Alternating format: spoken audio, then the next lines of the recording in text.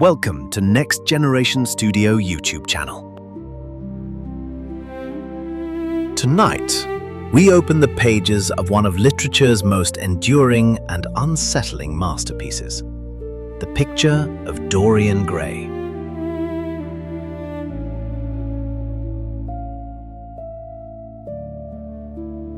Its author, Oscar Wilde, was already a dazzling figure in London society when he wrote this novel in 1890. A man celebrated for his wit, his elegance, and his fearless devotion to beauty.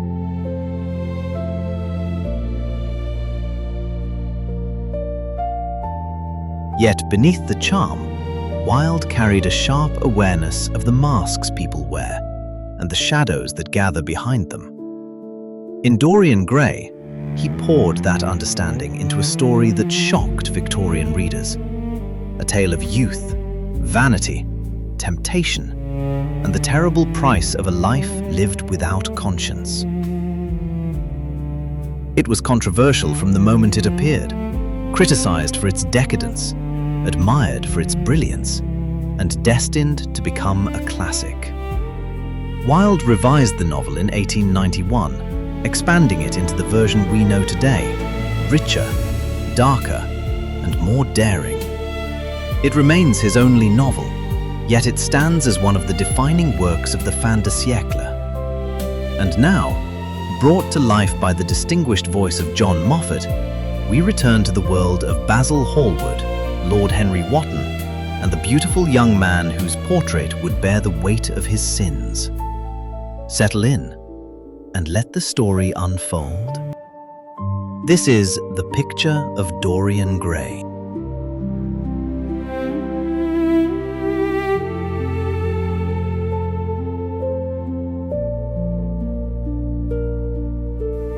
The Picture of Dorian Gray by Oscar Wilde, read by John Moffatt.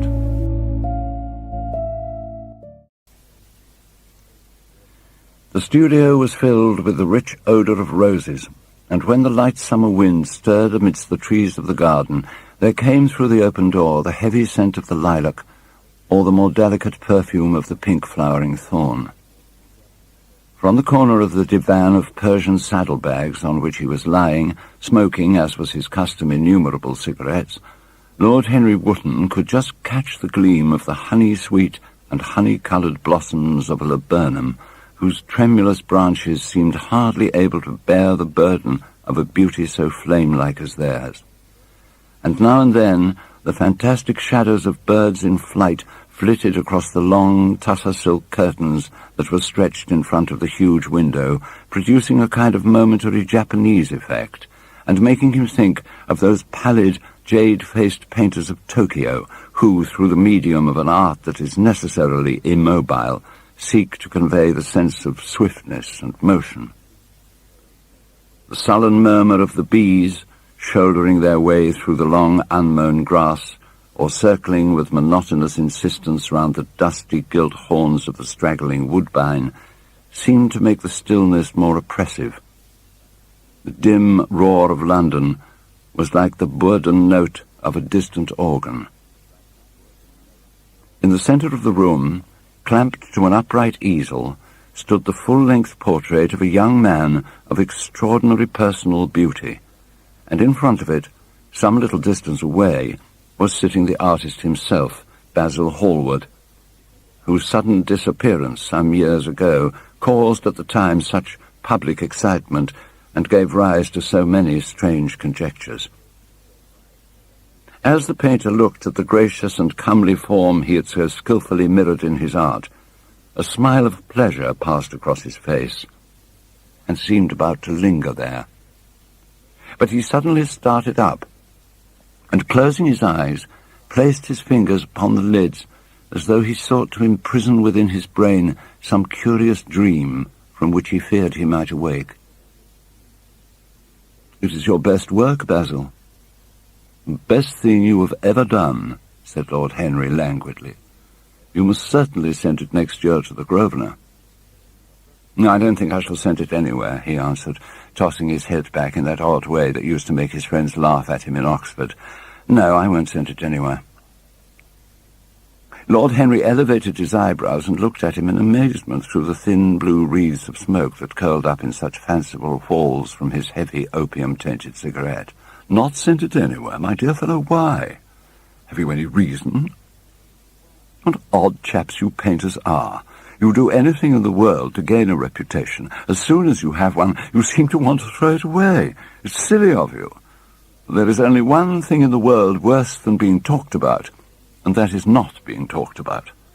A portrait like this would set you far above all the young men in England and make the old men quite jealous, if old men are ever capable of any emotion." "I know you will laugh at me," he replied, "but I really can't exhibit it. I've put too much of myself into it." Lord Henry stretched himself out on the divan and laughed. "Yes, I knew you would. But it is quite true all the same. Too much of yourself in it? Well, upon my word, Basil, I didn't know you were so vain. I really can't see any resemblance between you, with your rugged, strong face and your coal black hair, and this young Adonis who looks as if he was made out of ivory and rose leaves. Why, my dear Basil, he is a Narcissus, and you... Well, of course, you have an intellectual expression and all that, but beauty, real beauty, ends where an intellectual expression begins. Intellect is in itself a mode of exaggeration and destroys the harmony of any face. The moment one sits down to think, one becomes all nose or all forehead or something horrid. I mean, look at the successful men in any of the learned professions, how perfectly hideous they are. Except, of course, in the church. But then in the church they don't think. A bishop keeps on saying at the age of 80 what he was told to say when he was a boy of 18, and as a natural consequence he always looks absolutely delightful. Your mysterious young friend, whose name you've never told me, but whose picture really fascinates me, never thinks, I feel quite sure of that. He is some brainless, beautiful creature who should be always here in winter when we have no flowers to look at, and always here in summer when we want something to chill our intelligence. Now, don't flatter yourself, Basil. You are not in the least like him. You don't understand me, Harry, answered the artist. Of course I'm not like him. I know that perfectly well. Indeed, I should be sorry to look like him. You shrug your shoulders. I'm telling you the truth.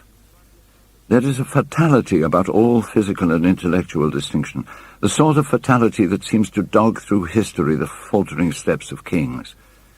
Your rank and wealth, Harry, my brains, such as they are, my art, whatever it may be worth, Dorian Gray's good looks, we shall all suffer for what the gods have given us, suffer terribly. Dorian Gray? Is that his name? Asked Lord Henry, walking across the studio towards Basil Hallward. Yes, that is his name. I didn't intend to tell it to you. But why not? Oh, I can't explain. When I like people immensely, I never tell their names to anyone. It is like surrendering a part of them. I have grown to love secrecy. It seems to be the one thing that can make modern life mysterious or marvelous to us. The commonest thing is delightful, if one only hides it. I suppose you think me awfully foolish about it. Not at all, answered Lord Henry. Not at all, my dear Basil. You seem to forget that I am married. And the one charm of marriage is that it makes a life of deception absolutely necessary for both parties. I never know where my wife is, and my wife never knows what I am doing.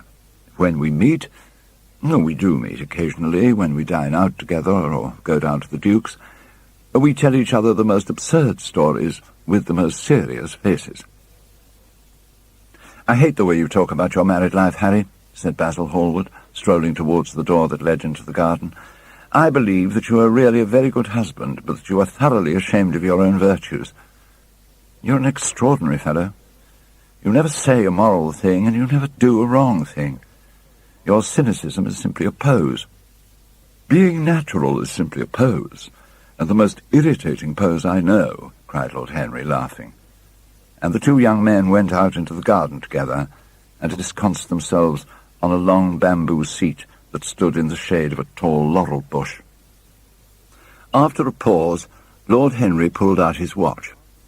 I'm afraid I must be going, Basil, he murmured. And before I go, I want you to explain to me why you won't exhibit Dorian Gray's picture. I want the real reason. I told you the real reason. No, you did not. You said it was because there was too much of yourself in it. Now, that is childish. Harry, said Basil Hallward, looking him straight in the face, every portrait that is painted with feeling is a portrait of the artist, not of the sitter. The sitter is merely the accident, the occasion. It is not he who is revealed by the painter. It is rather the painter who, on the coloured canvas, reveals himself. The reason I will not exhibit this picture is that I am afraid that I have shown in it the secret of my own soul. Lord Henry laughed. And what is that? He asked. I will tell you, said Hallward. But an expression of perplexity came over his face. I am all expectation, Basil, continued his companion, glancing at him. Oh, there's really very little to tell, Harry, answered the painter, and I'm afraid you will hardly understand it. Perhaps you will hardly believe it. The wind shook some blossoms from the trees, and the heavy lilac blooms with their clustering stars moved to and fro in the languid air. A grasshopper began to chirrup by the wall, and like a blue thread, a long, thin dragonfly floated past on its brown gauze wings. Lord Henry felt as if he could hear Basil Hallward's heart beating, and wondered what was coming. Story is simply this, said the painter after some time. 2 months ago I went to a crush at Lady Brandon's. You know we poor artists have to show ourselves in society from time to time, just to remind the public that we are not savages. Well, after I'd been in the room about 10 minutes, talking to huge, overdressed dowagers and tedious academicians, I suddenly became conscious that someone was looking at me. I turned halfway round and saw Dorian Gray for the first time. When our eyes met, I felt that I was growing pale. A curious sensation of terror came over me. I knew that I had come face to face with someone whose mere personality was so fascinating that if I allowed it to do so, it would absorb my whole nature, my whole soul, my very art itself. I did not want any external influence in my life. Then, but I don't know how to explain it to you, something seemed to tell me that I was on the verge of a terrible crisis in my life. I had a strange feeling that fate had in store for me exquisite joys and exquisite sorrows. I grew afraid and turned to quit the room. I struggled to the door. There, of course, I stumbled against Lady Brandon. "You are not going to run away so soon, Mr. Hallward," she screamed out. You know her curiously shrill voice. "Yes, she is a peacock in everything but beauty," said Lord Henry. I could not get rid of her.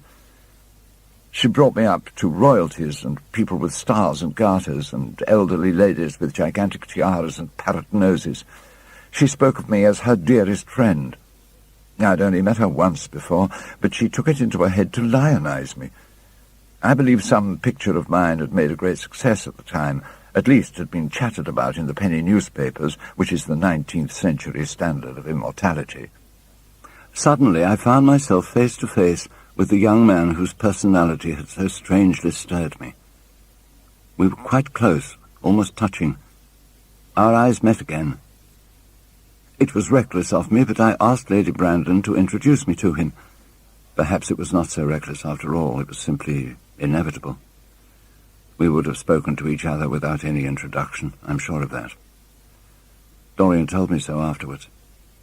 He, too, felt that we were destined to know each other.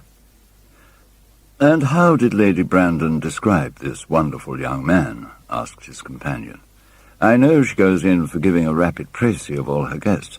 She either explains them entirely away or tells one everything about them except what one wants to know." "Poor Lady Brandon, you are hard on her, Harry," said Hallward listlessly. "My dear fellow, she tried to found a salon and only succeeded in opening a restaurant. How could I admire her? But tell me, what did she say about Mr. Dorian Gray?" "Oh, something like, charming boy, poor dear mother and I absolutely inseparable, quite forget what he does, afraid he doesn't do anything. Oh, yes, he plays the piano, or is it the violin, dear Mr. Gray?" Neither of us could help laughing, and we became friends at once.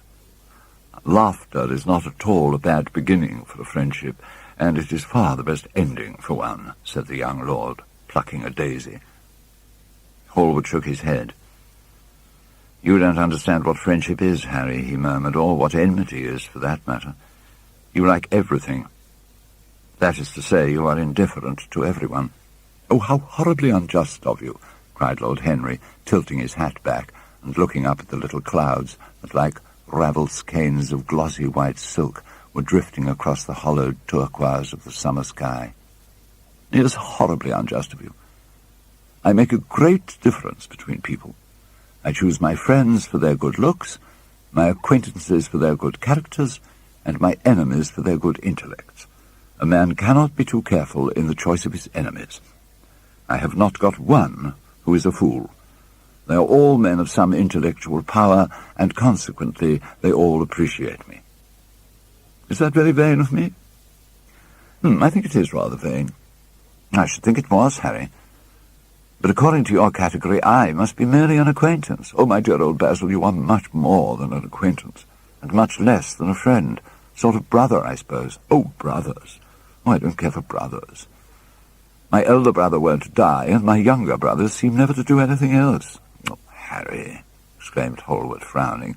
"My dear fellow, I am not quite serious. But tell me more about Mr. Dorian Gray. How often do you see him? Every day?" "I couldn't be happy if I didn't see him every day. He is absolutely necessary to me." "How extraordinary. I thought you would never care for anything but your art." "He is all my art to me now," said the painter gravely. "I sometimes think, Harry, that there are only 2 eras of any importance in the world's history. The first is the appearance of a new medium for art, and the second is the appearance of a new personality for art also.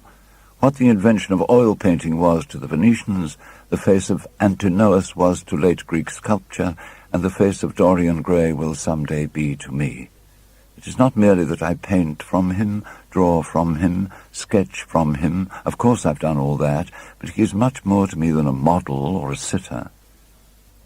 I won't tell you that I am dissatisfied with what I have done of him, or that his beauty is such that art cannot express it. There is nothing that art cannot express, and I know that the work I have done since I met Dorian Gray is good work, is the best work of my life, but in some curious way, I wonder will you understand me, his personality had suggested to me an entirely new manner in art, an entirely new mode of style. I see things differently. I think of them differently. I can now recreate life in a way that was hidden from me before. The merely visible presence of this lad, for he seems to me little more than a lad, though he is really over 20, his merely visible presence, I wonder can you realize all that means? Unconsciously he defines for me the lines of a fresh school, a school that is to have in it all the passion of the romantic spirit, all the perfection of the spirit that is Greek, the harmony of soul and body. How much that is! We, in our madness, have separated the two, and have invented a realism that is vulgar, an ideality that is void. Harry, if you only knew what Dorian Gray is to me. You remember that landscape of mine, for which Agnew offered me such a huge price, but which I would not part with? It is one of the best things I have ever done. And why is it so? Because while I was painting it, Dorian Gray sat beside me.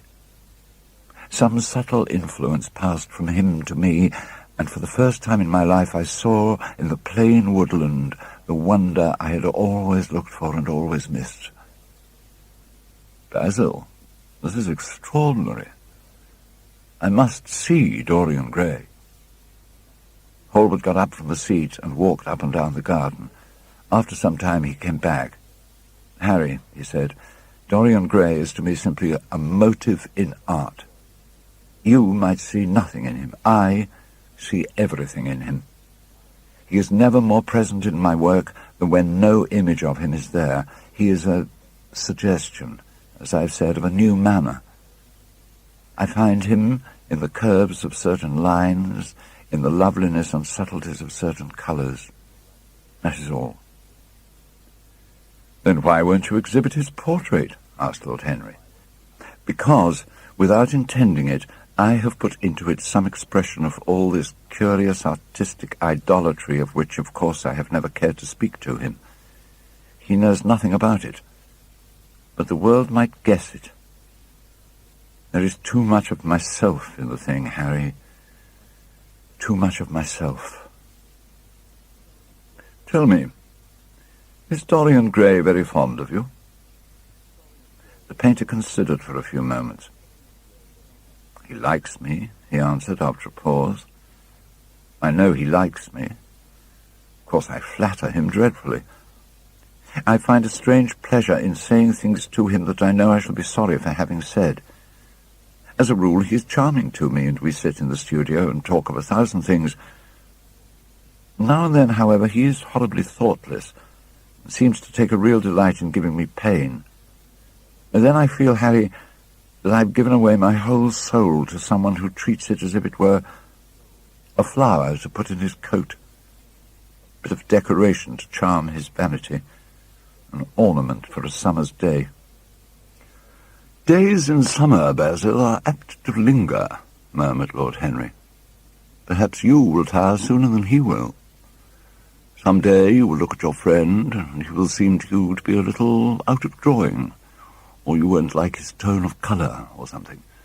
You will bitterly reproach him in your own heart, and seriously think that he has behaved very badly to you. The next time he calls, you will be perfectly cold and indifferent. It will be a great pity, for it will alter you. What you have told me is quite a romance of art, one might call it, and the worst of having a romance of any kind is that it leaves one so unromantic. Now, Harry, don't talk like that. As long as I live, the personality of Dorian Gray will dominate me. You can't feel what I feel. You change too often. Ah, my dear Basil, that is exactly why I can feel it. Those who are faithful know only the trivial side of love. It is the faithless who know love's tragedies.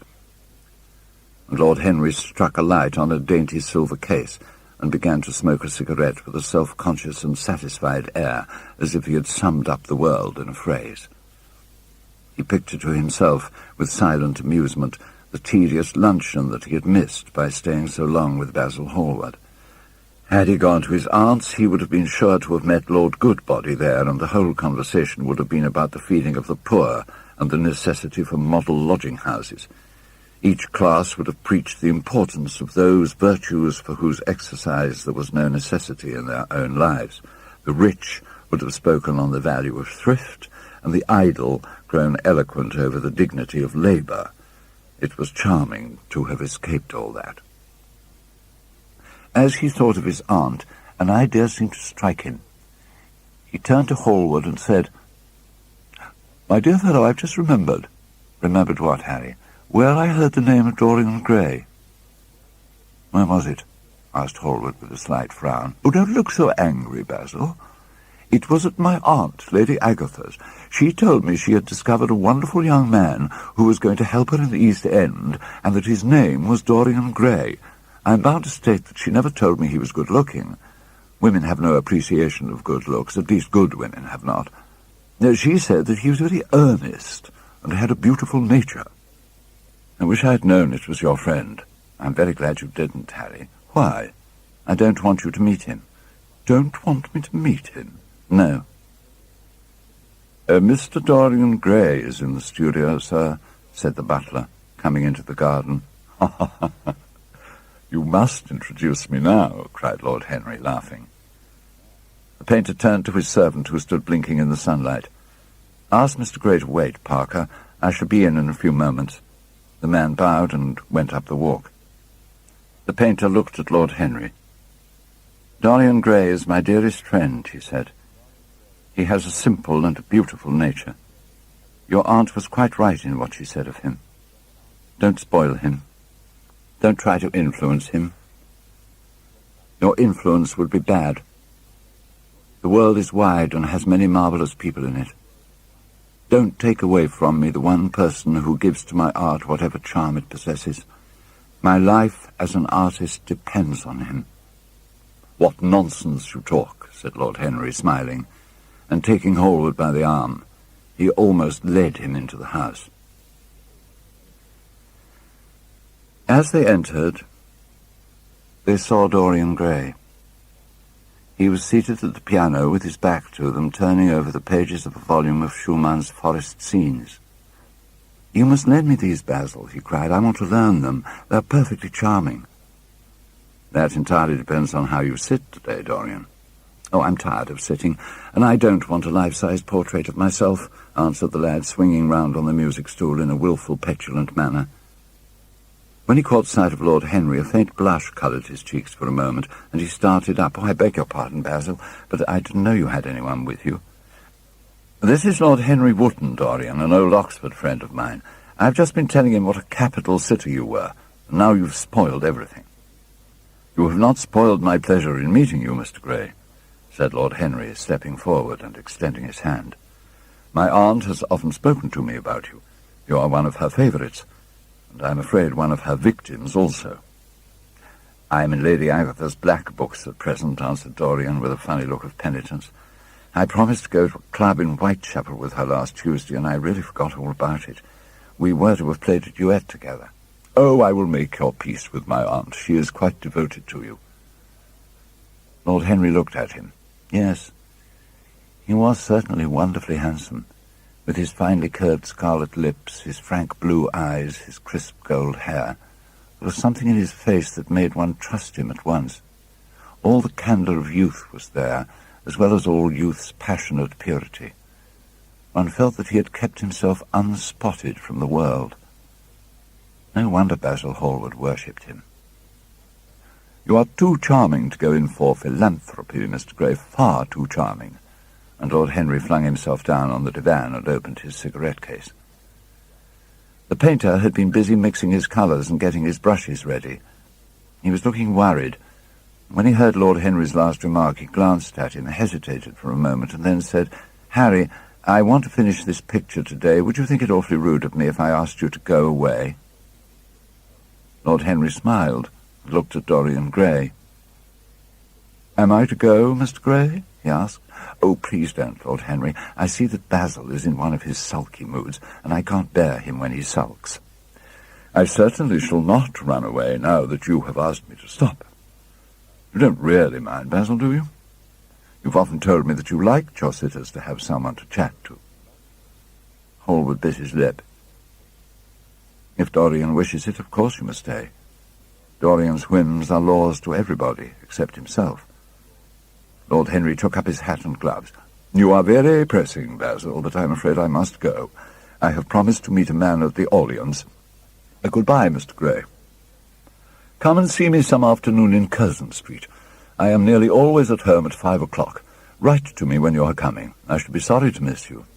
"Basil," cried Dorian Gray, "if Lord Henry Wotton goes, I shall go too. You never open your lips while you are painting, and it is horribly dull standing on a platform and trying to look pleasant. Ask him to stay. I insist upon it." "Stay, Harry, to oblige Dorian and to oblige me," said Hallward, gazing intently at his picture. "But what about my man at the Orleans?" The painter laughed. "I don't think there'll be any difficulty about that. Sit down again, Harry. And now, Dorian, get up on the platform and don't move about too much or pay any attention to what Lord Henry says. He has a very bad influence over all his friends, with the single exception of myself." Dorian Gray stepped up on the dais with the air of a young Greek martyr and made a little moo of discontent to Lord Henry, to whom he had rather taken a fancy. He was so unlike Basil. They made a delightful contrast, and he had such a beautiful voice. After a few moments he said to him, "Have you really a very bad influence, Lord Henry? As bad as Basil says?" "There is no such thing as a good influence, Mr. Gray. All influence is immoral. Immoral from the scientific point of view. Why? Because to influence a person is to give him one's own soul. He does not think his natural thoughts or burn with his natural passions. His virtues are not real to him. His sins, if there are such things as sins, are borrowed. He becomes an echo of someone else's music, an actor of a part that has not been written for him. The aim of life is self-development, to realize one's nature perfectly. That is what each of us is here for. Just turn your head a little more to the right, Dorian, like a good boy, said the painter, deep in his work, and conscious only that a look had come into the lad's face that he had never seen there before. And yet, continued Lord Henry in his low musical voice, and with that graceful wave of the hand that was always so characteristic of him, and that he had even in his Eton days, I believe that if one man were to live out his life fully and completely, were to give form to every feeling, expression to every thought, reality to every dream, I believe that the world would gain such a fresh impulse of joy that we would forget all the maladies of medievalism and return to the Hellenic ideal, to something finer, richer than the Hellenic ideal, it may be. But the bravest man amongst us is afraid of himself. The only way to get rid of a temptation is to yield to it, resist it, and your soul grows sick with longing for the things it has forbidden itself, with desire for what its monstrous laws have made monstrous and unlawful. It has been said that the great events of the world take place in the brain. It is in the brain, and the brain only, that the great sins of the world take place also.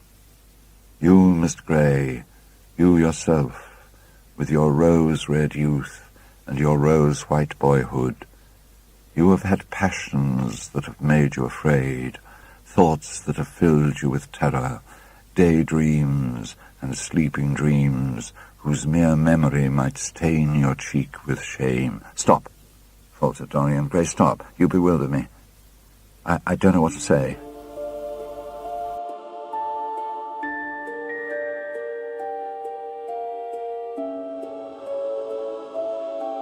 Don't know what to say.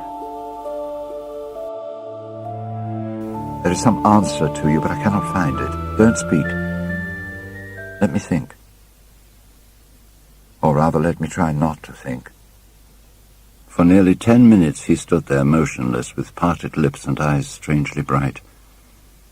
He was dimly conscious that entirely fresh influences were at work within him. Yet they seemed to him to have come really from himself. The few words that Basil's friend had said to him, words spoken by chance, no doubt, and with wilful paradox in them, had touched some secret chord that had never been touched before, but that he felt was now vibrating and throbbing to curious pulses. Yes, there had been things in his boyhood that he had not understood. He understood them now. Life suddenly became fiery-coloured to him. It seemed to him that he had been walking in fire. Why had he not known it? With his subtle smile, Lord Henry watched him. He knew the precise psychological moment when to say nothing. He felt intensely interested. He was amazed at the sudden impression that his words had produced, and, remembering a book that he had read when he was 16, a book which had revealed to him much that he had not known before, he wondered whether Dorian Gray was passing through a similar experience. He had merely shot an arrow into the air. Had it hit the mark? How fascinating the lad was. Hallward painted away with that marvellous bold touch of his that had the true refinement and perfect delicacy that in art at any rate comes only from strength. He was unconscious of the silence. "Oh, Basil, I'm tired of standing," cried Dorian Gray suddenly. "I must go out and sit in the garden. The air is stifling here." "My dear fellow, I'm so sorry. When I'm painting, I can't think of anything else. But you never sat better. You were perfectly still, and I've caught the effect I wanted, the half-parted lips and the bright look in the eyes. I don't know what Harry has been saying to you, but he's certainly made you have the most wonderful expression. I suppose he's been paying you compliments. You mustn't believe a word that he says." "He has certainly not been paying me compliments. Perhaps that is the reason that I don't believe anything he has told me."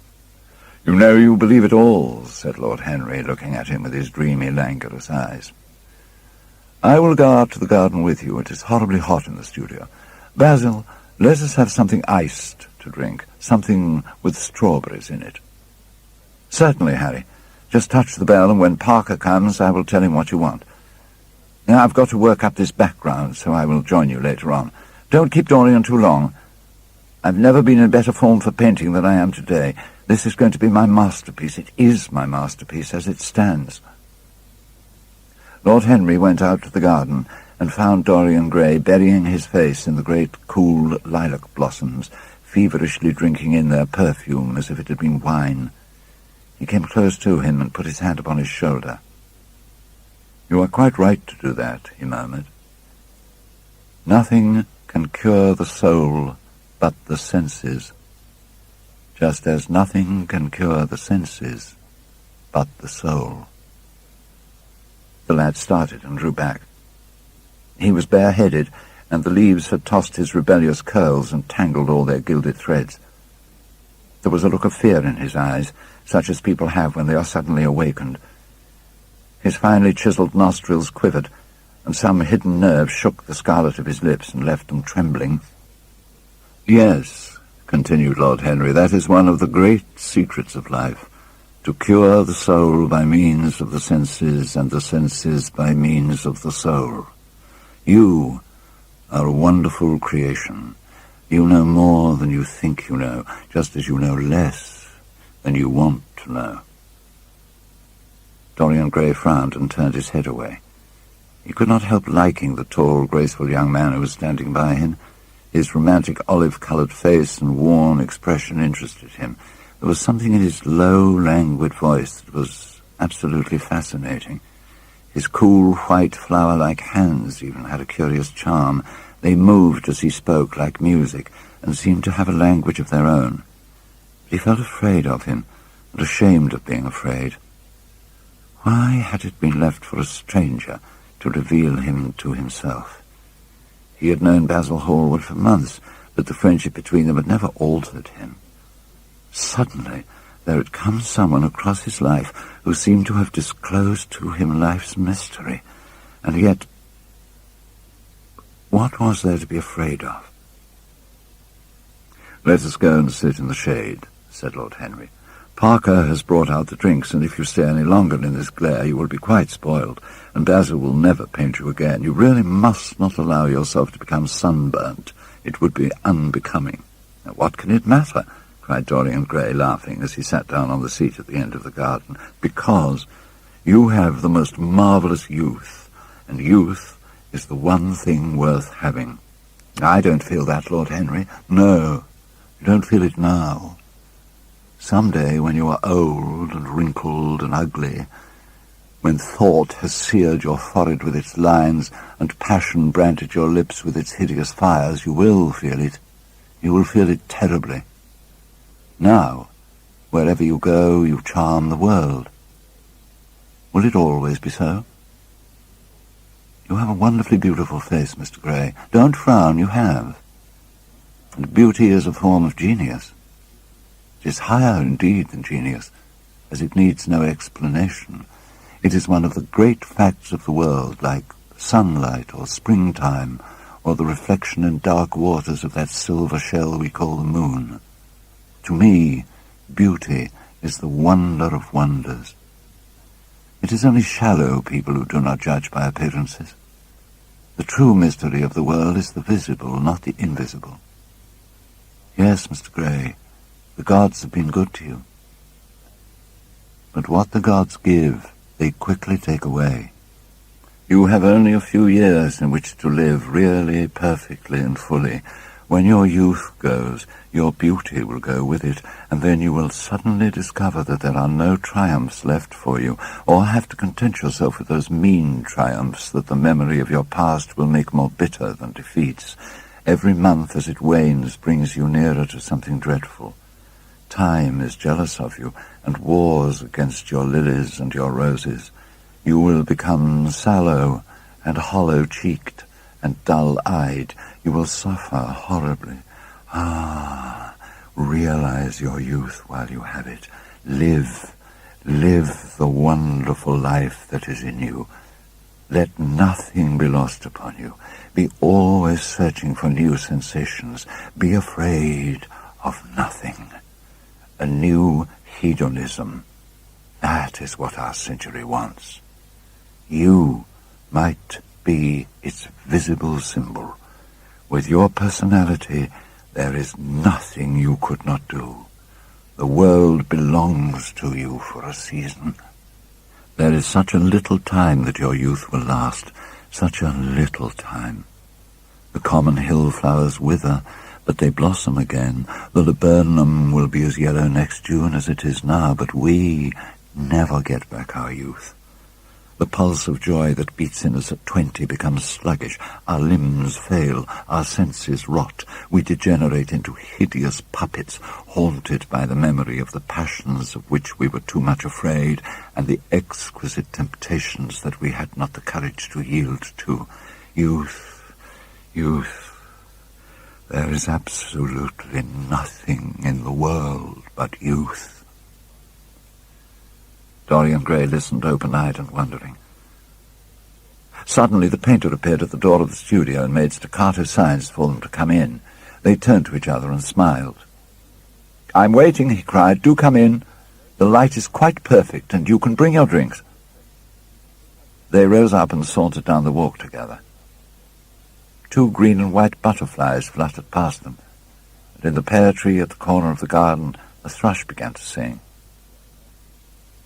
"You are glad to have met me, Mr. Gray," said Lord Henry, looking at him. "Yes. I am glad now. I wonder, shall I always be glad?" "Always? Well, that is a dreadful word. It makes me shudder when I hear it. Women are so fond of using it. They spoil every romance by trying to make it last forever. It is a meaningless word, too. The only difference between a caprice and lifelong passion is that the caprice lasts a little longer." As they entered the studio, Dorian Gray put his hand upon Lord Henry's arm. "In that case, let our friendship be a caprice," he murmured, flushing at his own boldness, and then stepped up on the platform and resumed his pose. Lord Henry flung himself into a large wicker arm-chair and watched him. The sweep and dash of the brush on the canvas made the only sound that broke the stillness, except when, now and then, Hallward stepped back to look at his work from a distance. In the slanting beams that streamed through the open doorway, the dust danced and was golden. The heavy scent of the roses seemed to brood over everything. After about a quarter of an hour, Hallward stopped painting, looked for a long time at Dorian Gray, and then for a long time at the picture, biting the end of one of his huge brushes and frowning. "It is quite finished," he cried at last, and stooping down, he wrote his name in long vermilion letters on the left-hand corner of the canvas. Lord Henry came over and examined the picture. It was certainly a wonderful work of art, and a wonderful likeness as well. "My dear fellow, I congratulate you most warmly," he said. "It is the finest portrait of modern times. Mr. Gray, come over and look at yourself." The lad started as if awakened from some dream. "Is it really finished?" he murmured, stepping down from the platform. "Quite finished," said the painter. "And you've sat splendidly today. I'm awfully obliged to you." "That is entirely due to me," broke in Lord Henry. "Isn't it, Mr. Gray?" Dorian made no answer, but passed listlessly in front of his picture and turned towards it. When he saw it, he drew back, and his cheeks flushed for a moment with pleasure.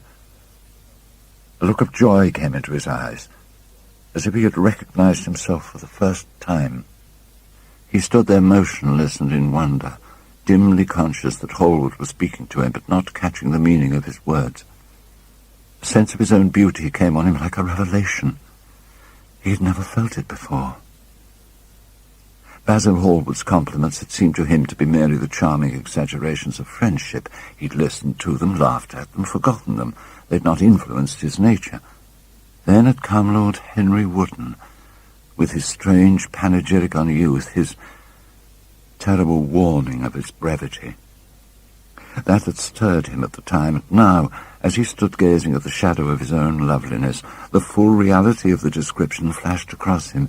Yes, There would be a day when his face would be wrinkled and wizen, his eyes dim and colourless, the grace of his figure broken and deformed. The scarlet would pass away from his lips and the gold steal from his hair.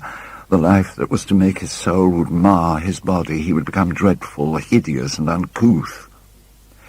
As he thought of it, a sharp pang of pain struck through him like a knife and made each delicate fibre of his nature quiver. His eyes deepened into amethyst, and across them came a mist of tears. He felt as if a hand of ice had been laid upon his heart. "Oh, don't you like it?" cried Hallward at last, stung a little by the lad's silence, not understanding what it meant. "Of course he likes it," said Lord Henry. "Who wouldn't like it?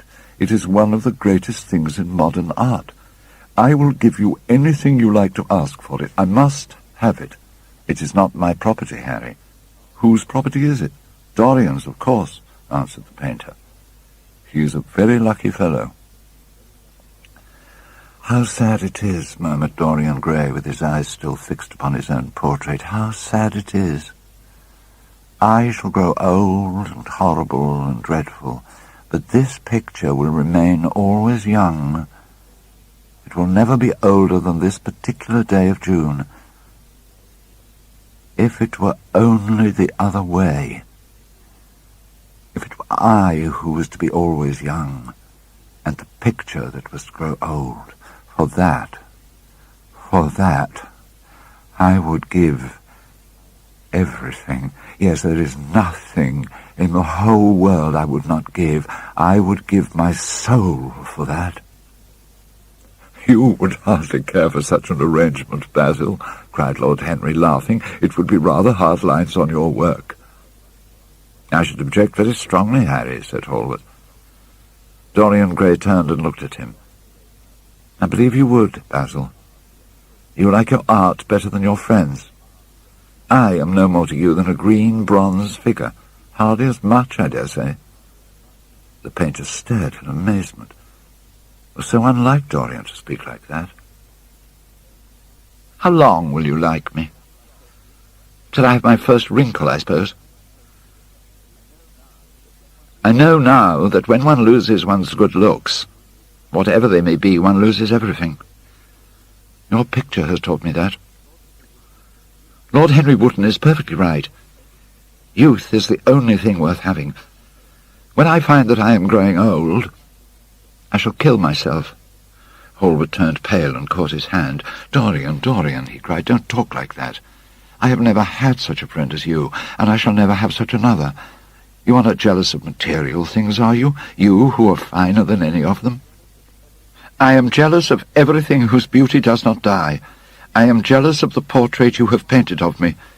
Why should it keep what I must lose? Every moment that passes takes something from me and gives something to it.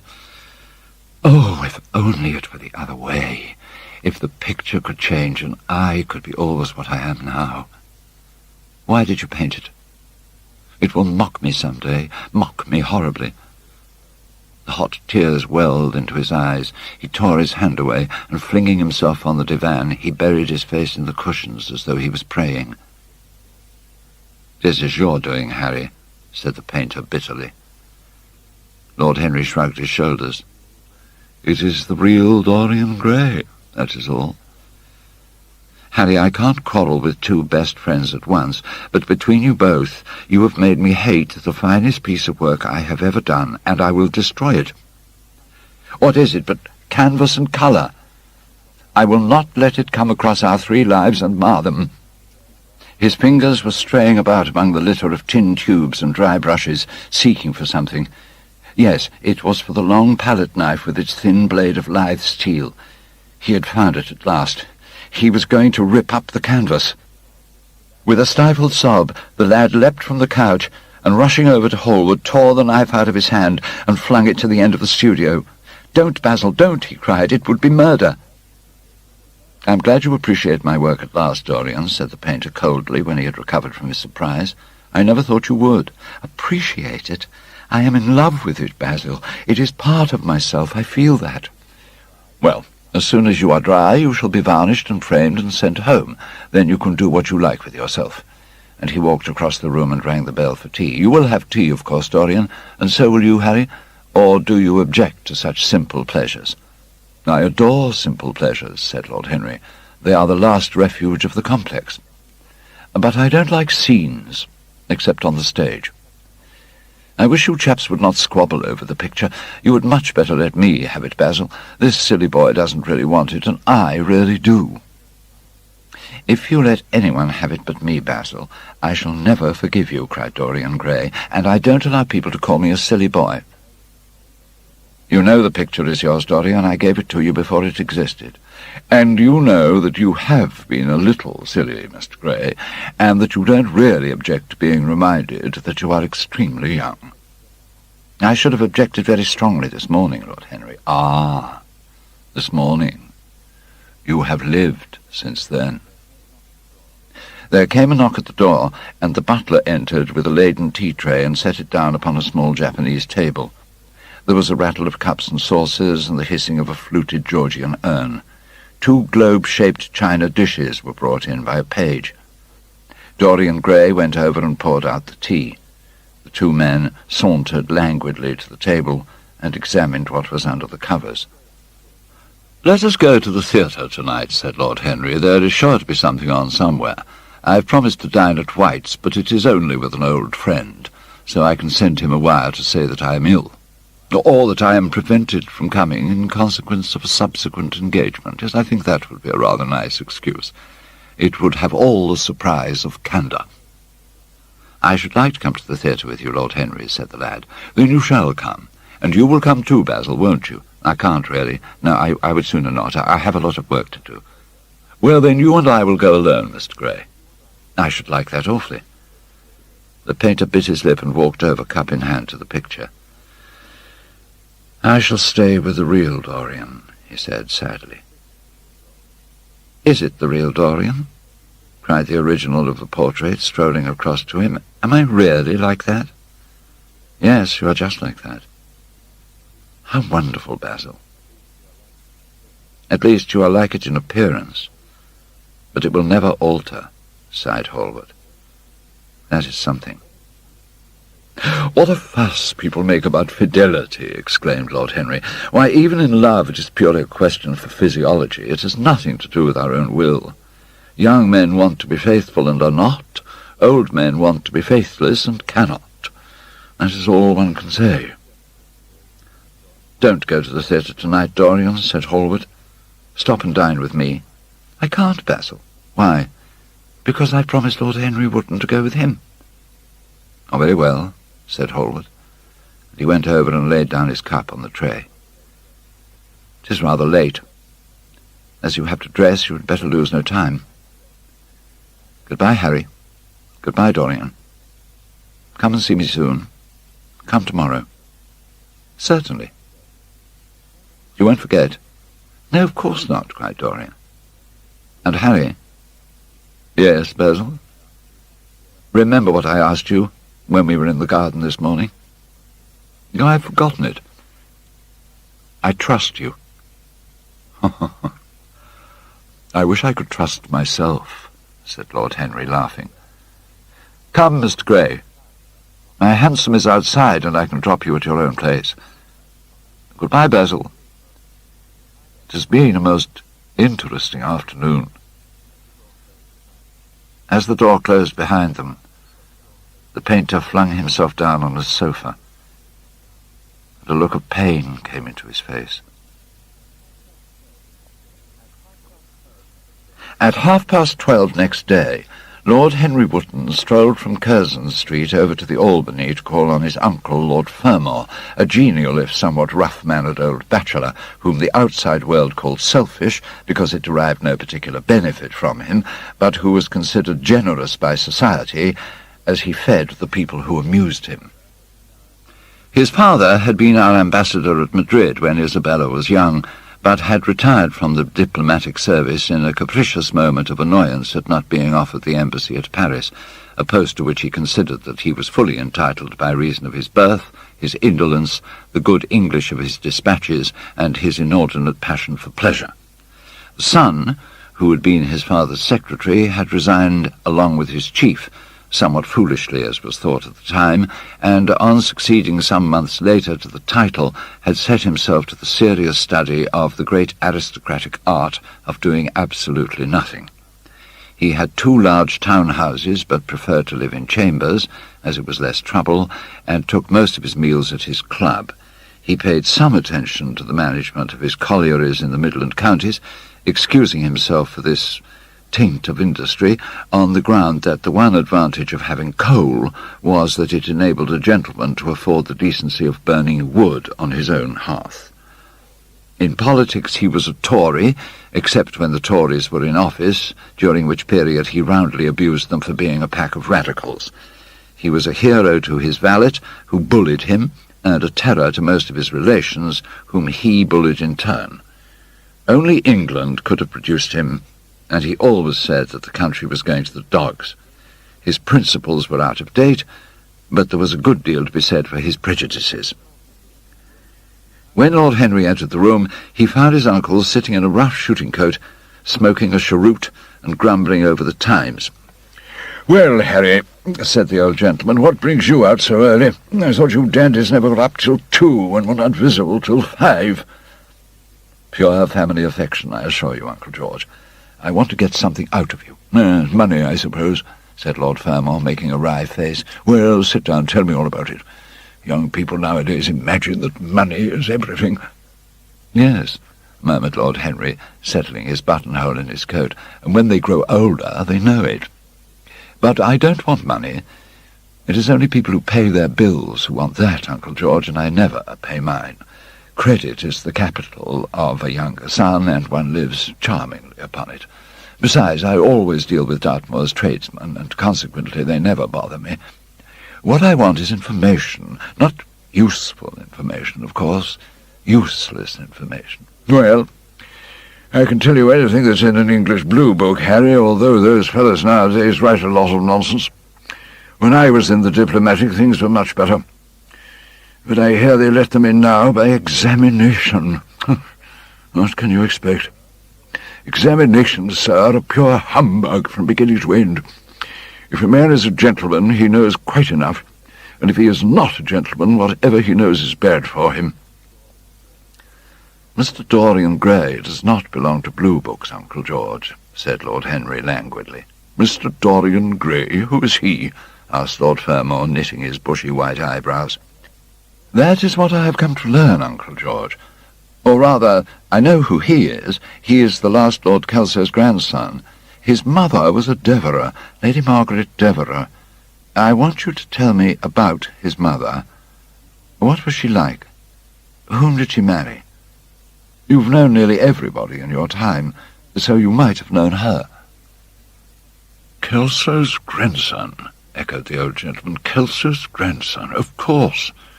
Yes, I knew his mother intimately. I believe I was at her christening. She's an extraordinarily beautiful girl, Margaret Devereux. Made all the men frantic by running away with a penniless young fellow, a mere nobody, a subaltern in a foot regiment or something of that kind. Yes, certainly I remember the whole thing as if it happened yesterday. Poor chap was killed in a duel at Spa a few months after the marriage. The thing was hushed up, but Guide Kelso ate his chop alone at the club for some time afterwards. He brought his daughter back with him, I was told, and she never spoke to him again. Oh, yes, it was a bad business. The girl died too. Died within a year. So, she left a son, did she? Yes, I'd forgotten that. Oh, what sort of boy is he? If he's like his mother, he must be a good-looking chap. He is very good-looking, assented Lord Henry. Well, I hope he'll fall into proper hands, continued the old man. He should have a pot of money waiting for him if Kelso did the right thing by him. His mother had money, too. All the Selby property came to her through her grandfather. I don't know, answered Lord Henry. I fancy that the boy will be well off. He's not of age yet. He has Selby, I know. He told me so, and his mother was very beautiful. Margaret Devereux was one of the loveliest creatures I ever saw, Henry. What on earth induced her to behave as she did, I can never understand. And by the way, Harry, Talking about silly marriages, what is this humbug your father tells me about Dartmoor wanting to marry an American? Ain't English girls good enough for him? It's rather fashionable to marry Americans just now, Uncle George. And I'll back English women against the world, Harry, said Lord Fermor, striking the table with his fist. The betting is on the Americans. They don't last, I'm told, muttered his uncle. A long engagement exhausts them, but they are capital at a steeplechase. They take things flying. I don't think Dartmoor has a chance. Who are her people? Grumbled the old gentleman. Has she got any? Lord Henry shook his head. American girls are as clever at concealing their parents as English women are at concealing their past, he said, rising to go. They are pork packers, I suppose. I hope so, Uncle George, for Dartmoor's sake. I'm told that pork packing is the most lucrative profession in America after politics. Is she pretty? Well, she behaves as if she were beautiful. Most American women do. It is the secret of their charm. Why can't these American women stay in their own country? They're always telling us that it is the paradise for women. It is. That is the reason why, like Eve, they are so excessively anxious to get out of it, said Lord Henry. Goodbye, Uncle George. I shall be late for lunch if I stop any longer. Thanks for giving me the information I wanted. I always like to know everything about my new friends, and nothing about my old ones. Where are you lunching, Harry? At Aunt Agatha's. I have asked myself and Mr. Gray. He is her latest protégé. The old gentleman growled and rang the bell for his servant. Lord Henry passed up the low arcade into Burlington Street and turned his steps in the direction of Berkeley Square. So that was the story of Dorian Gray's parentage. Crudely as it had been told to him, it had yet stirred him by its suggestion of a strange, almost modern romance. A beautiful woman risking everything for a mad passion. A few wild weeks of happiness cut short by a hideous, treacherous crime. Months of voiceless agony, and then a child born in pain. The mother snatched away by death, the boy left to solitude and the tyranny of an old and loveless man. Worlds had to be in travail that the meanest flower might blow. And how charming he had been at dinner the night before, as with startled eyes and lips parted in frightened pleasure he had sat opposite to him at the club, the red candle-shade staining to a richer rose the wakening wonder of his face. Talking to him was like playing upon an exquisite violin. He answered to every touch and thrill of the bow. There was something terribly enthralling in the exercise of influence. No other activity was like it. To project one's soul into some gracious form and let it tarry there for a moment, to hear one's own intellectual views echoed back to one with all the added music of passion and youth, to convey one's temperament into another as though it were a subtle fluid or a strange perfume. There was a real joy in that. Yes, he would try to be to Dorian Gray what, without knowing it, the lad was to the painter who had fashioned the wonderful portrait. He would seek to dominate him. Had already indeed half done so. He would make that wonderful spirit his own. There was something fascinating in this son of love and death. Suddenly he stopped and glanced up at the houses. He found that he'd passed his aunts some distance, and smiling to himself turned back. When he entered the somewhat sombre hall, the butler told him that they had gone into lunch. He gave one of the footmen his hat and stick and passed into the dining room. "Late as usual, Harry," cried his aunt, shaking her head at him. He invented a facile excuse, and having taken the vacant seat next to her, looked round to see who was there. Dorian bowed to him shyly from the end of the table, a flush of pleasure stealing into his cheek. Opposite was the Duchess of Harley, a lady of admirable good nature and good temper, much liked by everyone who knew her, and of those ample architectural proportions that in women who are not duchesses are described by contemporary historians as stoutness. Next to her sat, on her right, Sir Thomas Burden, a radical member of Parliament who followed his leader in public life and in private life followed the best cooks, dining with the Tories and thinking with the Liberals in accordance with a wise and well-known rule. The post on her left was occupied by Mr. Erskine of Treadley, an old gentleman of considerable charm and culture, who had fallen, however, into bad habits of silence, having, as he explained once to Lady Agatha, said everything that he had to say before he was 30. His own neighbour was Mrs. Vandeleur, one of his aunt's oldest friends, a perfect saint among women, but so dreadfully dowdy that she reminded one of a badly bound hymn-book. "We are talking about poor Dartmoor, Lord Henry," cried the Duchess, nodding pleasantly to him across the table. "Do you think he will really marry this fascinating young person?" "I believe she has made up her mind to propose to him, Duchess." "Oh, how dreadful!" exclaimed Lady Agatha. "Really, someone should interfere." "I'm told on excellent authority that her father keeps an American dry goods store," said Sir Thomas Burden, looking supercilious. "My uncle has already suggested pork packing, Sir Thomas." "Dry goods? What are American dry goods?" asked the Duchess, raising her large hands in wonder and accentuating the verb. "American novels," answered Lord Henry, helping himself to some quail. The Duchess looked puzzled. "I have seen specimens of the inhabitants," she said vaguely. "I must confess that most of them are extremely pretty, and they dress well, too. They get all their dresses in Paris. I wish I could afford to do the same." "They say that when good Americans die, they go to Paris," chuckled Sir Thomas, who had a large wardrobe of Hume's cast-off clothes. "Really? And where do bad Americans go when they die?" inquired the Duchess. "They go to America," murmured Lord Henry. Sir Thomas frowned. "I'm afraid that your nephew is prejudiced against that great country," he said to Lady Agatha. "I have travelled all over it in cars provided by the directors, who in such matters are extremely civil. I assure you that it is an education to visit it." "But must we really see Chicago in order to be educated?" asked Mr. Erskine plaintively. "I don't feel up to the journey."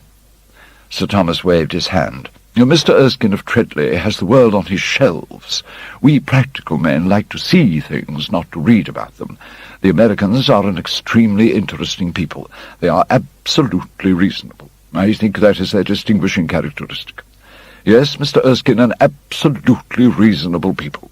I assure you that there is no nonsense about the Americans." "How dreadful!" cried Lord Henry. "I can stand brute force, but brute reason is quite unbearable. There is something unfair about its use. It is hitting below the intellect." "I do not understand you," said Sir Thomas, growing rather red. "I do, Lord Henry," murmured Mr. Erskine with a smile. "Paradoxes are all very well in their way," rejoined the baronet. "Was that a paradox?" asked Mr. Erskine. "I did not think so. Or perhaps it was. Well, the way of paradoxes is the way of truth. To test reality we must see it on the tightrope. When the verities become acrobats, we can judge them."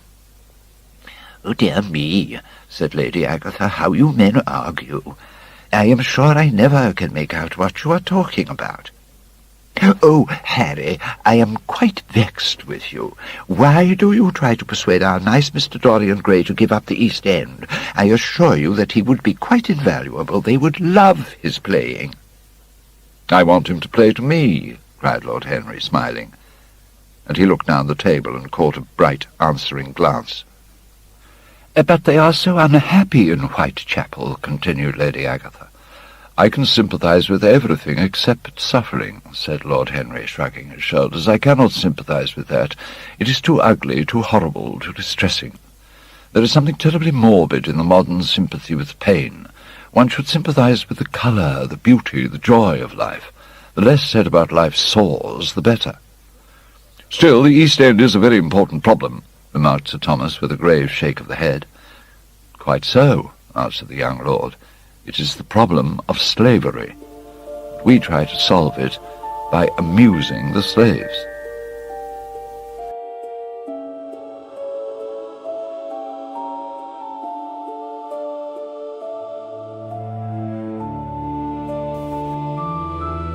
We have such grave responsibilities, ventured Mrs. Vandeleur timidly. Terribly grave, echoed Lady Agatha. Lord Henry looked over at Mr. Erskine. Humanity takes itself too seriously. It is the world's original sin. If the caveman had known how to laugh, history would have been different. You are really very comforting, warbled the Duchess. I have always felt rather guilty when I came to see your dear aunt, for I take no interest at all in the East End. For the future, I shall be able to look her in the face without a blush. A blush is very becoming, Duchess, remarked Lord Henry. Only when one is young, she answered. When an old woman like myself blushes, it is a very bad sign. Ah, Lord Henry, I wish you would tell me how to become young again. He thought for a moment. Can you remember any great error that you committed in your early days, Duchess? He asked, looking at her across the table. Oh, a great many, I fear, she cried. Then, commit them over again, he said gravely. To get back one's youth, one has merely to repeat one's follies. Oh, a delightful theory, she exclaimed. I must put it into practice. A dangerous theory, came from Sir Thomas's tight lips. Lady Agatha shook her head, but could not help being amused. Mr. Erskine listened. Yes, he continued, that is one of the great secrets of life. Nowadays most people die of a sort of creeping common sense, and discover when it is too late that the only things one never regrets are one's mistakes. A laugh ran round the table. He played with the idea, and grew wilful, tossed it into the air and transformed it, let it escape and recaptured it, made it iridescent with fancy and winged it with paradox. He was brilliant, fantastic, irresponsible. He charmed his listeners out of themselves. Dorian Gray never took his gaze off him, but sat like one under a spell, smiles chasing each other over his lips, and wonder growing grave in his darkening eyes.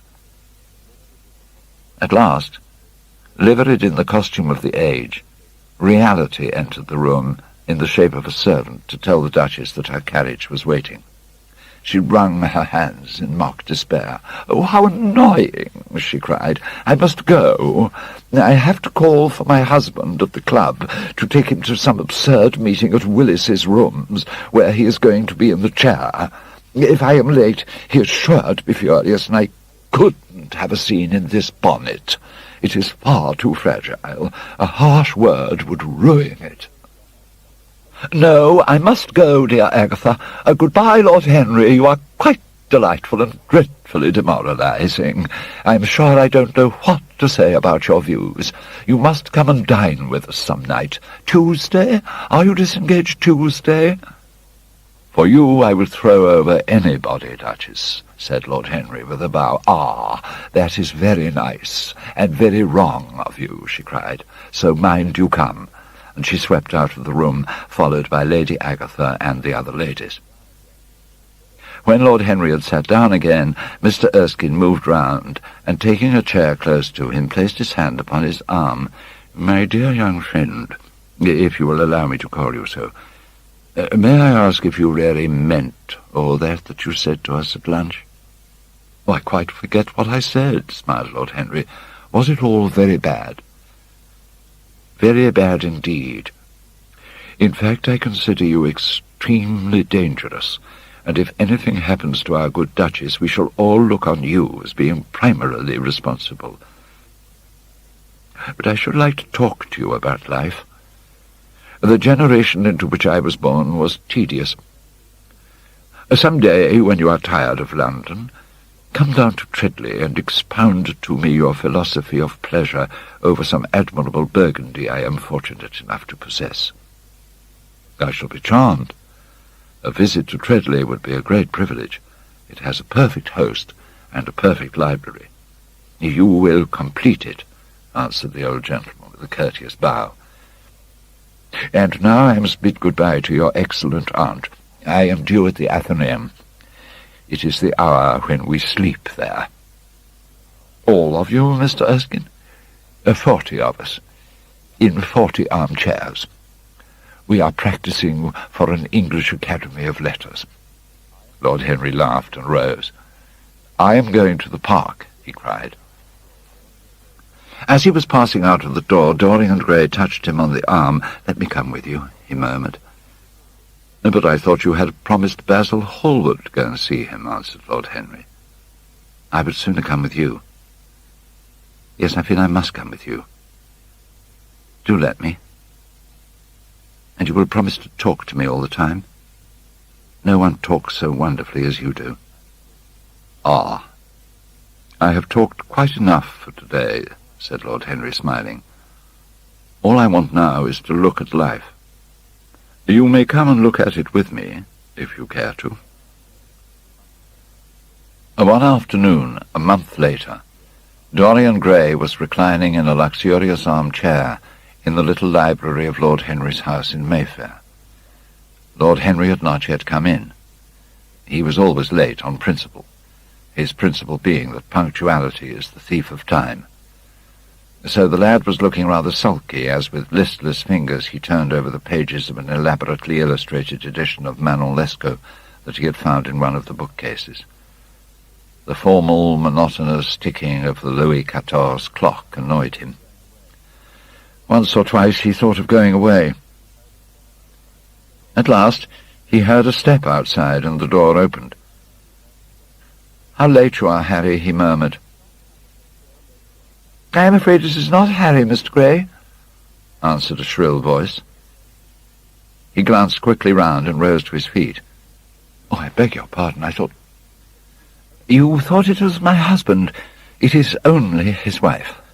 You must let me introduce myself. I know you quite well by your photographs. I think my husband has got 17 of them." "Not 17, Lady Henry." "Well, 18 then. And I saw you with him the other night at the opera."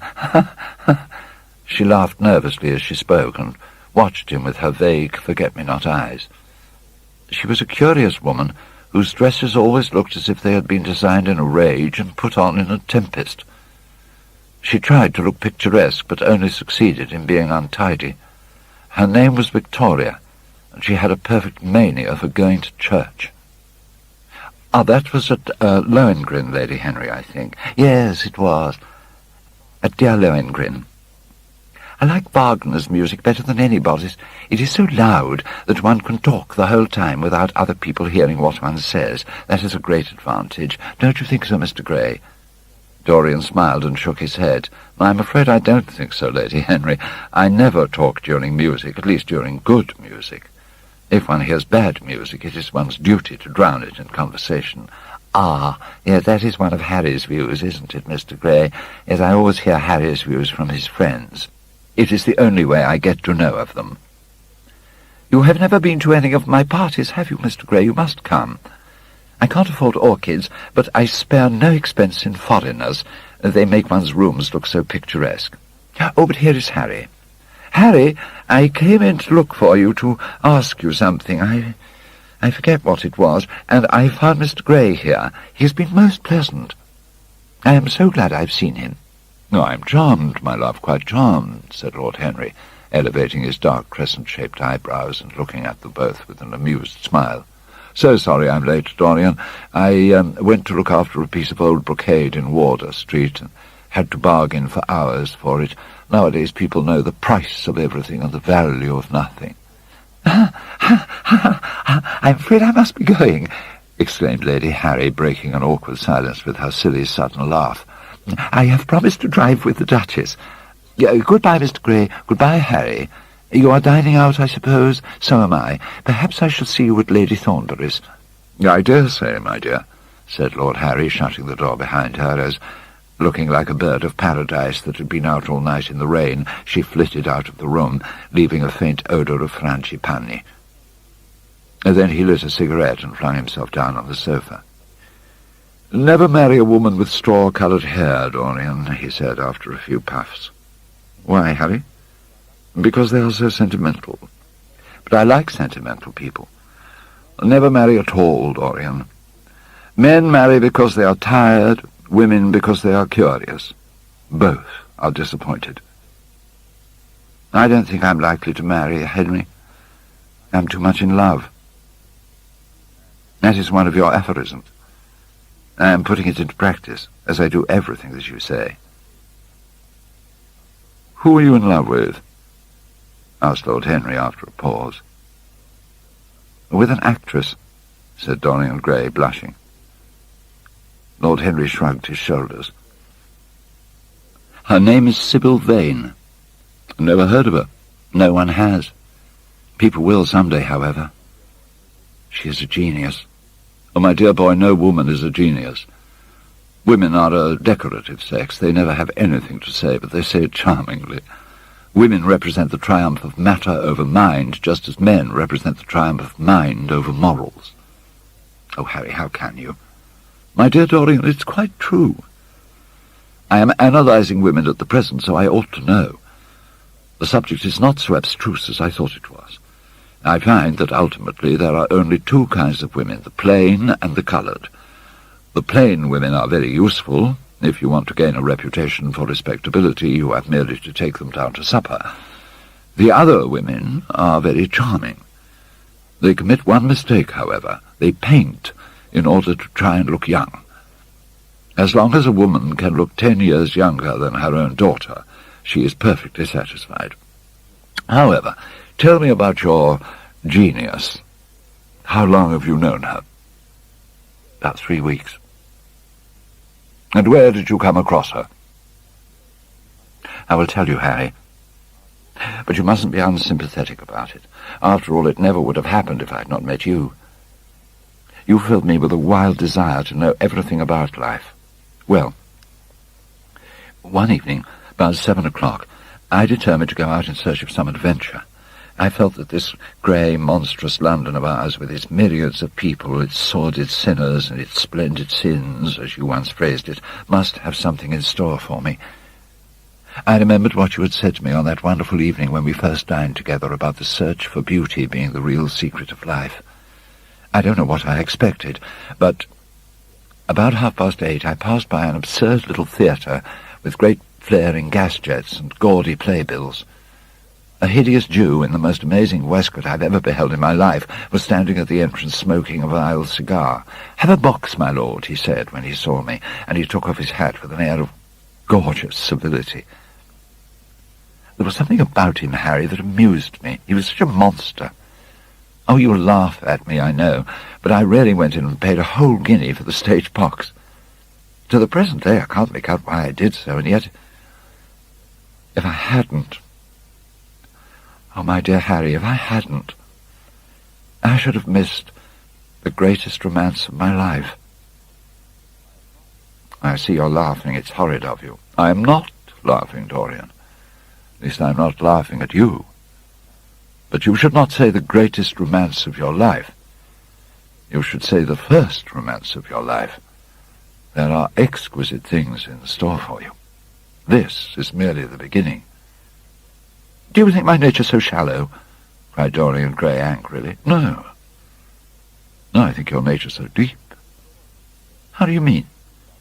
Oh, my dear boy, people who love only once in their lives are really the shallow people. What they call their loyalty and their fidelity, I call either the lethargy of custom or their lack of imagination.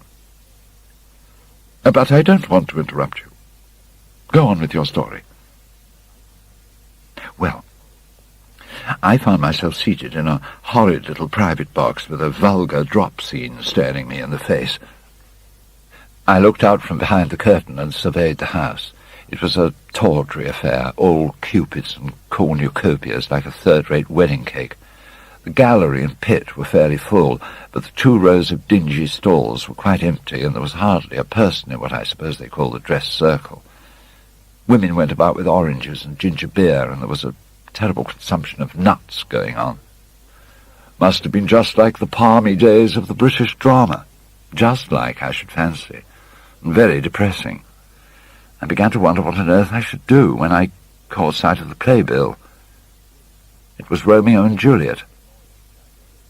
and I must admit that I was rather annoyed at the idea of seeing Shakespeare done in such a wretched hole of a place. Still, I felt interested in a sort of way. At any rate, I determined to wait for the first act. At last the drop scene was drawn up, and the play began. Romeo was a stout elderly gentleman with corked eyebrows, a husky tragedy voice, and a figure like a beer barrel. Mercutio was almost as bad. He was played by the low comedian who had introduced gags of his own and was on most friendly terms with the pit. They were both as grotesque as the scenery, and that looked as if it had come out of a country booth. But Juliet... Oh, Harry, imagine a girl, hardly 17 years of age, with a little flower-like face, a small Greek head with plaited coils of dark brown hair, eyes that were violet wells of passion, lips that were like the petals of a rose. She was the loveliest thing I had ever seen in my life. You said to me once that pathos left you unmoved, but that beauty, mere beauty, could fill your eyes with tears. I tell you, Harry, I could hardly see this girl for the mist of tears that came across me, and her voice. I never heard such a voice. It was very low at first, with deep, mellow notes that seemed to fall singly upon one's ear. Then it became a little louder, and sounded like a flute or a distant oboe. You know how a voice can stir one. Your voice and the voice of Sybil Vane are two things that I shall never forget. When I close my eyes, I hear them, and each of them says something different. I don't know which to follow. Why should I not love her? Harry, I do love her. She is everything to me in life. Night after night I go to see her play. One evening she is Rosalind, and the next evening she is Imogen. I have seen her die in the gloom of an Italian tomb, sucking the poison from her lover's lips. I have watched her wandering through the forest of Arden disguised as a pretty boy in hose and doublet and dainty cap. I have seen her in every age and in every costume. Ordinary women never appeal to one's imagination. They are limited to their century. No glamour ever transfigures them. But an actress, how different an actress is. Harry, why didn't you tell me that the only thing worth loving is an actress? Because I have loved so many of them, Dorian. Oh, yes, horrid people with dyed hair and painted faces. Don't run down dyed hair and painted faces. There is an extraordinary charm in them sometimes, said Lord Henry. I wish now I had not told you about Sybil Vane. You could not have helped telling me, Dorian. All through your life you will tell me everything you do. Yes, Harry, I believe that's true. I cannot help telling you things. You have a curious influence over me. If I ever did a crime, I would come and confess it to you. You would understand me. People like you, the willful sunbeams of life, don't commit crimes, Dorian. But I'm much obliged for the compliment all the same. And now tell me, what are your actual relations with Sybil Vane? Dorian Gray leapt to his feet with flushed cheeks and burning eyes. Harry, Sybil Vane is sacred. It is only the sacred things that are worth touching, Dorian, said Lord Henry with a strange note of pathos in his voice. But why should you be annoyed? I suppose she will belong to you some day. When one is in love, one always begins by deceiving oneself, and one always ends by deceiving others. That is what the world calls a romance. You know her, at any rate, I suppose. Of course I know her. On the first night I was at the theatre, the horrid old Jew came round to the box after the performance was over and offered to take me behind the scenes and introduce me to her. And I was furious with him and told him that Juliet had been dead for hundreds of years and that her body was lying in a marble tomb in Verona. I think from his blank look of amazement that he was under the impression that I'd taken too much champagne or something. I'm not surprised. But when did you first speak to Miss Sybil Vane? The third night. She had been playing Rosalind. I could not help going round. I had thrown her some flowers, and she had looked at me. At least I fancied that she had. The old Jew seemed determined to take me behind, so I consented. It was curious my not wanting to know her, wasn't it? No, I don't think so. Oh, my dear Harry, why? I will tell you some other time. Now I want to know about this girl. Sybil? Oh, she was so shy and so gentle. There is something of a child about her. Her eyes opened wide in exquisite wonder when I told her what I thought of her performance, and she seemed quite unconscious of her power. I think we were both rather nervous.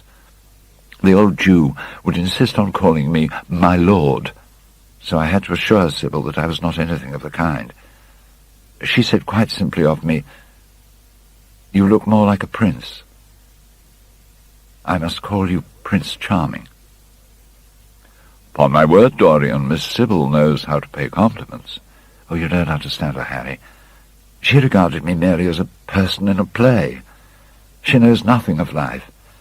She lives with her mother, a faded, tired woman who played Lady Capulet in a sort of magenta dressing wrapper on the first night. Looks as if she'd seen better days. I know that look. It depresses me, murmured Lord Henry, examining his rings. Sybil is the only thing I care about. Every night of my life I go to see her act, and every night she's more marvellous. That is the reason, I suppose, that you never dine with me now. I thought you must have some curious romance on hand. You have, but it is not quite what I expected. My dear Harry, we either lunch or sup together every day, and I've been to the opera with you several times, said Dorian, opening his blue eyes in wonder. You can dine with me tonight, Dorian, can't you? He shook his head. Oh, tonight she is Imogen, he answered, and tomorrow night she will be Juliet. When is she Sybil Vane? Never. I congratulate you. Oh, how horrid you are. She is all the great heroines of the world in one. She is more than an individual. You laugh, but I tell you she has genius. I love her, and I must make her love me. You, who know all the secrets of life, tell me how to charm Sybil Vane to love me. Oh, my God, Harry, how I worship her. He was walking up and down the room as he spoke. Hectic spots of red burned on his cheeks. He was terribly excited. Lord Henry watched him with a subtle sense of pleasure. How different he was now from the shy, frightened boy he had met in Basil Hallward's studio. His nature had developed like a flower, had borne blossoms of scarlet flame. Out of its secret hiding-place had crept his soul, and desire had come to meet it on the way. "And what do you propose to do?" said Lord Henry at last. "I want you and Basil to come with me some night and see her act. I've not the slightest fear of the result. You are certain to acknowledge her genius. Then we must get her out of the Jew's hands. She's bound to him for 3 years. I shall have to pay him something, of course, and when all that is settled, I shall take a West End theatre and bring her out properly. She will make the world as mad as she has made me." "That would be impossible, my dear boy." "Yes, she will. She has not merely art, but personality also, and you have often told me that it is personalities, not principles, that move the age." "Well, what night shall we go?" "Let me see. Today is Tuesday. Let us fix tomorrow. She plays Juliet tomorrow." "All right. The Bristol at 8 o'clock, and I will get Basil." "No, not 8, Harry, please. 6:30. We must be there before the curtain rises. You must see her in the first act, where she meets Romeo." 6:30? What an hour! It will be like having a meat tea, or reading an English novel. No, it must be 7. No gentleman dines before 7. Shall you see Basil between this and then, or shall I write to him? Dear Basil, I have not laid eyes on him for a week. It is rather horrid of me, as he has sent me my portrait in the most wonderful frame, especially designed by himself. And though I'm a little jealous of the picture for being a whole month younger than I am, I must admit that I delight in it. Perhaps you had better write to him. I don't want to see him alone. He says things that annoy me. He gives me good advice. Basil, my dear boy, puts everything that is charming in him into his work.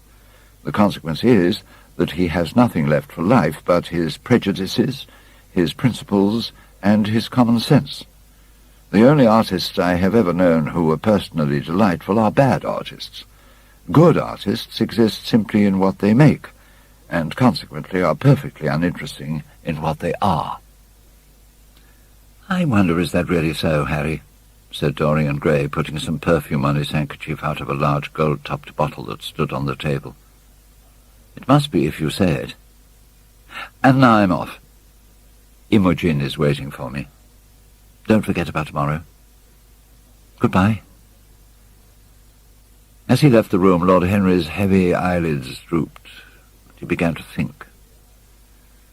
Certainly few people had ever interested him as much as Dorian Gray, and yet the lad's mad adoration of someone else caused him not the slightest pang of annoyance or jealousy. He was pleased by it.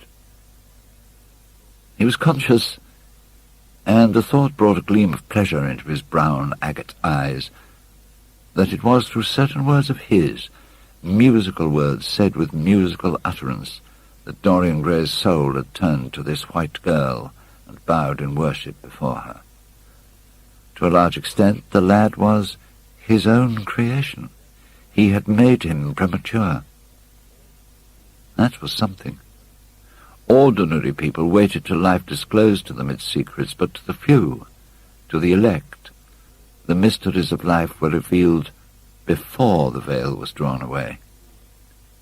Sometimes this was the effect of art, and chiefly of the art of literature, which dealt immediately with the passions and the intellect, but now and then a complex personality took the place and assumed the office of art, was indeed, in its way, a real work of art, life having its elaborate masterpieces just as poetry has, or sculpture, or painting. Yes, the lad was premature. He was gathering his harvest while it was yet spring. The pulse and passion of youth were in him, but he was becoming self-conscious. It was delightful to watch him. With his beautiful face and his beautiful soul, he was a thing to wonder at. It was no matter how it all ended, or was destined to end. He was like one of those gracious figures in a pageant or a play, whose joys seem to be remote from one, but whose sorrows stir one's sense of beauty, and whose wounds are like red roses. While Lord Henry sat dreaming on these things, a knock came to the door, and his valet entered and reminded him it was time to dress for dinner. He got up and looked out into the street. The sunset had smitten into scarlet gold the upper windows of the houses opposite. The panes glowed like plates of heated metal. The sky above was like a faded rose. He thought of his friend's young, fiery-coloured life, and wondered how it was all going to end. When he arrived home about 12:30, he saw a telegram lying on the hall table. He opened it, found it was from Dorian Gray. It was to tell him that he was engaged to be married to Sybil Vane.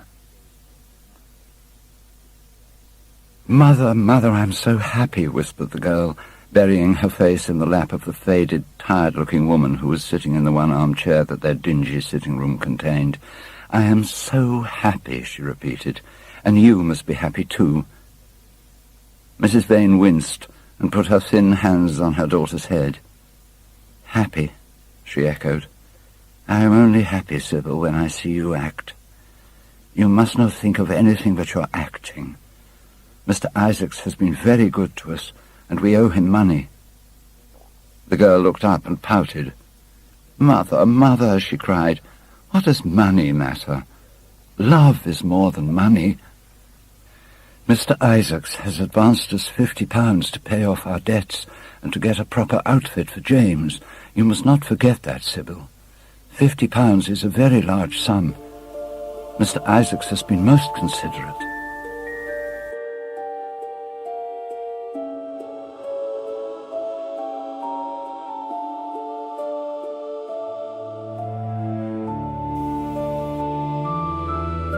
Sybil Vane tossed her head and laughed. We don't want him any more, Mother. Prince Charming rules life for us now. Then she paused. A rose shook in her blood and shadowed her cheeks. Quick breath parted the petals of her lips. They trembled. Some southern wind of passion swept over her and stirred the dainty folds of her dress. I love him, she said simply. Foolish child, was the parrot phrase flung in answer. The girl laughed again. The joy of a caged bird was in her voice. Her eyes caught the melody and echoed it in radiance, then closed for a moment as though to hide their secret. When they opened, the mist of a dream had passed across them. Suddenly she felt the need to speak. Mother, Mother, she cried, why does he love me so much? I know why I love him. I love him because he is like what love itself should be. But what does he see in me? I am not worthy of him, and yet, why I cannot tell, though I feel so much beneath him, I don't feel humble. I feel proud, terribly proud. Mother, did you love my father as I love Prince Charming?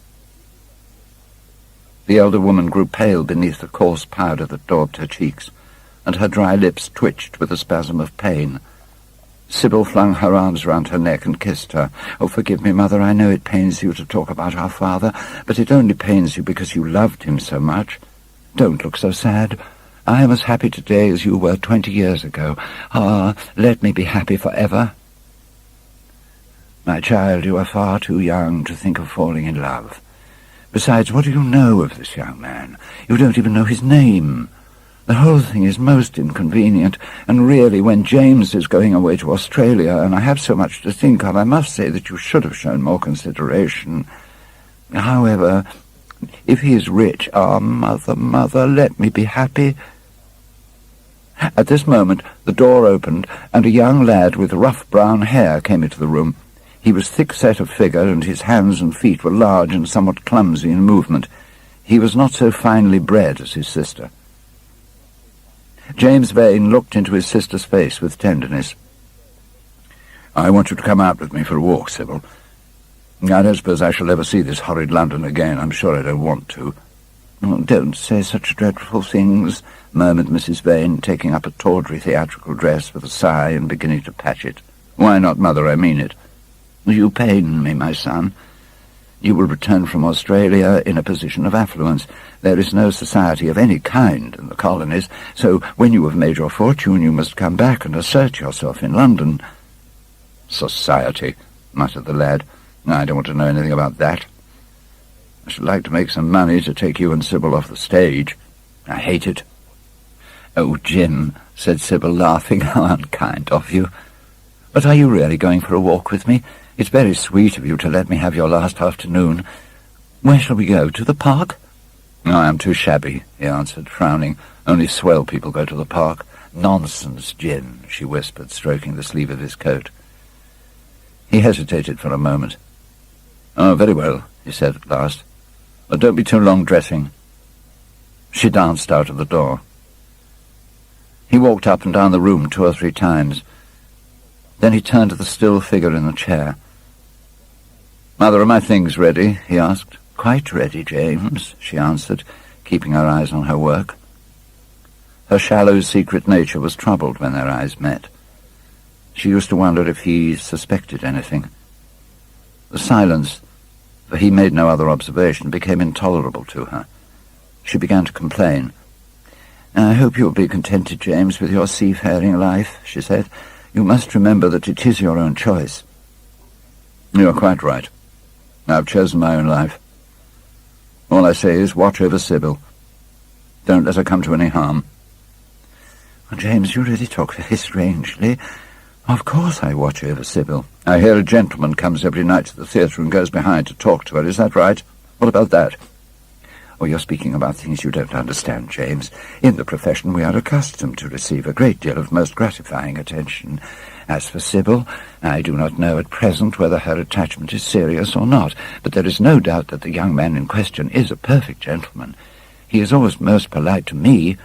Besides, he has the appearance of being rich, and the flowers he sends are lovely."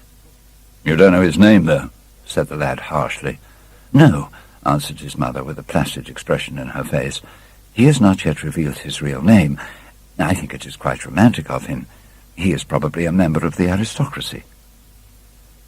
James Vane bit his lip. "Watch over Sybil, mother," he cried. "Watch over her." "Sybil is always under my special care. If this gentleman is wealthy, there is no reason why she should not contract an alliance with him. It might be a most brilliant marriage for Sybil.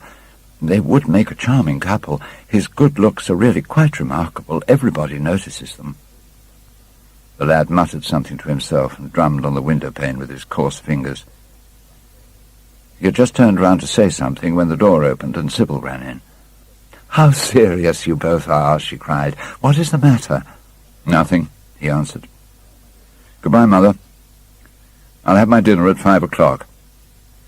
Everything is packed except my shirts, so you need not trouble." "Goodbye, my son," she answered, with a bow of strange stateliness. She was extremely annoyed at the tone he had adopted with her, and there was something in his look that had made her feel afraid.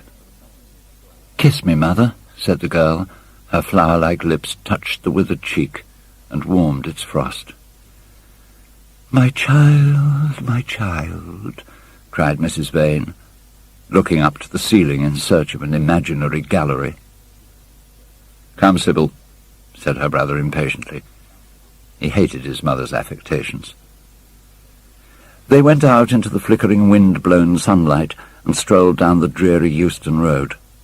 Sybil was thinking of Prince Charming, and, that she might think of him all the more, she did not talk of him, but prattled on about the ship in which Jim was going to sail, about the gold he was certain to find, about the wonderful heiress whose life he was to save from the wicked red-shirted bushrangers. Yes, there were delightful things in store for him, but he must be very good, and not lose his temper or spend his money foolishly. She was only a year older than he was, but she knew so much more of life. The lad listened sulkily to her and made no answer. He was heartsick at leaving home. Yet it was not this alone that made him gloomy and morose. Inexperienced though he was, he had still a strong sense of the danger of Sybil's position. This young dandy who was making love to her could mean her no good. He was a gentleman. He hated him for that. Hated him through some curious race instinct for which he could not account, and which, for that reason, was all the more dominant within him. "You are not listening to a word I am saying, Jim," cried Sybil, "and I am making the most delightful plans for your future. Do say something." "What do you want me to say?" "Oh, that you will be a good boy and not forget us," she answered, smiling at him. He shrugged his shoulders. "You are more likely to forget me than I am to forget you, Sybil." She flushed. "What do you mean, Jim?" she asked. "You have a new friend, I hear." "Who is he?" "Why have you not told me about him?" "He means you no good." "Stop, Jim," she exclaimed. "You must not say anything against him. I love him." "Why, you don't even know his name," answered the lad. "Who is he? I have a right to know." "He is called Prince Charming. Don't you like the name? Oh, you silly boy, you should never forget it. If you only saw him, you would think him the most wonderful person in the world. Or someday you will meet him, when you come back from Australia. You will like him so much. Everybody likes him, and I love him. I wish you could come to the theatre tonight. He's going to be there, and I'm to play Juliet. Oh, how I shall play it. Fancy, Jim, to be in love and play Juliet, to have him sitting there, to play for his delight." "He is a gentleman," said the lad sullenly. "A prince," she cried musically. What more do you want? I want you to beware of him. To see him is to worship him. To know him is to trust him. Sybil, you are mad about him. She laughed and took his arm. You dear old Jim. You talk as if you were 100. Some day you will be in love yourself. Then you will know what it is. Life has been hard for us both. Terribly hard and difficult. But it will be different now. You are going to a new world, and I have found one. Now, here are 2 chairs. Let us sit down and see the smart people go by. They took their seats amidst a crowd of watchers. She made her brother talk of himself, his hopes, his prospects. He spoke slowly and with effort. After some time she became silent. Suddenly she caught a glimpse of golden hair and laughing lips, and in an open carriage with 2 ladies, Dorian Gray drove past. She started to her feet. "There he is!" she cried. "Who?" said Jim Vane. "Prince Charming," she answered. He jumped up and seized her roughly by the arm. "Show him to me. Which is he? Point him out." "I must see him," he exclaimed. But at that moment the Duke of Berwick's 4-in-hand came between, and when it had left the space clear, the carriage had swept out of the park. "He is gone," murmured Sybil sadly.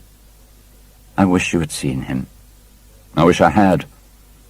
For as sure as there is a God in heaven, if he ever does you any wrong, I shall kill him."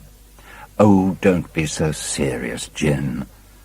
You are like one of the heroes of those silly melodramas Mother used to be so fond of acting in. And we won't quarrel. I know you would never harm anyone I love, would you?" "Not as long as you love him, I suppose," was the sullen answer.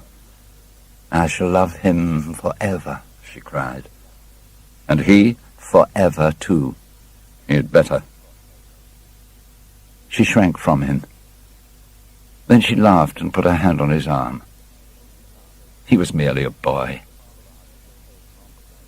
At the Marble Arch they hailed an omnibus which left them close to their shabby home in the Euston Road. It was after 5 o'clock, and Sybil had to lie down for a couple of hours before acting. Jim insisted that she should do so. He said that he would sooner part with her when their mother was not present. She would be sure to make a scene, and he detested scenes of every kind. In Sybil's own room they parted. There was jealousy in the lad's heart, and a fierce, murderous hatred of the stranger who, as it seemed to him, had come between them. Yet when her arms were flung round his neck and her fingers strayed through his hair, he softened and kissed her with real affection. There were tears in his eyes as he went downstairs. His mother was waiting for him below. The lad went towards her, and stooping down, he kissed her. "Goodbye. Don't forget that you will only have one child now to look after. And believe me that if this man wrongs my sister, I will find out who he is, track him down, and kill him.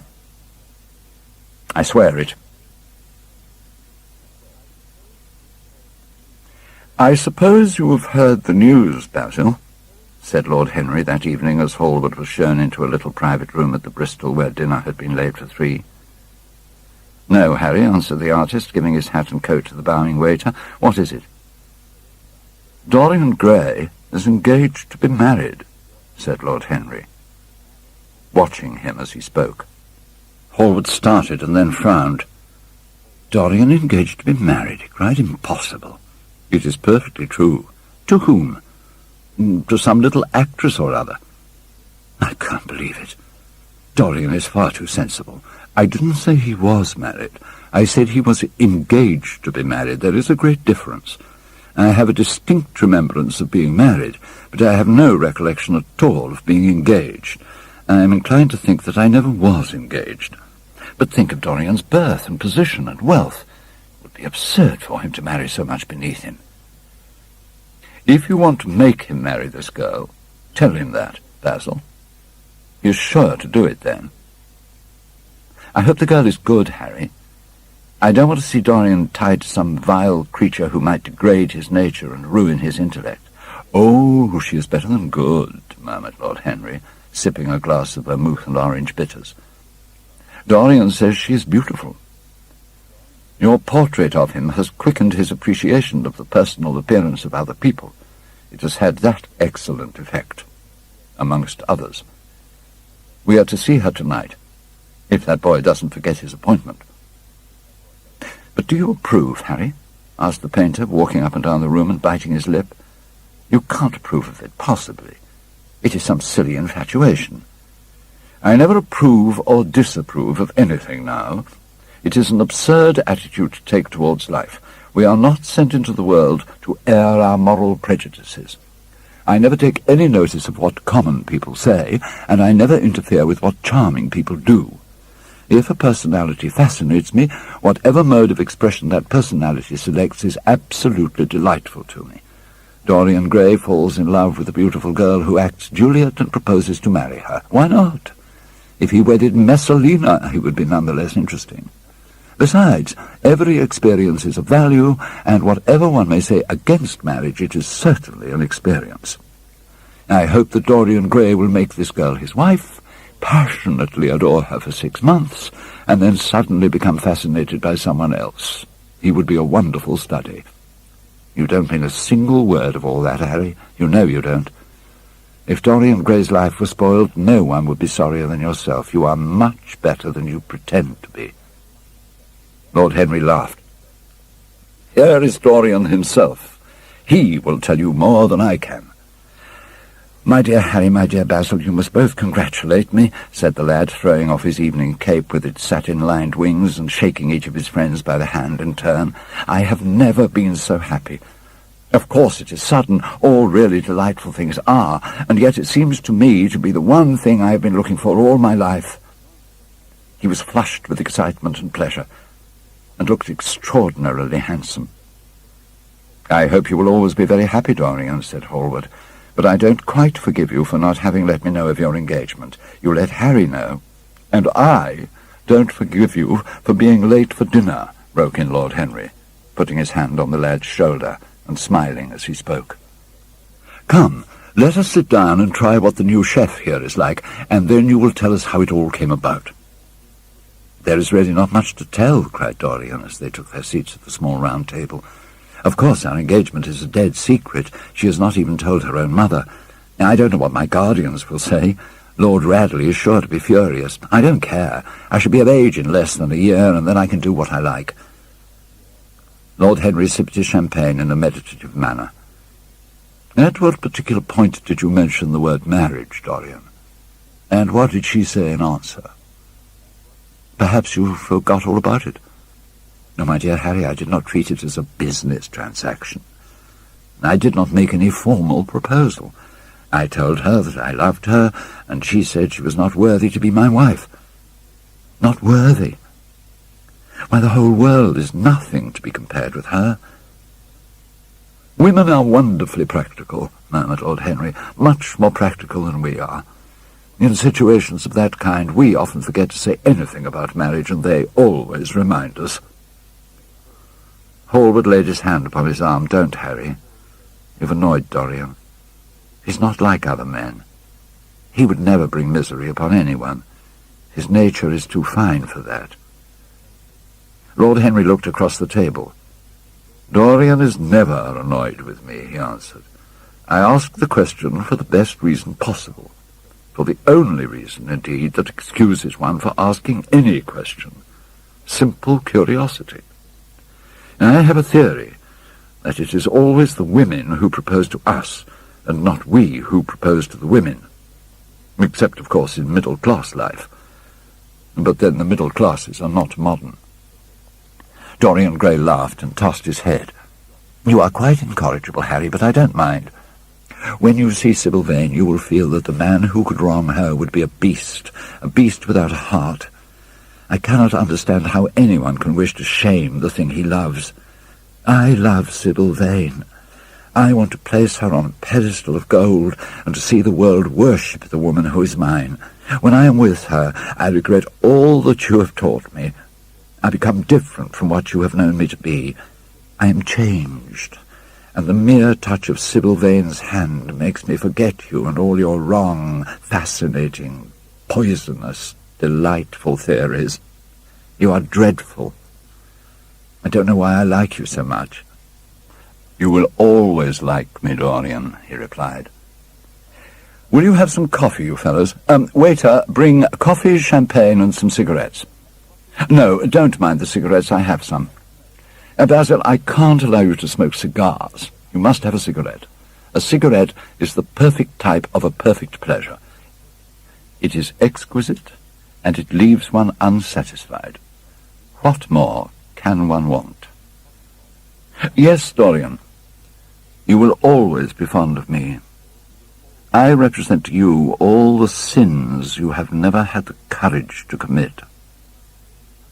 "What nonsense you talk, Harry," cried the lad, taking a light from a fire-breathing silver dragon that the waiter had placed on the table. "Let us go down to the theatre. When Sybil comes on the stage, you will have a new ideal of life. She will represent something to you that you have never known." They got up and put on their coats, sipping their coffee standing. The painter was silent and preoccupied. There was a gloom over him. He could not bear this marriage, and yet it seemed to him to be better than many other things that might have happened. After a few minutes they all passed downstairs. A strange sense of loss came over him. He felt that Dorian Gray would never again be to him all that he had been in the past. Life had come between them. His eyes darkened.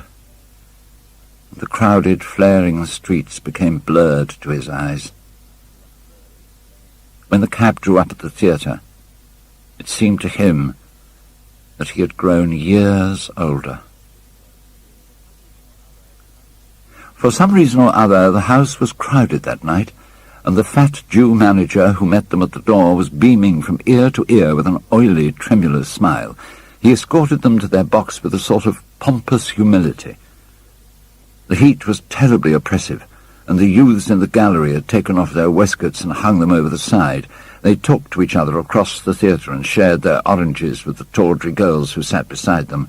The sound of the popping of corks came from the bar. "What a place to find one's divinity in," said Lord Henry. "Yes," answered Dorian Gray. "It was here I found her, and she is divine beyond all living things. When she acts, you will forget everything. These common, rough people with their coarse faces and brutal gestures become quite different when she's on stage. She spiritualizes them, and one feels that they are of the same flesh and blood as oneself." "Same flesh and blood as oneself? Oh, I hope not," exclaimed Lord Henry, who was scanning the occupants of the gallery through his opera glass. "Don't pay any attention to him, Dorian," said the painter. "I understand what you mean, and I believe in this girl. Anyone you love must be marvellous, and any girl that has the effect you describe must be fine and noble. This marriage is quite right. I did not think so at first, but I admit it now. The gods made Sybil Vane for you. Without her, you would have been incomplete." "Thanks, Basil," answered Dorian Gray, pressing his hand. "I knew that you would understand me. Harry is so cynical. He terrifies me." A quarter of an hour afterwards, amidst an extraordinary turmoil of applause, Sybil Vane stepped onto the stage. Yes, she was certainly lovely to look at. One of the loveliest creatures Lord Henry thought that he had ever seen. There was something of the fawn in her shy grace and startled eyes. A faint blush, like the shadow of a rose in a mirror of silver, came to her cheeks as she glanced at the crowded, enthusiastic house. She stepped back a few paces, and her lips seemed to tremble. Basil Hallward leaped to his feet to applaud. Motionless, and as one in a dream, sat Dorian Gray, gazing at her. Lord Henry peered through his glasses, murmuring, "Charming, charming."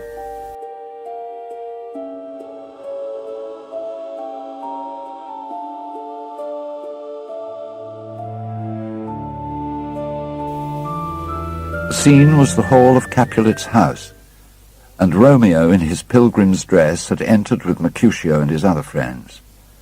The band, such as it was, struck up a few bars of music, and the dance began. Through the crowd of ungainly, shabbily dressed actors, Sybil Vane moved like a creature from a finer world. Her body swayed while she danced, as a plant sways in the water. The curves of her throat were the curves of a white lily. Her hands seemed to be made of cool ivory. Yet she was curiously listless. She showed no sign of joy when her eyes rested on Romeo. The few words she had to speak, with the brief dialogue that follows, were spoken in a thoroughly artificial manner. The voice was exquisite, but from the point of view of tone it was absolutely false. It was wrong in colour. It took away all the life from the verse. It made the passion unreal. Dorian Gray grew pale as he watched her. He was puzzled and anxious. Neither of his friends dared to say anything to him. She seemed to them to be absolutely incompetent. They were horribly disappointed. Yet they felt that the true test of any Juliet is the balcony scene of the second act. They waited for that. If she failed there was nothing in her. She looked charming as she came out in the moonlight. That could not be denied. But the staginess of her acting was unbearable and grew worse as she went on. Her gestures became absurdly artificial. She overemphasized everything that she had to say. It was not nervousness. Indeed, so far from being nervous, she was absolutely self-contained. It was simply bad art. She was a complete failure. When the second act was over, there came a storm of hisses. Lord Henry got up from his chair and put on his coat. "She is quite beautiful, Dorian," he said, "but she can't act. Let us go." "I'm going to see the play through," answered the lad in a hard, bitter voice. "I'm awfully sorry that I've made you waste an evening, Harry. I apologize to you both." "Oh, my dear Dorian, I should think Miss Vane was ill," interrupted Hallward. "We will come some other night." "I wish she were ill," he rejoined. "But she seems to me to be simply callous and cold. She has entirely altered. Last night she was a great artist. This evening she's merely a commonplace, mediocre actress. She is very lovely, and if she knows as little about life as she does about acting, she will be a delightful experience. There are only two kinds of people who are really fascinating: people who know absolutely everything and people who know absolutely nothing. Good heavens, my dear boy, don't look so tragic. Come to the club with Basil and myself. We will smoke cigarettes and drink to the beauty of Sybil Vane." "Go away, Harry," cried the lad. "I want to be alone. Basil, you must go." The hot tears came to his eyes. His lips trembled, and rushing to the back of the box, he leaned up against the wall, hiding his face in his hands. "Let us go, Basil," said Lord Henry with a strange tenderness in his voice, and the two young men passed out together. A few moments afterwards the footlights flared up, and the curtain rose on the third act. Dorian Gray went back to his seat. He looked pale and proud and indifferent. The play dragged on and seemed interminable.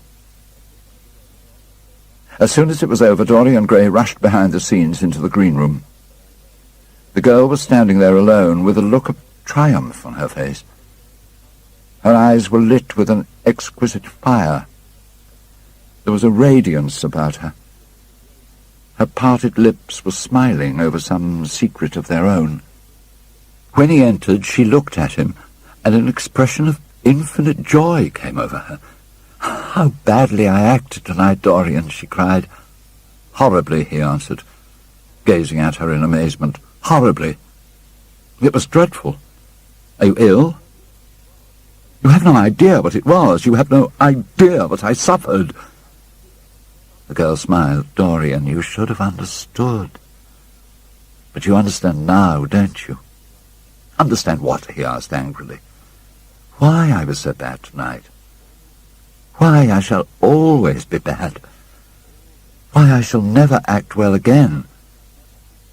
She was transfigured with joy. An ecstasy of happiness dominated her.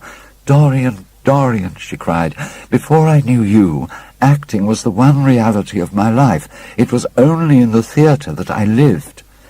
I thought that it was all true. The common people who acted with me seemed to me to be godlike. The painted scenes were my world. I knew nothing but shadows, and I thought them real. You came, oh, my beautiful love, and you freed my soul from prison. You taught me what reality really is. Tonight, for the first time in my life, I saw through the hollowness, the sham, the silliness of the empty pageant in which I'd always played. What have I to do with the puppets of a play? When I came on tonight, I could not understand how it was that everything had gone from me. I thought that I was going to be wonderful. I found that I could do nothing. Suddenly, it dawned on my soul what it all meant. The knowledge was exquisite to me. I heard them hissing, and I smiled. What could they know of love such as ours? Oh, Dorian, Dorian, you understand now what it signifies. Even if I could do it, it would be profanation for me to play at being in love. You have made me see that. He flung himself down on the sofa and turned away his face. "You have killed my love," he muttered. She looked at him in wonder and laughed. He made no answer. Then he leapt up and went to the door. "Yes," he cried, "you have killed my love. You used to stir my imagination, now you don't even stir my curiosity. You are shallow and stupid. My God, how mad I was to love you! What a fool I've been! How little you can know of love if you say it mars your art. Without your art, you are nothing. I would have made you famous, splendid, magnificent. The world would have worshipped you, and you would have borne my name. And what are you now? A third-rate actress with a pretty face." The girl grew white and trembled. She clenched her hands together, and her voice seemed to catch in her throat. "You are not serious, Dorian," she murmured. "You are acting." "Acting? I leave that to you. You do it so well," he answered bitterly. With a piteous expression of pain in her face, she came across the room to him. She put her hand upon his arm and looked into his eyes. He thrust her back. "Don't touch me," he cried. A low moan broke from her, and she flung herself at his feet and lay there like a trampled flower. "Dorian, Dorian, don't leave me," she whispered. "I am so sorry I didn't act well. I was thinking of you all the time, but I will try. Indeed, I will try. It came so suddenly across me, my love for you. I think I should never have known it if you had not kissed me, if we had not kissed each other. Kiss me again, my love. Don't go away from me. I couldn't bear it. Oh, don't go away from me. My brother... No, never mind, he didn't mean it. But you, oh, can't you forgive me for tonight? Oh, don't leave me, don't leave me."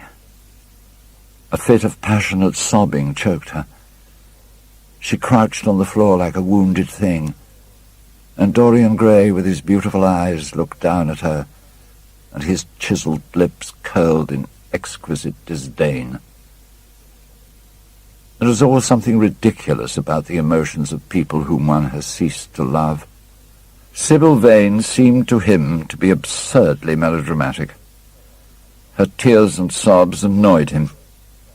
"I am going," he said at last, in his calm, clear voice. "I don't wish to be unkind, but I can't see you again. You have disappointed me." She wept silently and made no answer, but crept nearer. Her little hands stretched blindly out and appeared to be seeking for him. He turned on his heel and left the room. In a few moments he was out of the theatre.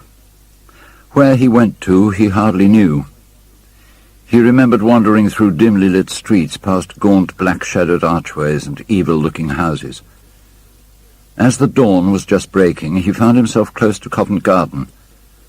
The darkness lifted, and flushed with faint fires, the sky hollowed itself into a perfect pearl.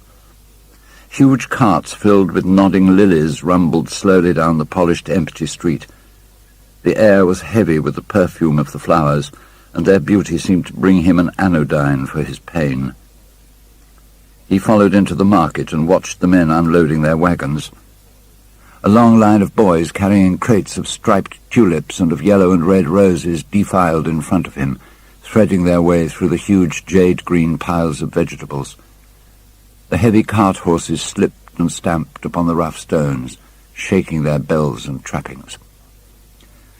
After a little moment he hailed a hansom and drove home. For a few moments he loitered upon the doorstep, looking round at the silent square with its blank, close-shuttered windows and its staring blinds. The sky was pure opal now, and the roofs of the houses glistened like silver against it. In the huge gilt Venetian lantern, spoil of some doge's barge that hung from the ceiling of the great oak-panelled hall of entrance, lights were still burning from 3 flickering jets. Thin blue petals of flame they seemed, rimmed with white fire.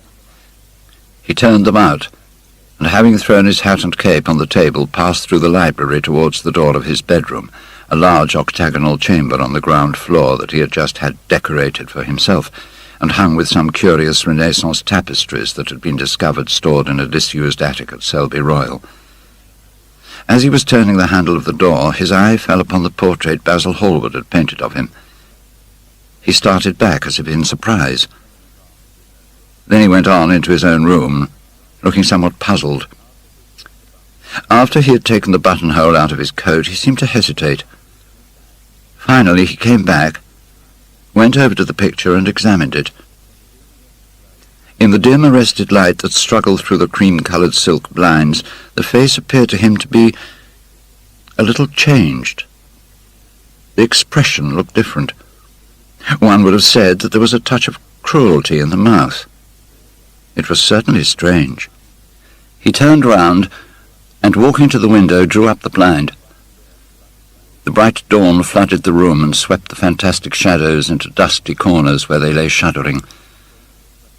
But the strange expression that he had noticed in the face of the portrait seemed to linger there, to be more intensified even. He winced, and taking up from the table an oval glass framed in ivory cupids, one of Lord Henry's many presents to him, glanced hurriedly into its polished depths. No line like that warped his red lips. What did it mean? He threw himself into a chair and began to think.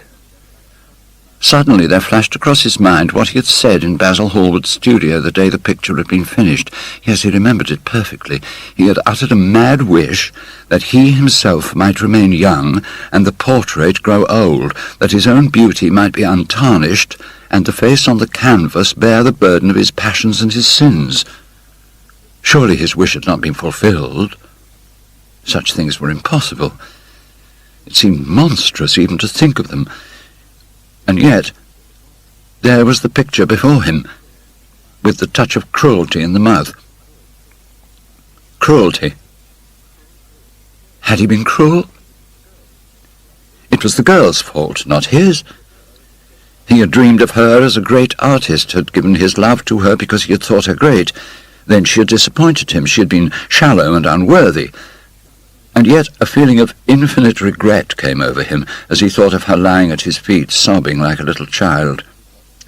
He remembered with what callousness he had watched her. Why had he been made like that? Why had such a soul been given to him? But he had suffered also. During the 3 terrible hours that the play had lasted, he had lived centuries of pain, eon upon eon of torture. Why should he trouble about Sybil Vane? She was nothing to him now. But the picture. What was he to say of that? It held the secret of his life and told his story. It had taught him to love his own beauty. Would it teach him to loathe his own soul? Would he ever look at it again? No, it was merely an illusion wrought on the troubled senses. The horrible night that he had passed had left phantoms behind it. The picture had not changed. It was folly to think so. Yet it was watching him, with its beautiful marred face and its cruel smile. Its bright hair gleamed in the early sunlight. Its blue eyes met his own. A sense of infinite pity, not for himself, but for the painted image of himself, came over him. It had altered already and would alter more. The picture, changed or unchanged, would be to him the visible emblem of conscience. He would resist temptation. He would not see Lord Henry any more. Would not, at any rate, listen to those subtle, poisonous theories that in Basil Hallward's garden had first stirred within him the passion for impossible things. He would go back to Sybil Vane, make her amends, marry her, try to love her again. The fascination that she had exercised over him would return. They would be happy together. His life with her would be beautiful and pure. He got up from his chair and drew a large screen right in front of the portrait, shuddering as he glanced at it. "How horrible," he murmured to himself, and he walked across to the window and opened it. When he stepped out onto the grass, he drew a deep breath. The fresh morning air seemed to drive away all his sombre passions. He thought only of Sybil. It was long past noon when he awoke. His valet had crept several times on tiptoe into the room to see if he was stirring, and had wondered what made his young master sleep so late. Finally his bell sounded, and Victor came softly in with a cup of tea and a pile of letters on a small tray of old Sèvres china, and drew back the olive satin curtains with their shimmering blue lining that hung in front of the 3 tall windows. "Monsieur has well slept this morning?" he said, smiling. "What o'clock is it, Victor?" asked Dorian Gray drowsily. 1 hour and a quarter, monsieur." How late it was! He sat up and, having sipped some tea, turned over his letters. One of them was from Lord Henry, and had been brought by hand that morning. He hesitated for a moment and then put it aside. The others he opened listlessly. After about 10 minutes he got up, and throwing on an elaborate dressing gown of silk-embroidered cashmere wool, passed into the onyx-paved bathroom. The cool water refreshed him after his long sleep. He seemed to have forgotten all that he had gone through. A dim sense of having taken part in some strange tragedy came to him once or twice, but there was the unreality of a dream about it.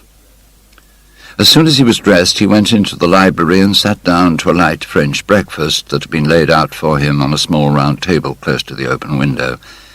It was an exquisite day. He felt perfectly happy. Suddenly his eye fell on the screen that he had placed in front of the portrait, and he started. "Too cold for monsieur?" asked his valet, putting an omelette on the table. "I shut the window." Dorian shook his head. "I am not cold," he murmured. Was it all true? Had the portrait really changed? Or had it been simply his own imagination that had made him see a look of evil where there had been a look of joy?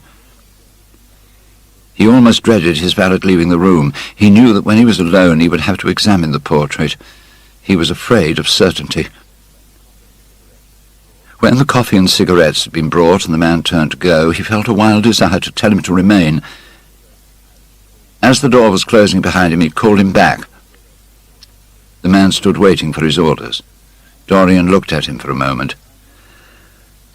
"I am not at home to anyone, Victor," he said with a sigh. The man bowed and retired. Then he rose from the table, lit a cigarette, and flung himself down on a luxuriously cushioned couch that stood facing the screen.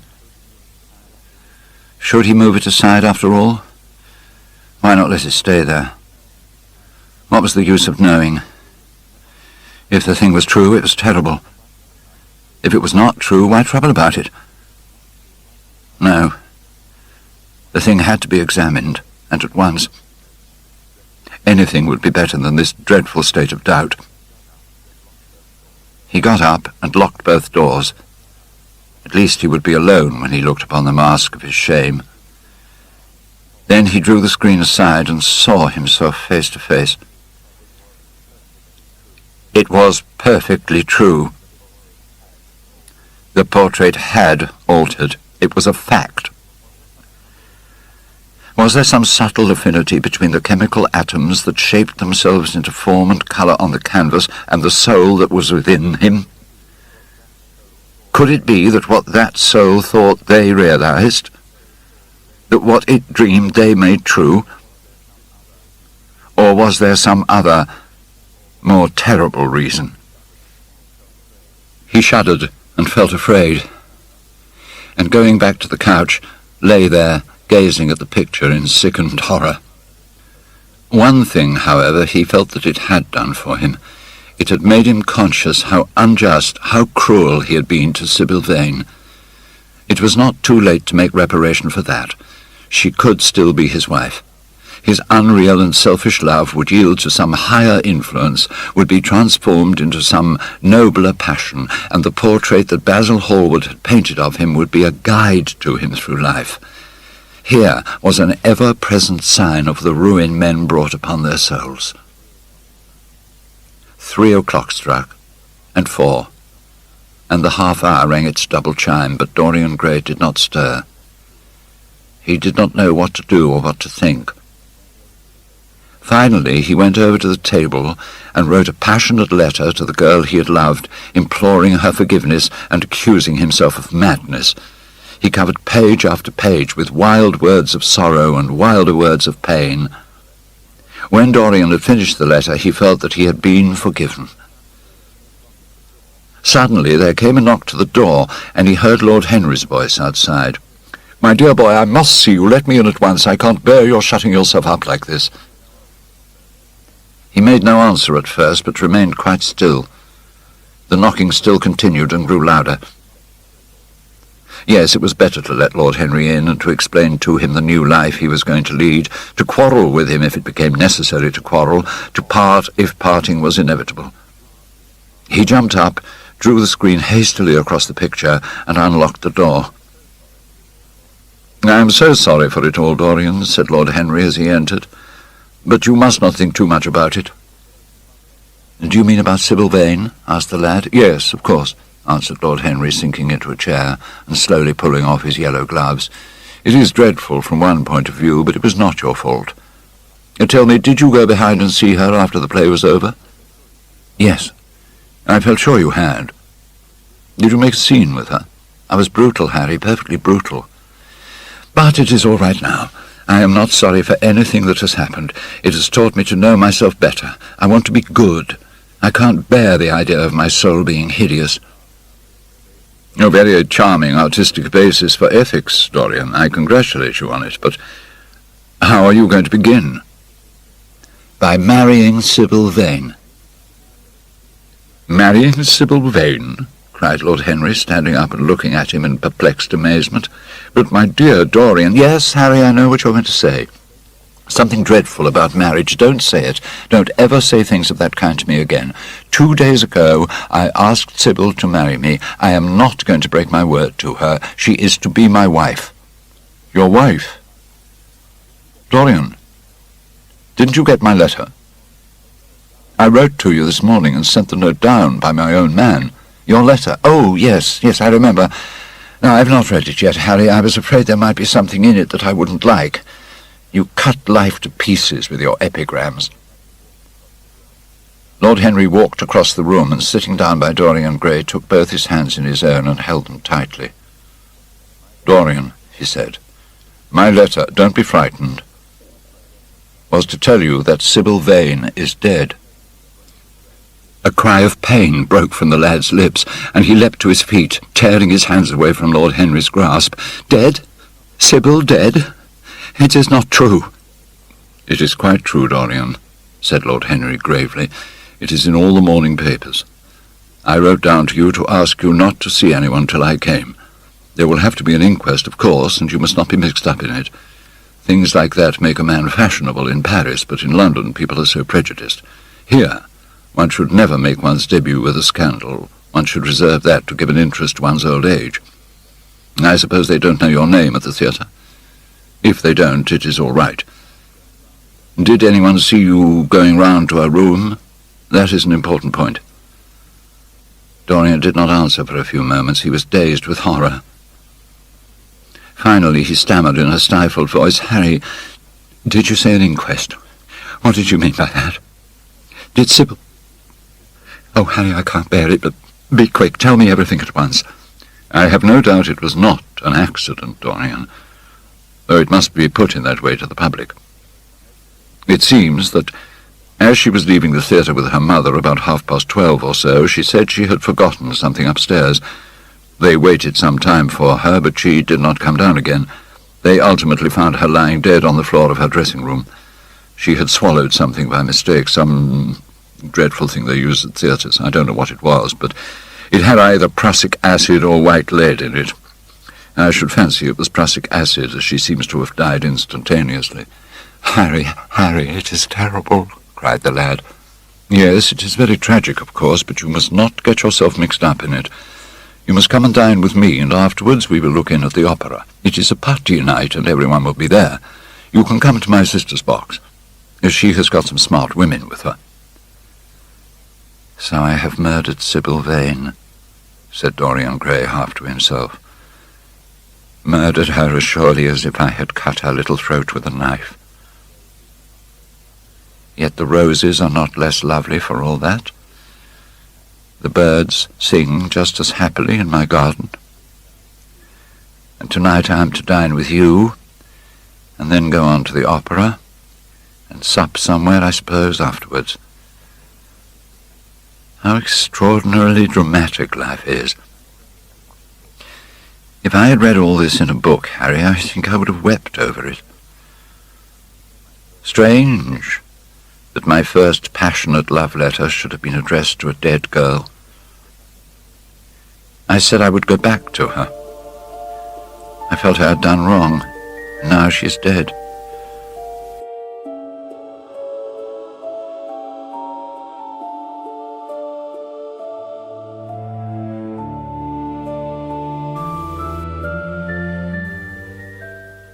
My God, Harry, what shall I do?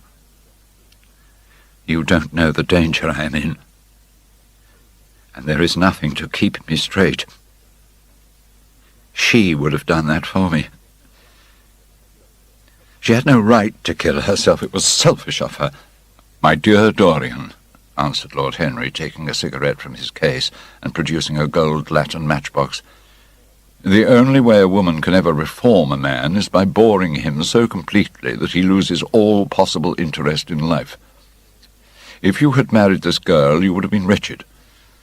Of course, you would have treated her kindly, but I assure you that the whole thing would have been an absolute failure." "I suppose it would," muttered the lad, walking up and down the room and looking horribly pale. "But I thought it was my duty. It is not my fault that this terrible tragedy has prevented my doing what was right. Good resolutions are useless attempts to interfere with scientific laws. Their origin is pure vanity. Their result is absolutely nil. They are simply checks that men draw on a bank where they have no account. Harry," cried Dorian Gray, coming over and sitting down beside him, "why is it that I cannot feel this tragedy as much as I want to? I don't think I'm heartless. And yet this thing that has happened does not affect me as it should. It seems to me it has all the terrible beauty of a Greek tragedy, a tragedy in which I took a great part, but by which I have not been wounded." "It is an interesting question," said Lord Henry, who found an exquisite pleasure in playing on the lad's unconscious egotism. "It often happens that the real tragedies of life occur in such an inartistic manner that they hurt us by their crude violence, their absolute incoherence, their absurd want of meaning, their entire lack of style. Sometimes, however, a tragedy that possesses artistic elements of beauty crosses our lives. If these elements of beauty are real, The whole thing simply appeals to our sense of dramatic effect. In the present case, what is it that has really happened? Someone has killed herself for love of you. I wish that I had ever had such an experience. It would have made me in love with love for the rest of my life. You are more fortunate than I am. I assure you, Dorian, that not one of the women I have known would have done for me what Sybil Vane did for you. Ordinary women always console themselves. Some of them do it by going in for sentimental colours. Never trust a woman who wears mauve, whatever her age may be, or a woman over 35 who is fond of pink ribbons. It always means they have a history. Others find a great consolation in suddenly discovering the good qualities of their husbands. They flaunt their conjugal felicity in one's face, as if it were the most fascinating of sins. Religion consoles some. Its mysteries have all the charm of a flirtation, a woman once told me, and I can quite understand it. Conscience makes egotists of us all. Yes, there is really no end to the consolations that women find in modern life. Indeed, I have not mentioned the most important one. "What is that, Harry?" said the lad listlessly. "Oh, the obvious consolation. Taking someone else's admirer when one loses one's own. In good society, that always whitewashes a woman. But really, Dorian, how different Sybil Vane must have been from all the women one meets. There is something to me quite beautiful about her death.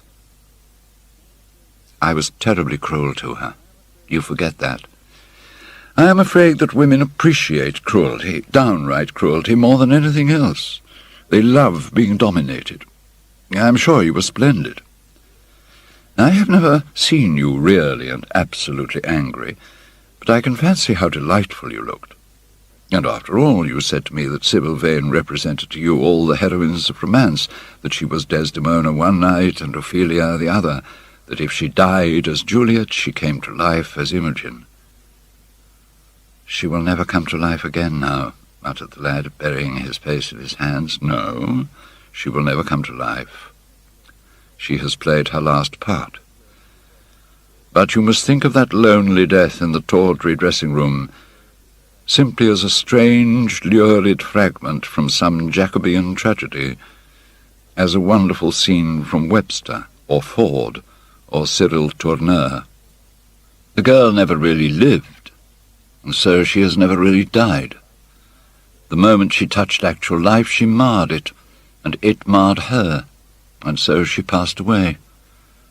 Mourn for Ophelia, if you like. Put ashes on your head because Cordelia was strangled. Cry out against heaven because the daughter of Brabantio died, but don't waste your tears over Sybil Vane. She was less real than they are." And there was a silence. The evening darkened in the room. The colours faded wearily out of things. After some time, Dorian Gray looked up. "You have explained me to myself, Harry," he murmured with something of a sigh of relief. "How well you know me. But we will not talk again of what has happened. It has been a marvellous experience, that is all. I wonder if life has still in store for me anything as marvellous. Life has everything in store for you, Dorian. There is nothing that you, with your extraordinary good looks, will not be able to do. But suppose, Harry, I become haggard and old and wrinkled. What then?" "Ah, then," said Lord Henry, rising to go. "Then, my dear Dorian, you would have to fight for your victories. As it is, they are brought to you. No, you must keep your good looks. And now you had better dress and drive down to the club. We are rather late as it is. I think I shall join you at the opera, Harry. I feel too tired to eat anything. What is the number of your sister's box?" 27, I believe. It is on the grand tier. You will see her name on the door. But I'm sorry you won't come and dine." "I don't feel up to it," said Dorian listlessly. "But I am awfully obliged to you for all that you have said to me. You are certainly my best friend. No one has ever understood me as you have." "We are only at the beginning of our friendship, Dorian," answered Lord Henry, shaking him by the hand. "Goodbye. I shall see you before 9:30, I hope. Remember, Patti is singing." As he closed the door behind him, Dorian Gray touched the bell, and in a few minutes Victor appeared with the lamps and drew the blinds down. He waited impatiently for him to go. The man seemed to take an interminable time over everything. As soon as he had left, he rushed to the screen and drew it back. No, there was no further change in the picture. It had received the news of Sybil Vane's death before he had known of it himself. It was conscious of the events of life as they occurred. The vicious cruelty that marred the fine lines of the mouth had no doubt appeared at the very moment that the girl had drunk the poison, whatever it was. He hoped that some day he would see the change taking place before his very eyes, shuddering as he hoped it. Poor Sybil. What a romance it had all been. Tears came to his eyes as he remembered her childlike look and winsome, fanciful ways and shy, tremulous grace. He brushed them away hastily and looked again at the picture. He felt that the time had really come for making his choice. Or had his choice already been made? Yes. Life had decided that for him, life and his own infinite curiosity about life, eternal youth, infinite passion, pleasures subtle and secret, wild joy and wilder sins. He was to have all these things. The portrait was to bear the burden of his shame. That was all. For a moment he thought of praying that the horrible sympathy that existed between him and the picture might cease. It had changed in answer to a prayer. Perhaps in answer to a prayer it might remain unchanged. Had it indeed been prayer that had produced the substitution? Might there not be some curious scientific reason for it all? If thought could exercise its influence upon a living organism, might not thought exercise an influence upon dead and inorganic things? But the reason was of no importance. He would never again tempt by a prayer any terrible power. If the picture was to alter, it was to alter. That was all. Why inquire too closely into it? For there would be a real pleasure in watching it. He would be able to follow his mind into its secret places. This portrait would be to him the most magical of mirrors. As it had revealed to him his own body, so it would reveal to him his own soul, and when winter came upon it, he would still be standing where spring trembles on the verge of summer. What did it matter what happened to the coloured image on the canvas? He would be safe. That was everything. He drew the screen back into its former place in front of the picture, smiling as he did so, and passed into his bedroom, where his valet was already waiting for him. An hour later, he was at the opera, and Lord Henry was leaning over his chair. As he was sitting at breakfast next morning, Basil Hallward was shown into the room. "I'm so glad I found you, Dorian," he said gravely. "I called last night and they told me you were at the opera. Of course I knew that was impossible, but I wish you'd left word where you had really gone to. I can't tell you how heartbroken I am about the whole thing. I know what you must suffer. But where were you? Did you go down and see the girl's mother? Poor woman. What a state she must be in, and her only child, too. What did she say about it all?" "Oh, my dear Basil, how do I know?" murmured Dorian Gray, sipping some pale yellow wine from a delicate gold-beaded bubble of Venetian glass, and looking dreadfully bored. "I was at the opera. Patti sang divinely. Don't talk about horrid subjects. If one doesn't talk about a thing, it has never happened. It is simply expression, as Harry says, that gives reality to things. I may mention that she was not the woman's only child. There is a son, but he's not on the stage. He's a sailor or something. And now tell me about yourself and what you're painting." "You went to the opera?" said Hallward, speaking very slowly and with a strained touch of pain in his voice. "You went to the opera? while Sybil Vane was lying dead in some sordid lodging? You can talk to me of Patty singing divinely before the girl you loved has even the quiet of a grave to sleep in? Why, man, there are horrors in store for that little white body of hers. Stop, Basil, I won't hear it, cried Dorian, leaping to his feet. You must not tell me about things. What is done is done, what is past is past. You call yesterday the past? What has the actual lapse of time got to do with it? It is only shallow people who require years to get rid of an emotion. A man who is master of himself can end a sorrow as easily as he can invent a pleasure. I don't want to be at the mercy of my emotions. I want to use them, to enjoy them, and to dominate them. Dorian, this is horrible. Something has changed you completely. I don't know what has come over you. You talk as if you had no heart, no pity in you.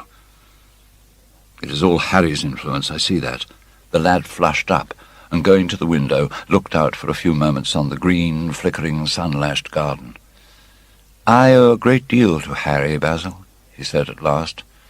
More than I owe to you. You only taught me to be vain. Well, I'm punished for that, Dorian, or shall be some day. I don't know what you mean, Basil, he exclaimed, turning round. I don't know what you want. I want the Dorian Gray I used to paint, said the artist sadly. Basil, said the lad, going over to him and putting his hand on his shoulder, you have come too late. Yesterday, when I heard that Sybil Vane had killed herself... Killed herself? Good heavens, is there no doubt about that? Cried Hallward, looking up at him with an expression of horror. My dear Basil, surely you don't think it was a vulgar accident? Of course she killed herself. The elder man buried his face in his hands. How fearful, he muttered, and a shudder ran through him. No, said Dorian Gray, there is nothing fearful about it. It is one of the great romantic tragedies of the age. As a rule, people who act lead the most commonplace lives. How different Sybil was. She lived her finest tragedy. She was always a heroine. The last night she played, the night you saw her, she acted badly because she had known the reality of love. When she knew its unreality, she died, as Juliet might have died. She passed again into the sphere of art. And you're awfully unjust, Basil. You come down here to console me, that is charming of you. You find me consoled, and you are furious. If you really wanted to console me, teach me rather to forget what has happened, or to see it from the proper artistic point of view. Was it not Gautier who used to write about la consolation des arts? I love beautiful things that one can touch and handle. Old brocades, green bronzes, lacquer work, carved ivories, exquisite surroundings, luxury, pomp. There is much to be got from all these, but the artistic temperament that they create, or at any rate reveal, is still more to me. To become the spectator of one's own life, as Harry says, is to escape the suffering of life. Oh, I know you are surprised at my talking to you like this, but you must not like me less. I am changed, but you must always be my friend. Don't leave me, Basil, and don't quarrel with me. I am what I am. There is nothing more to be said. The painter felt strangely moved. The lad was infinitely dear to him, and his personality had been the great turning point in his art. He could not bear the idea of reproaching him any more. After all, his indifference was probably merely a mood that would pass away. There was so much in him that was good, so much in him that was noble. Well, Dorian, he said at length with a sad smile, I won't speak to you again about this horrible thing after today. I only trust your name won't be mentioned in connection with it. The inquest is to take place this afternoon. Have they summoned you? Dorian shook his head. They don't know my name, he answered. But surely she did. Only my Christian name, and that I'm quite sure she never mentioned to anyone. She told me once that they were all rather curious to learn who I was, and that she invariably told them my name was Prince Charming. You must do me a drawing of Sybil, Basil. I should like to have something more of her than the memory of a few kisses and some broken, pathetic words. I will try and do something, Dorian, if it would please you. But you must come and sit to me yourself again. I can't get on without you. No, I can never sit to you again, Basil. It is impossible, he exclaimed, starting back. The painter stared at him. Oh, my dear boy, what nonsense. Why have you pulled the screen in front of it? Let me look at it. It is the best thing I have ever done. Do take the screen away, Dorian. The light was too strong on the portrait. Too strong? Oh, surely not, my dear fellow. It is an admirable place for it. Let me see it. And Hallward walked towards the corner of the room. A cry of terror broke from Dorian Gray's lips, and he rushed between the painter and the screen. "Basil," he said, looking very pale, "you must not look at it. I don't wish you to." "Not look at my own work? You're not serious?" "Why shouldn't I look at it?" exclaimed Hallward, laughing. "If you try to look at it, Basil, on my word of honour, I will never speak to you again as long as I live. I am quite serious. If you touch this screen, everything is over between us." Hallward was thunderstruck. He looked at Dorian Gray in absolute amazement. He had never seen him like this before. His hands were clenched, and the pupils of his eyes were like discs of blue fire. He was trembling all over. "Dorian, don't speak." "What is the matter?" "Of course I won't look at it if you don't want me to," he said rather coldly, turning on his heel and going over towards the window. "But really it seems rather absurd that I shouldn't see my own work, especially as I am going to exhibit it in Paris in the autumn. I shall probably have to give it another coat of varnish before that, so I must see it some day, and why not today?" "To exhibit it? You want to exhibit it?" exclaimed Dorian Gray, a strange sense of terror creeping over him. Was the world going to be shown his secret? Were people to gape at the mystery of his life? That was impossible. Something, he did not know what, had to be done, at once.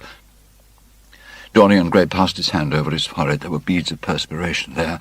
He felt that he was on the brink of a horrible danger. "You told me a month ago that you would never exhibit it," he cried. "Why have you changed your mind?" He stopped suddenly, and a gleam of light came into his eyes. He remembered that Lord Henry had said to him once, half seriously and half in jest, "If you want to have a strange quarter of an hour, get Basil to tell you why he won't exhibit your picture. He told me why he wouldn't, and it was a revelation to me." Yes, perhaps Basil too had his secret. He would ask him and try. "Basil," he said, coming over quite close and looking him straight in the face, "we have each of us a secret. Let me know yours, and I shall tell you mine. What was your reason for refusing to exhibit my picture?" The painter shuddered in spite of himself. "Dorian, if you wish me never to look at your picture again, I am content. I have always you to look at. If you wish the best work I have ever done to be hidden from the world, I am satisfied. Your friendship is dearer to me than any fame or reputation." "No, Basil, you must tell me," insisted Dorian Gray. "I think I have a right to know."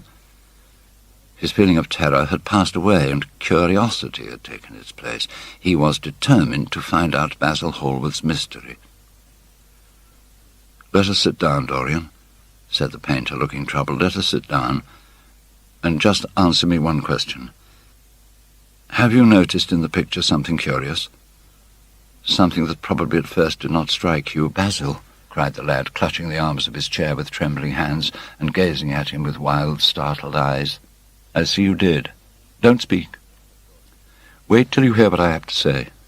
Dorian, from the moment I met you, your personality had the most extraordinary influence over me. I was dominated, soul, brain, and power by you. You became to me the visible incarnation of that unseen ideal whose memory haunts us artists like an exquisite dream. I worshipped you. I grew jealous of everyone to whom you spoke. I wanted to have you all to myself. I was only happy when I was with you. When you were away from me, you were still present in my art. Of course, I never let you know anything about this. It would have been impossible. You would not have understood it. I hardly understood it myself. I only knew that I had seen perfection face to face, and that the world had become wonderful to my eyes, too wonderful perhaps, for in such mad worships there is peril. The peril of losing them, no less than the peril of keeping them. One day, a fatal day I sometimes think, I determined to paint a wonderful portrait of you.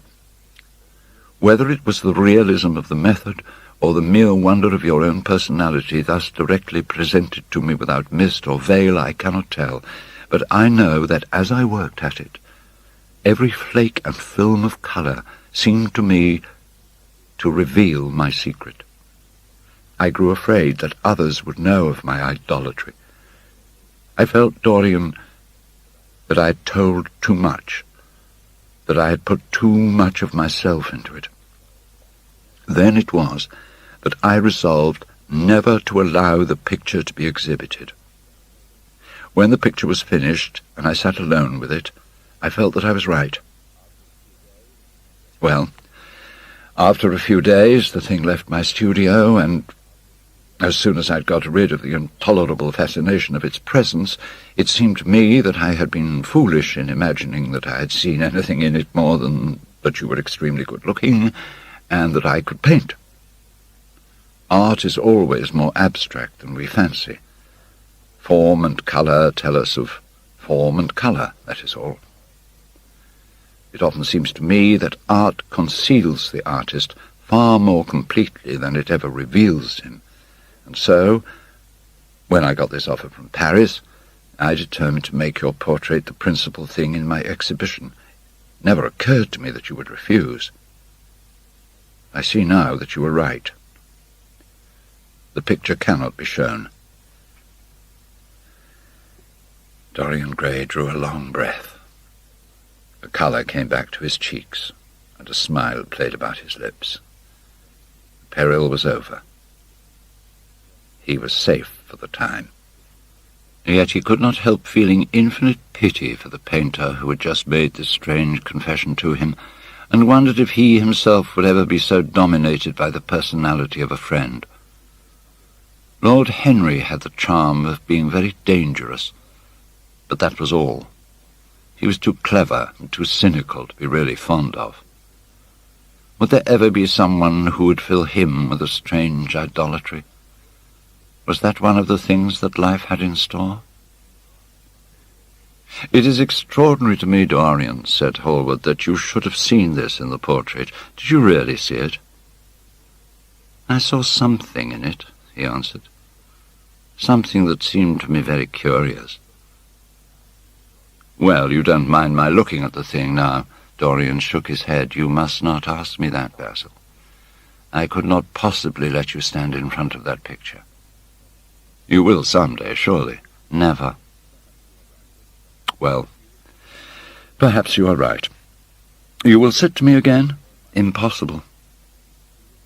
"You spoil my life as an artist by refusing, Dorian. No man came across two ideal things. Few come across one. I can't explain it to you, Basil, but I must never sit to you again. There is something fatal about a portrait. It has a life of its own. I will come and have tea with you. That will be just as pleasant." "Pleasanter for you, I am afraid," murmured Hallward regretfully. "Now, goodbye. I'm sorry you won't let me look at the picture once again, but that can't be helped. I quite understand what you feel about it." As he left the room, Dorian Gray smiled to himself. Poor Basil! How little he knew of the true reason, and how strange it was that instead of having been forced to reveal his own secret, he had succeeded almost by chance in wresting a secret from his friend. How much that strange confession explained to him. The painter's absurd fits of jealousy, his wild devotion, his curious reticences. He understood them all now, and he felt sorry. There seemed to him to be something tragic in a friendship so coloured by romance. He sighed and touched the bell. The portrait must be hidden away at all costs.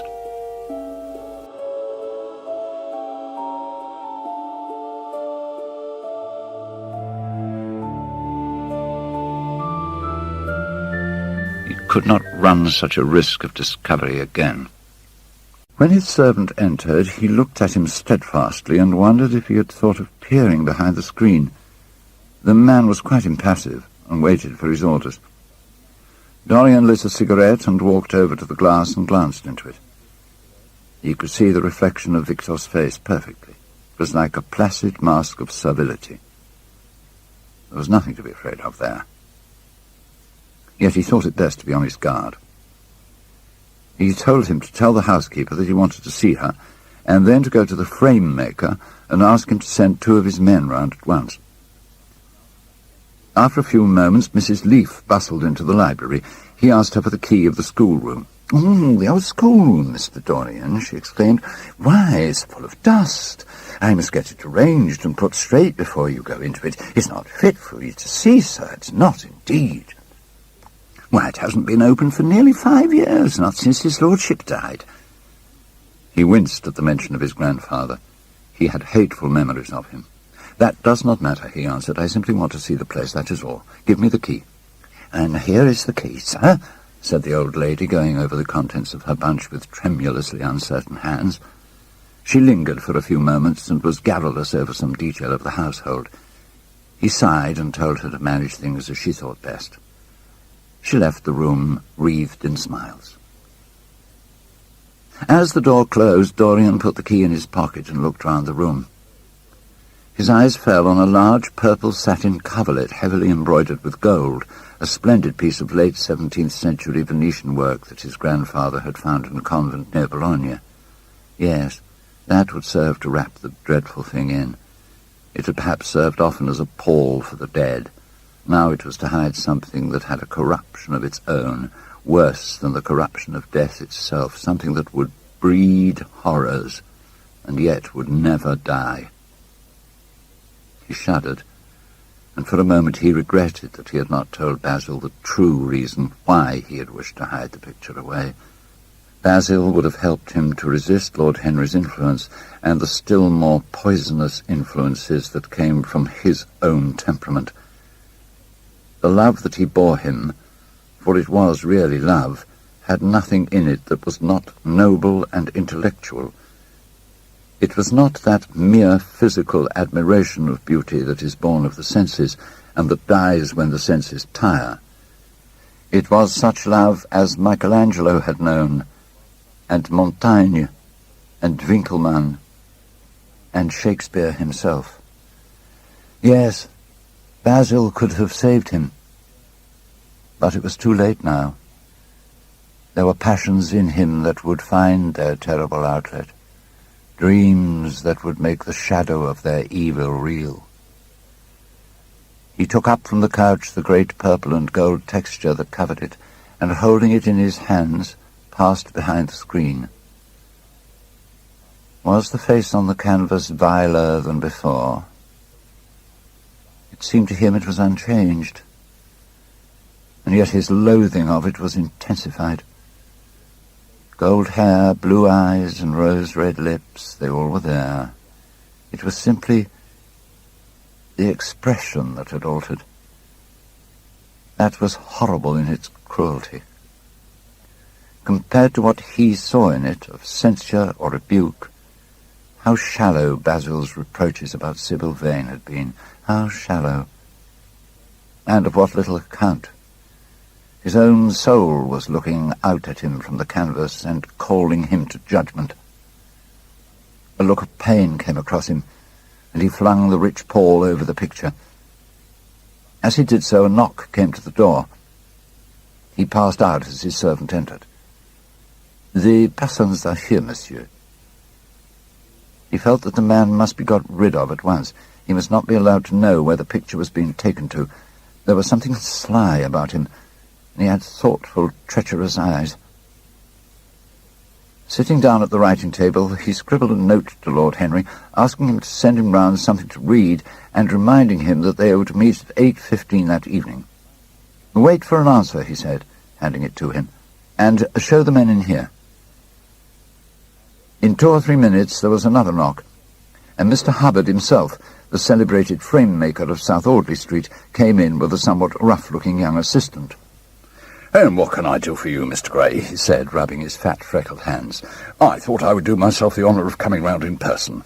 I've just got a beauty of a frame, sir. Picked it up at a sale. Old Florentine. Came from Fronthill, I believe. Admirably suited for a religious subject, Mr. Gray." "I'm so sorry you've given yourself the trouble of coming round, Mr. Hubbard. I only want a picture carried to the top of the house for me. It's rather heavy, so I thought I would ask you to lend me a couple of your men." "Oh, no trouble at all, Mr. Gray. I'm delighted to be of any service to you. Which is the work of art, sir?" "This," replied Dorian, moving the screen back. "Can you move it, covering and all, just as it is? I don't want it to get scratched going upstairs." "Oh, there'll be no difficulty, sir," said the genial frame-maker, beginning with the aid of his assistant to unhook the picture from the long brass chains by which it was suspended. "And now where shall we carry it to, Mr. Gray?" "I will show you the way, Mr. Hubbard, if you will kindly follow me.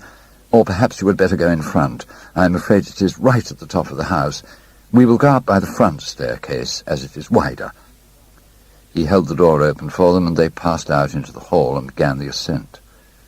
The elaborate character of the frame had made the picture extremely bulky, and now and then, in spite of the obsequious protests of Mr. Hubbard, who had the true tradesman's spirited dislike of seeing a gentleman do anything useful, Dorian put his hand to it so as to help them. "Oh, something of a load to carry, sir," gasped the little man when they reached the top landing, and he wiped his shiny forehead. "I'm afraid it is rather heavy," murmured Dorian, as he unlocked the door that opened into the room that was to keep for him the curious secret of his life and hide his soul from the eyes of men.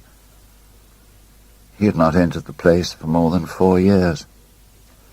Not, indeed, since he had used it first as a playroom when he was a child, then as a study when he grew somewhat older. It was a large, well-proportioned room which had been specially built by the last Lord Kelso for the use of the little grandson whom, for his strange likeness to his mother and also for other reasons, he had always hated and desired to keep at a distance. It appeared to Dorian to have but little changed.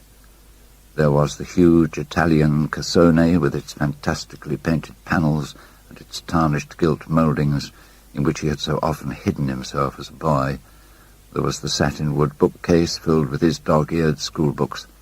On the wall behind it was hanging the same ragged Flemish tapestry, where a faded king and queen were playing chess in a garden, while a company of hawkers rode by, carrying hooded birds on their gauntleted wrists. How well he remembered it all. Every moment of his lonely childhood came back to him as he looked round. He recalled the stainless purity of his boyish life, and it seemed horrible to him that it was here the fatal portrait was to be hidden away. How little he had thought in those dead days of all that was in store for him. But there was no other place in the house so secure from prying eyes as this. He had the key, and no one else could enter it. Beneath its purple pall, the face painted on the canvas could grow bestial, sodden and unclean. What did it matter? No one could see it. He himself would not see it. Why should he watch the hideous corruption of his soul? He kept his youth. That was enough. And besides, might not his nature grow finer, after all? There was no reason that the future should be so full of shame. Perhaps some day the cruel look would have passed away from the scarlet, sensitive mouth, and he might show to the world Basil Hallward's masterpiece. No, that was impossible. Hour by hour and week by week, the thing upon the canvas was growing old. It might escape the hideousness of sin, but the hideousness of age was in store for it. The cheeks would become hollow or flaccid. Yellow crow's feet would creep round the fading eyes and make them horrible. The hair would lose its brightness. The mouth would gape or droop. The picture had to be concealed. There was no help for it. "Bring it in, Mr. Hubbard, please," he said wearily, turning round. "I'm sorry I kept you so long. I was thinking of something else." "Oh, always glad to have a rest, Mr. Gray," answered the frame-maker, who was still gasping for breath. "Where shall we put it, sir?" Oh, anyway, here, this will do. I don't want to have it hung up, just lean it against the wall. Thanks. Might one look at the work of art, sir? Dorian started. It would not interest you, Mr. Hubbard, he said, keeping his eye on the man. He felt ready to leap upon him and fling him to the ground if he dared to lift the gorgeous hanging that concealed the secret of his life. I shan't trouble you any more. I'm much obliged for your kindness in coming round. Not at all, Mr. Gray. Ever ready to do anything for you, sir? And Mr. Hubbard tramped downstairs, followed by the assistant. When the sound of their footsteps had died away, Dorian locked the door and put the key in his pocket. He felt safe now. No one would ever look upon the horrible thing. No eye but his would ever see his shame. On reaching the library, he found that it was just after 5 o'clock, and that the tea had been already brought up. On a little table of dark perfumed wood, thickly encrusted with nacre, was lying a note from Lord Henry, and beside it was a book, bound in yellow paper, the cover slightly torn and the edges soiled. A copy of the 3rd edition of the St. James's Gazette had been placed on the tea-tray. It was evident that Victor had returned. He wondered if he had met the men in the hall as they were leaving the house, and had wormed out of them what they had been doing. He'd be sure to miss the picture, had no doubt missed it already, while he'd been laying the tea things. The screen had not been set back, and a blank space was visible on the wall. Perhaps some night he might find him creeping upstairs and trying to force the door of the room. It was a horrible thing to have a spy in one's house. He had heard of rich men who had been blackmailed all their lives by some servant. He sighed, and having poured himself out some tea, opened Lord Henry's note. It was simply to say that he sent him round the evening's paper and a book that might interest him, and that he would be at the club at 8:15. He opened the St. James's languidly and looked through it. A red pencil mark on the 5th page caught his eye. Drew attention to the following paragraph. Inquest on an actress. An inquest was held this morning at the Bell Tavern, Hoxton Road, by Mr. Danby, the district coroner, on the body of Sybil Vane, a young actress recently engaged at the Royal Theatre, Holborn. A verdict of death by misadventure was returned. Considerable sympathy was expressed for the mother of the deceased, who was greatly affected during the giving of her own evidence and that of Dr. Birrell, who had made the post-mortem examination of the deceased. He frowned. Tearing the paper in two, went across the room and flung the pieces away. How ugly it all was. And how horribly real ugliness made things. He felt a little annoyed with Lord Henry for having sent him the report, and it was certainly stupid of him to have marked it with red pencil. Victor might have read it. The man knew more than enough English for that. Perhaps he had read it, and had begun to suspect something. And yet what did it matter? What had Dorian Gray to do with Sybil Vane's death? There was nothing to fear. Dorian Gray had not killed her. His eye fell on the yellow book that Lord Henry had sent him, and taking up the volume, he flung himself into an armchair and began to turn over the leaves. After a few minutes he became absorbed. It was the strangest book that he had ever read. It seemed to him that in exquisite raiment and to the delicate sound of flutes, the sins of the world were passing in dumb show before him. Things that he had dimly dreamed of were suddenly made real to him. Things of which he had never dreamed were gradually revealed.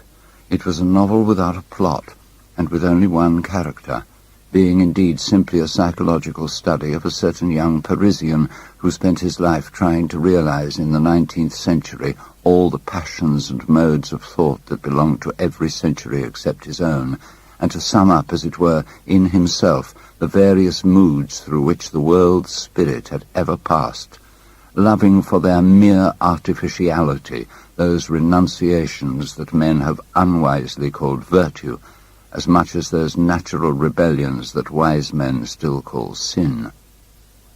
One hardly knew at times whether one was reading the spiritual ecstasies of some medieval saint or the morbid confessions of a modern sinner.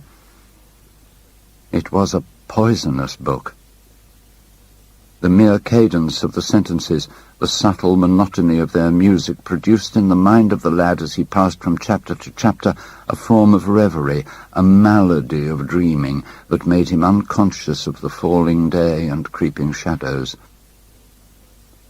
Cloudless and pierced by one solitary star, a copper-green sky gleamed through the windows. He read on by its wan light till he could read no more. Then, after his valet had reminded him several times of the lateness of the hour, he got up and began to dress for dinner.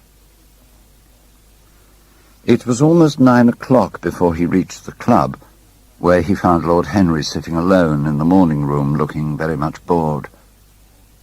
"I'm so sorry, Harry," he cried, "but that book you sent me so fascinated me that I forgot how the time was going." "Yes, I thought you would like it," replied his host, rising from his chair. "I didn't say I liked it, Harry. I said it fascinated me. There is a great difference." "Ah, you have discovered that," murmured Lord Henry. And they passed into the dining room. For years, Dorian Gray could not free himself from the influence of this book. The hero, the wonderful young Parisian, in whom the romantic and the scientific temperaments were so strangely blended, became to him a kind of prefiguring type of himself. And indeed the whole book seemed to him to contain the story of his own life, written before he had lived it. In one point he was more fortunate than the novel's fantastic hero, for the wonderful beauty that had so fascinated Basil Hallward and many others beside him seemed never to leave him. Even those who had heard the most evil things against him, and from time to time strange rumours about his mode of life crept through London and became the chatter of the clubs, could not believe anything to his dishonour when they saw him. He had always the look of one who had kept himself unspotted from the world. They wondered how one so charming and graceful as he was could have escaped the stain of an age that was at once sordid and sensual. Often, on returning home from one of those mysterious and prolonged absences that gave rise to such strange conjecture among those who were his friends, he himself would creep upstairs to the locked room, open the door with a key that never left him now, and stand with a mirror in front of the portrait that Basil Hallward had painted of him, looking now at the evil and aging face on the canvas, and now at the fair young face that laughed back at him from the polished glass. The very sharpness of the contrast used to quicken his sense of pleasure. He grew more and more enamoured of his own beauty, more and more interested in the corruption of his own soul. There were moments indeed at night when, lying sleepless in his own delicately scented chamber, or in the sordid room of the little ill-famed tavern near the docks, which under an assumed name and in disguise it was his habit to frequent, he would think of the ruin he had brought upon his soul, with a pity that was all the more poignant because it was purely selfish. The more he knew, the more he desired to know. He had mad hungers that grew more ravenous as he fed them. Yet he was not really reckless, at any rate in his relations to society.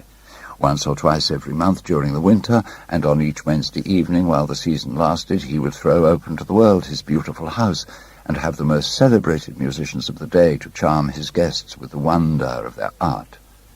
His little dinners, in the settling of which Lord Henry always assisted him, were noted as much for the careful selection and placing of those invited as for the exquisite taste shown in the decoration of the table, with its subtle symphonic arrangements of exotic flowers and embroidered cloths and antique plate of gold and silver. Indeed, there were many, especially among the very young men, who saw, or fancied that they saw in Dorian Gray the true realization of a type of which they had often dreamed in Eton or Oxford days, a type that was to combine something of the real culture of the scholar with all the grace and distinction and perfect manner of a citizen of the world. His mode of dressing and the particular styles that from time to time he affected had their marked influence on the young exquisites of the Mayfair balls and Pall Mall club windows, who copied him in everything that he did and tried to reproduce the accidental charm of his graceful, though to him only half-serious, fopperies. For while he was but too ready to accept the position that was almost immediately offered to him on his coming of age, and found indeed a subtle pleasure in the thought that he might really become to the London of his own day what to imperial Neronian Rome the author of the Satyricon once had been, he sought to elaborate some new scheme of life that would have its reasoned philosophy and its ordered principles, and find in the spiritualizing of the senses its highest realization. It appeared to Dorian Gray that the true nature of the senses had never been understood, and that they had remained savage and animal merely because the world had sought to starve them into submission or to kill them by pain, instead of aiming at making them elements of a new spirituality, of which a fine instinct for beauty was to be the dominant characteristic. As he looked back upon man moving through history, he was haunted by a feeling of loss. So much had been surrendered, and to such little purpose.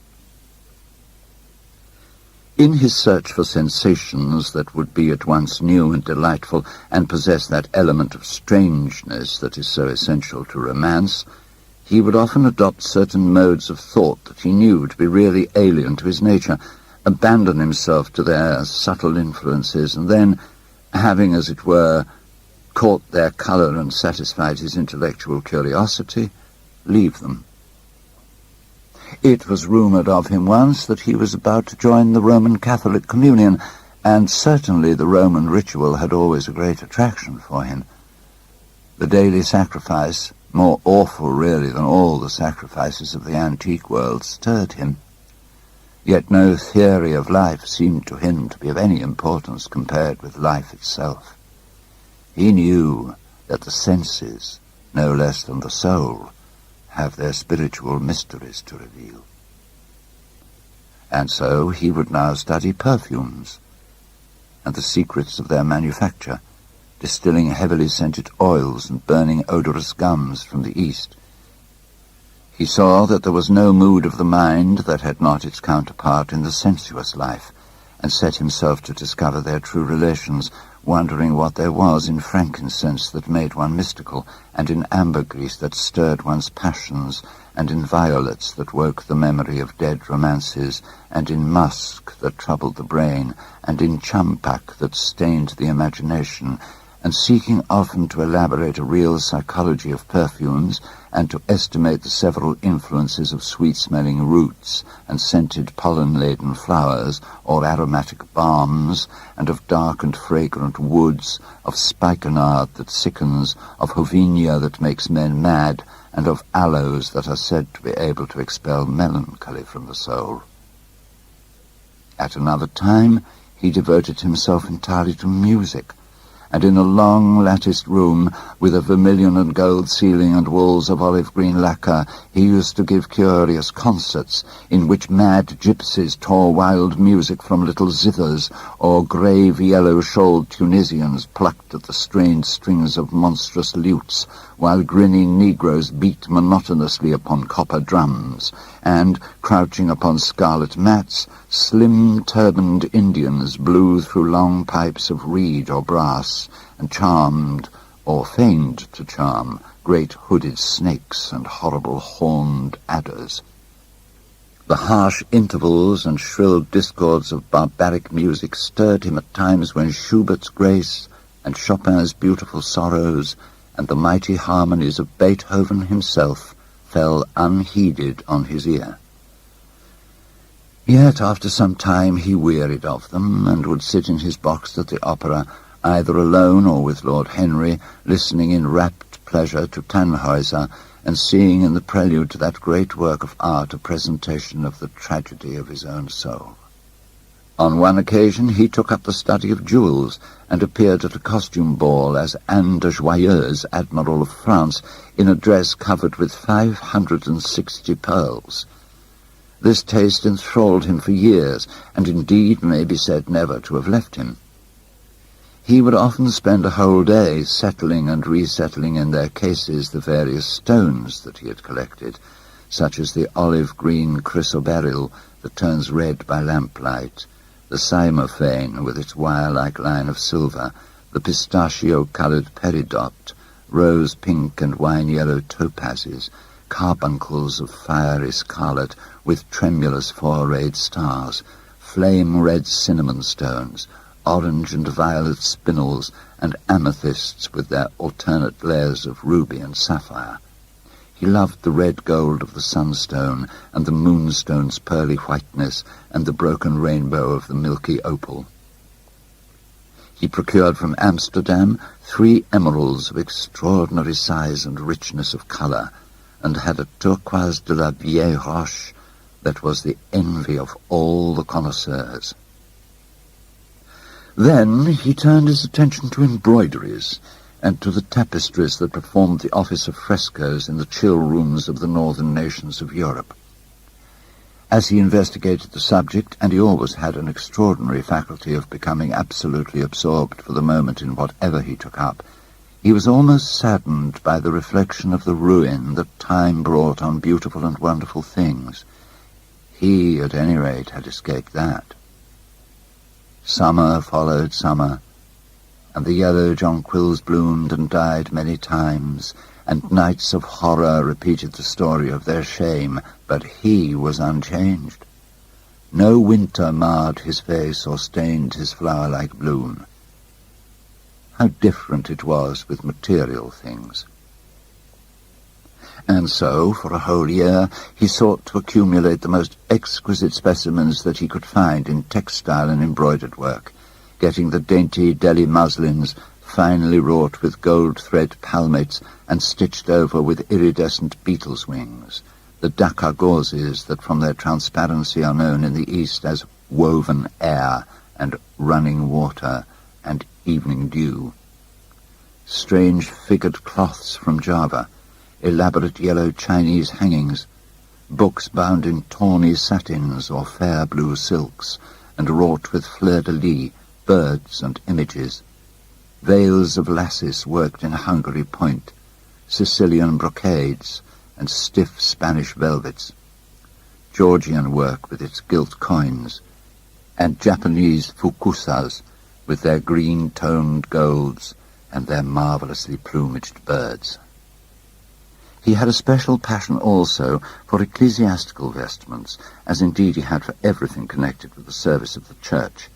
He had chasubles of amber-coloured silk, and blue silk and gold brocade, and yellow silk damask and cloth of gold, figured with representations of the Passion and Crucifixion of Christ, and embroidered with lions and peacocks and other emblems, altar frontals of crimson velvet and blue linen, and many corporals, chalice veils, and sudaria. In the mystic offices to which such things were put, there was something that quickened his imagination. For these treasures, and everything that he collected in his lovely house, were to be to him means of forgetfulness, modes by which he could escape for a season from the fear that seemed to him at times to be almost too great to be borne. Upon the walls of the lonely locked room where he had spent so much of his boyhood, he had hung with his own hands the terrible portrait whose changing features showed him the real degradation of his life, and in front of it had draped the purple and gold pall as a curtain. For weeks he would not go there, would forget the hideous painted thing, and get back his light heart, his wonderful joyousness, his passionate absorption in mere existence. Then, suddenly, some night he would creep out of the house, go down to dreadful places near Bluegate Fields, and stay there day after day until he was driven away.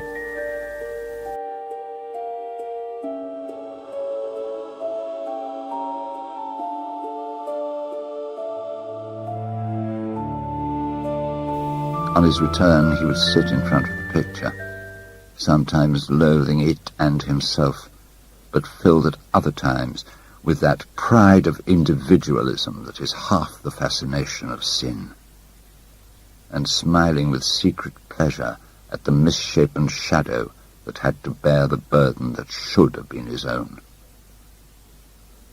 Sometimes, when he was down at his great house in Nottinghamshire, entertaining the fashionable young men of his own rank who were his chief companions, and astounding the county by the wanton luxury and gorgeous splendour of his mode of life, he would suddenly leave his guests and rush back to town to see that the door had not been tampered with and that the picture was still there. What if it should be stolen? The mere thought made him cold with horror. Surely the world would know his secret then. Perhaps the world already suspected it, for while he fascinated many, there were not a few who distrusted him. He was very nearly blackballed at a West End club of which his birth and social position fully entitled him to become a member, and it was said that on one occasion, when he was brought by a friend into the smoking room of the Churchill, the Duke of Berwick and another gentleman got up in a marked manner and went out. Curious stories became current about him after he had passed his 25th year. It was rumoured that he had been seen brawling with foreign sailors in a low den in the distant parts of Whitechapel, and that he consorted with thieves and coiners, and knew the mysteries of their trade. Yet these whispered scandals only increased, in the eyes of many, his strange and dangerous charm. His great wealth was a certain element of security. Society, civilized society at least, is never very ready to believe anything to the detriment of those who are both rich and fascinating. It feels instinctively that manners are of more importance than morals, and in its opinion, the highest respectability is of much less value than the possession of a good chef. Even the cardinal virtues cannot atone for half-cold entrees, as Lord Henry remarked once in a discussion on the subject, and there is possibly a good deal to be said for his view. It was on the 9th of November, the eve of his 38th birthday, as he often remembered afterwards. He was walking home about 11 o'clock from Lord Henry's, where he had been dining, and was wrapped in heavy furs as the night was cold and foggy. At the corner of Grosvenor Square and South Audley Street, a man passed him in the mist, walking very fast, and with the collar of his grey ulster turned up. He had a bag in his hand. Dorian recognized him. It was Basil Hallward. A strange sense of fear, for which he could not account, came over him. He made no sign of recognition, and went on quickly in the direction of his own house. But Hallward had seen him. Dorian heard him first stopping on the pavement, and then hurrying after him. In a few moments his hand was on his arm. "Dorian, what an extraordinary piece of luck! I've been waiting for you in your library ever since 9 o'clock.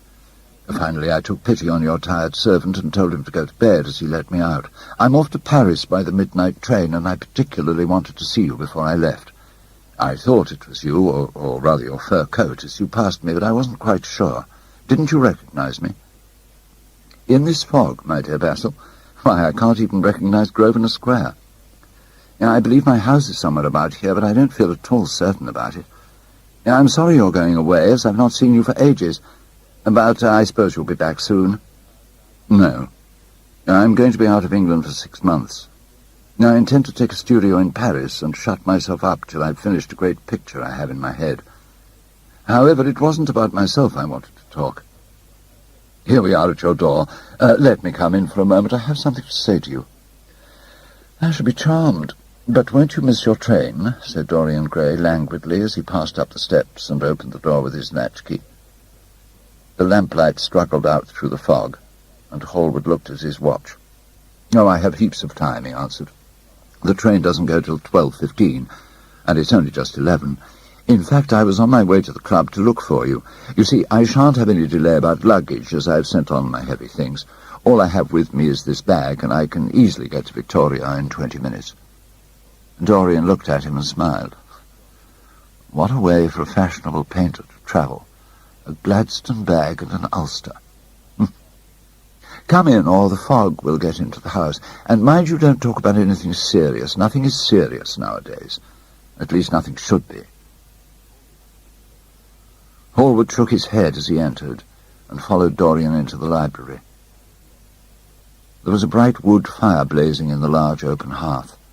The lamps were lit, and an open Dutch silver spirit case stood with some siphons of soda water and large cut-glass tumblers on a little marquetry table. You see, your servant made me quite at home, Dorian. He gave me everything I wanted, including your best gold-tipped cigarettes. He is a most hospitable creature. I like him much better than the Frenchman you used to have. What has become of the Frenchman, by the by? Dorian shrugged his shoulders. I believe he married Lady Bradley's maid and has established her in Paris as an English dressmaker. Anglo-manie is very fashionable over there now, I hear. Have another brandy and soda. Or would you like hock and seltzer? I always take hock and seltzer myself. There's sure to be some in the next room. Oh, thanks, I won't have anything more, said the painter, taking his cap and coat off and throwing them on the bag that he had placed in the corner. And now, my dear fellow, I want to speak to you seriously. I shall only keep you half an hour. Dorian sighed and lit a cigarette. Half an hour, he murmured. It is not much to ask of you, Dorian. I think it right that you should know that the most dreadful things are being said against you in London. I don't wish to know anything about them. I love scandals about other people, but scandals about myself don't interest me. They have not got the charm of novelty. They must interest you, Dorian. Every gentleman is interested in his good name. You don't want people to talk of you as something vile and degraded. Of course, you have your position and your wealth and all that kind of thing, but position and wealth are not everything. Mind you, I don't believe these rumours at all. At least I can't believe them when I see you. With your pure, bright, innocent face and your marvellous, untroubled youth, I can't believe anything against you. Yet I see you very seldom, and you never come down to the studio now. When I'm away from you and I hear all these hideous things that people are whispering about you, I don't know what to say. Why is it, Dorian, that a man like the Duke of Berwick leaves the room of a club when you enter it? Why is it that so many gentlemen in London will neither go to your house nor invite you to theirs? Why is your friendship so fatal to young men? There was that wretched boy in the Guards who committed suicide. You were his great friend. There was Sir Henry Ashton, who had to leave England with a tarnished name. You and he were inseparable. What about Adrian Singleton and his dreadful end? What about Lord Kent's only son and his career? I met his father yesterday in St. James's Street. He seemed broken with shame and sorrow. What about the young Duke of Perth? What sort of life has he got now? What gentleman would associate with him? Stop, Basil. You are talking about things of which you know nothing, said Dorian Gray, biting his lip and with a note of infinite contempt in his voice. I know how people chatter in England. In this country it is enough for a man to have distinction and brains for every common tongue to wag against him. And what sort of lives do these people who pose as being moral lead themselves? My dear fellow, you forget that we are in the native land of the hypocrite. Dorian, cried Hallward, that is not the question. England is bad enough, I know, and English society is all wrong. That is the reason why I want you to be fine. You have not been fine. One has a right to judge of a man by the effect he has over his friends. Yours seem to lose all sense of honour, of goodness, of purity. You have filled them with a madness for pleasure. They have gone down into the depths. You led them there. Yes, you led them there. And yet you can smile as you're smiling now. There is worse behind. There are other stories. Stories that you have been seen creeping at dawn out of dreadful houses and slinking in disguise into the foulest dens in London. Are they true? Can they be true? Oh, don't shrug your shoulders like that. Don't be so indifferent. You have a wonderful influence. Let it be for good, not for evil. They say that you corrupt everyone with whom you become intimate, and that it is quite sufficient for you to enter a house for shame of some kind to follow after. I don't know whether it is so or not. How should I know? I wonder, do I know you? Before I could answer that, I should have to see your soul. To see my soul, muttered Dorian Gray, starting up from the sofa and turning almost white from fear. Yes, answered Hallward gravely and with deep-toned sorrow in his voice. To see your soul. But only God can do that. A bitter laugh of mockery broke from the lips of the younger man. You shall see it yourself tonight, he cried, seizing a lamp from the table. Come. It is your own handiwork. Why shouldn't you look at it? You can tell the world all about it afterwards if you choose. Nobody would believe you. You have chattered enough about corruption. Now you shall look on it face to face. There was the madness of pride in every word he uttered. He felt a terrible joy at the thought that someone else was to share his secret, and that the man who had painted the portrait that was the origin of all his shame was to be burdened for the rest of his life with a hideous memory of what he had done.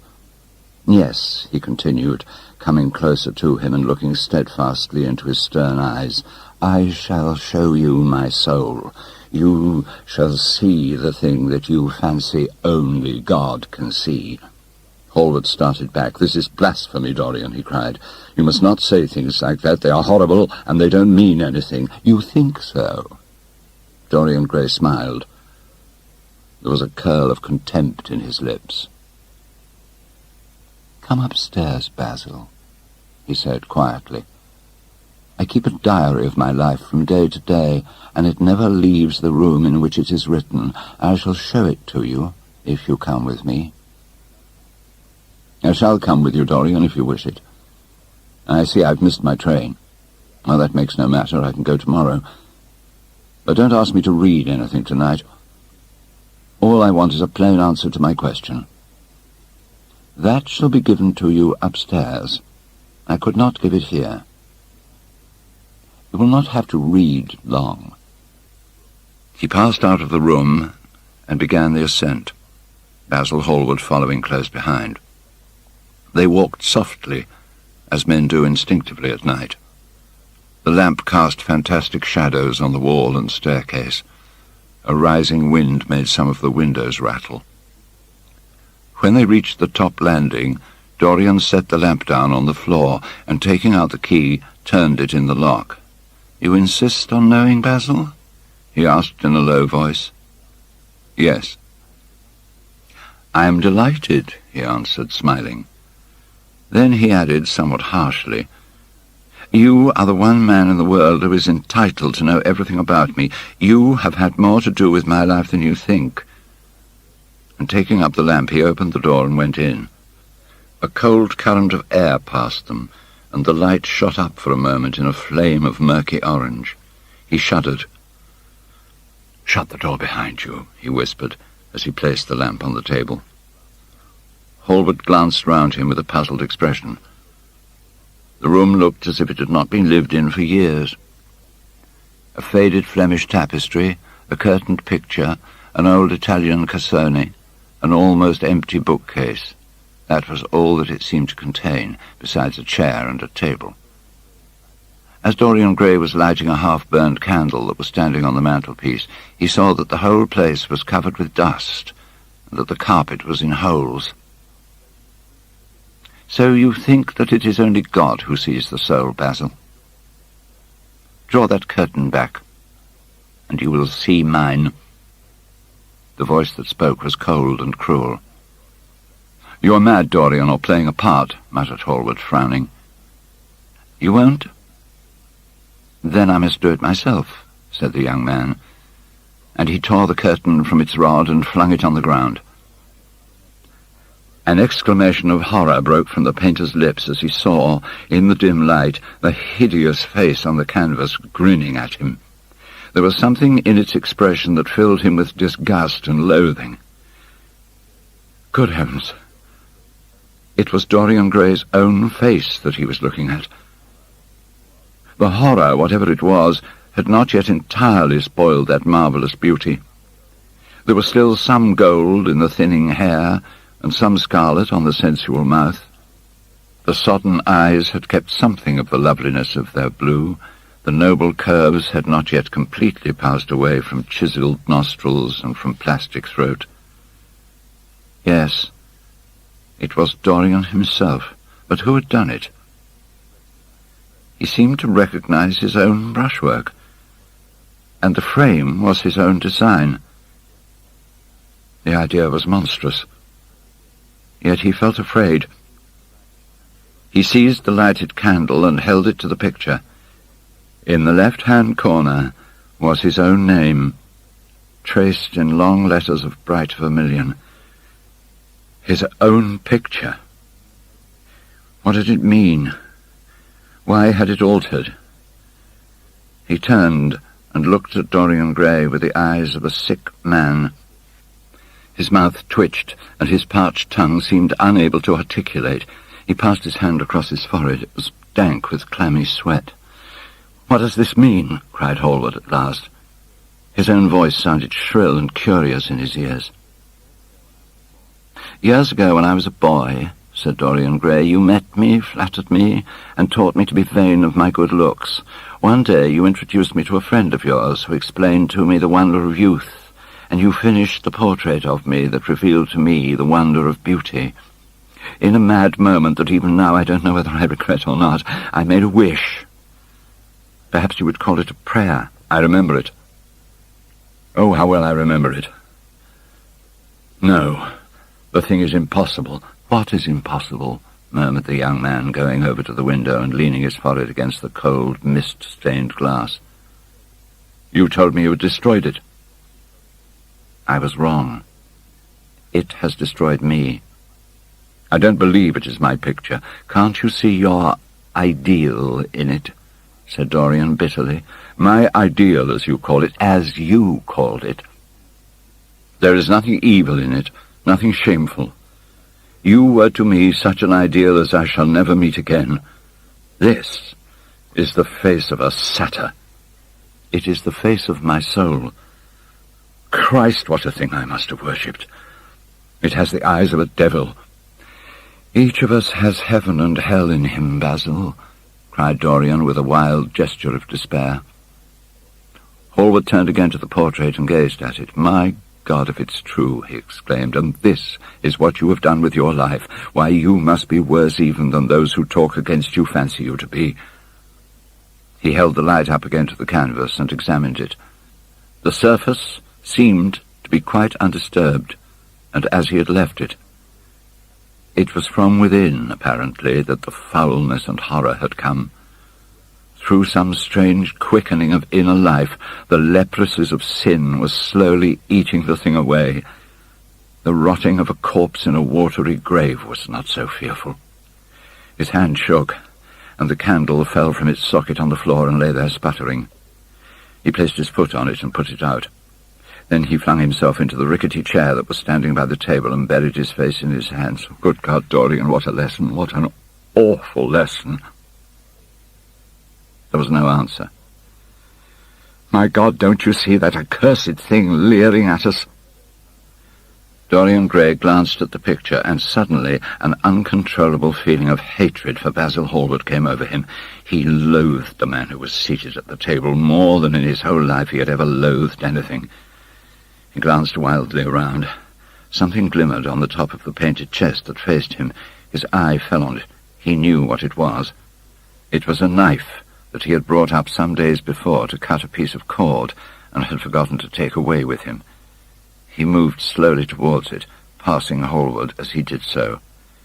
As soon as he got behind him, he seized it and turned round. Hallward stirred in his chair as if he was going to rise. He rushed at him and dug the knife into the great vein that is behind the ear, crushing the man's head down on the table and stabbing again and again.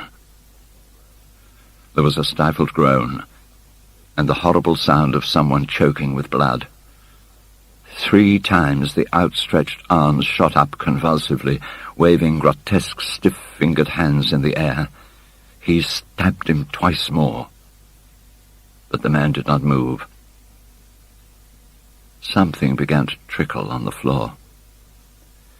He waited for a moment, still pressing the head down. Then he threw the knife on the table and listened. He could hear nothing but the drip, drip on the threadbare carpet. He opened the door and went out on the landing. The house was absolutely quiet. No one was about.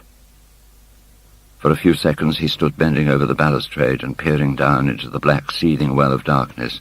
Then he took out the key and returned to the room, locking himself in as he did so. He felt strangely calm, and walking over to the window, opened it and stepped out on the balcony. The wind had blown the fog away, and the sky was like a monstrous peacock's tail, starred with myriads of golden eyes.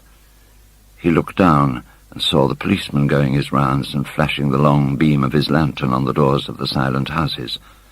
The crimson spot of a prowling hansom gleamed at the corner and then vanished. A woman in a fluttering shawl was creeping slowly by the railings, staggering as she went. Now and then she stopped and peered back. Once she began to sing in a hoarse voice.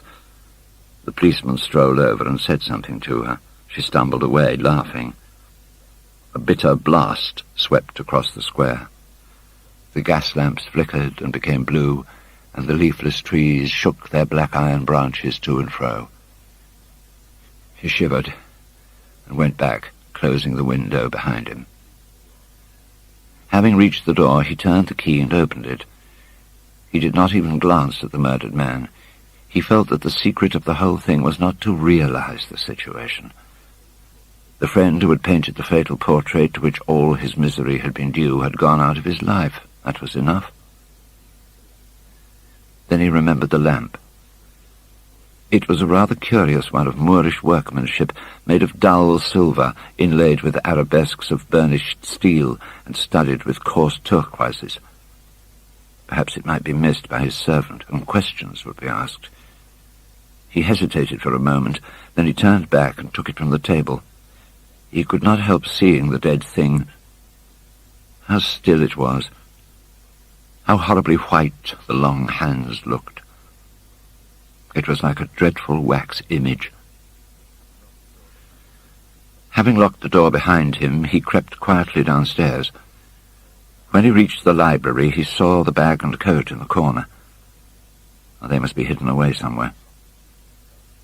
He unlocked a secret press that was in the wainscoting, a press in which he kept his own curious disguises, and put them into it. He could easily burn them afterwards. Then he pulled out his watch. It was 20 minutes to 2. He sat down and began to think. Every year, every month almost, men were hanged in England for what he had done. There had been a madness of murder in the air. Some red star had come too close to the earth. And yet what evidence was there against him? Basil Hallward had left the house at 11. No one had seen him come in again. Most of the servants were at Selby Royal. His valet had gone to bed. Paris, yes, it was to Paris that Basil had gone, and by the midnight train, as he had intended. With his curious reserved habits, it would be months before any suspicions would be aroused. Months. Everything could be destroyed long before then. A sudden thought struck him. He put on his fur coat and hat and went out into the hall. There he paused, hearing the slow, heavy tread of the policeman on the pavement outside. He waited and held his breath. After a few moments he drew back the latch and slipped out, shutting the door very gently behind him. Then he began ringing the bell. In about 5 minutes his valet appeared, half-dressed and looking very drowsy. "Oh, I'm sorry to have had to wake you up, Francis," he said, stepping in, "but I'd forgotten my latchkey. What time is it?" 10 minutes past 2, sir," answered the man, looking at the clock and blinking. 10 minutes past 2. How horribly late. "You must wake me at 9 tomorrow. I have some work to do." "All right, sir." "Did anyone call this evening?" "Mr. Hallward, sir. He stayed here till 11, and then he went away to catch his train. Oh, I'm sorry I didn't see him. Did he leave any message? No, sir, except that he would write to you from Paris if he did not find you at the club. Oh, that will do, Francis. Don't forget to call me at 9 o'clock tomorrow. No, sir. The man shambled down the passage in his slippers. Dorian Gray threw his hat and coat upon the table and passed into the library. For a quarter of an hour he walked up and down the room, biting his lip and thinking. Then he took down the blue book from one of the shelves and began to turn over the leaves. Alan Campbell, 152 Harford Street, Mayfair. Yes, that was the man he wanted. At 9 o'clock the next morning his servant came in with a cup of chocolate on a tray and opened the shutters. Dorian was sleeping quite peacefully, lying on his right side with one hand underneath his cheek. He looked like a boy who had been tired out with play or study. The man had to touch him twice on the shoulder before he woke, and as he opened his eyes a faint smile passed across his lips, as though he had been lost in some delightful dream. Yet he had not dreamed at all. His night had been untroubled by any images of pleasure or of pain. He turned round and, leaning upon his elbow, began to sip his chocolate. The mellow November sun came streaming into the room. The sky was bright, and there was a genial warmth in the air. It was almost like a morning in May. Gradually the events of the preceding night crept with silent, blood-stained feet into his brain, and reconstructed themselves there with a terrible distinctness. He winced at the memory of all that he had suffered, and for a moment the same curious feeling of loathing for Basil Hallward that had made him kill him as he sat in the chair came back to him, and he grew cold with passion. The dead man was still sitting there too, and in the sunlight now. How horrible that was! Such hideous things were for the darkness, not for the day. When the half-hour struck, he passed his hand across his forehead, and then got up hastily and dressed himself with even more than his usual care, giving a good deal of attention to the choice of his necktie and scarf pin, and changing his rings more than once. He spent a long time also over breakfast, tasting the various dishes, talking to his valet about some new liveries that he was thinking of getting made for the servants at Selby, and going through his correspondence. At some of the letters he smiled. 3 of them bored him. One he read several times over, and then tore up with a slight look of annoyance in his face. That awful thing, a woman's memory, as Lord Henry had once said.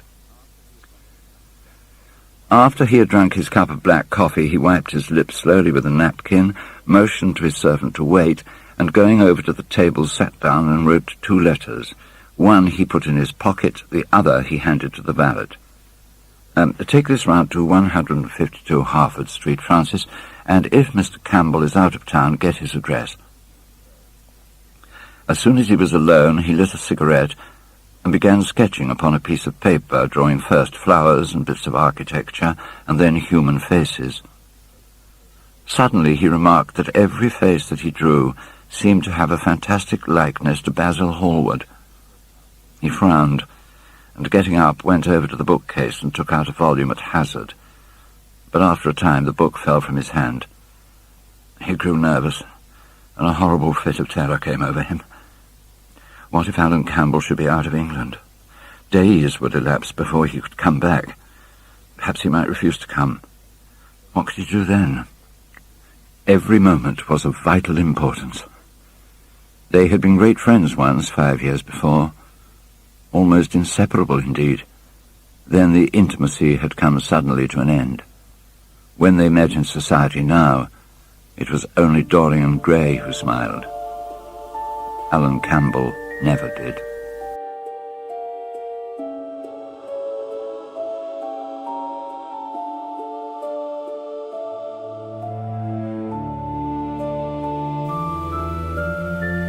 Alan Campbell was an extremely clever young man, though he had no real appreciation of the visible arts, and whatever little sense of the beauty of poetry he possessed he had gained entirely from Dorian.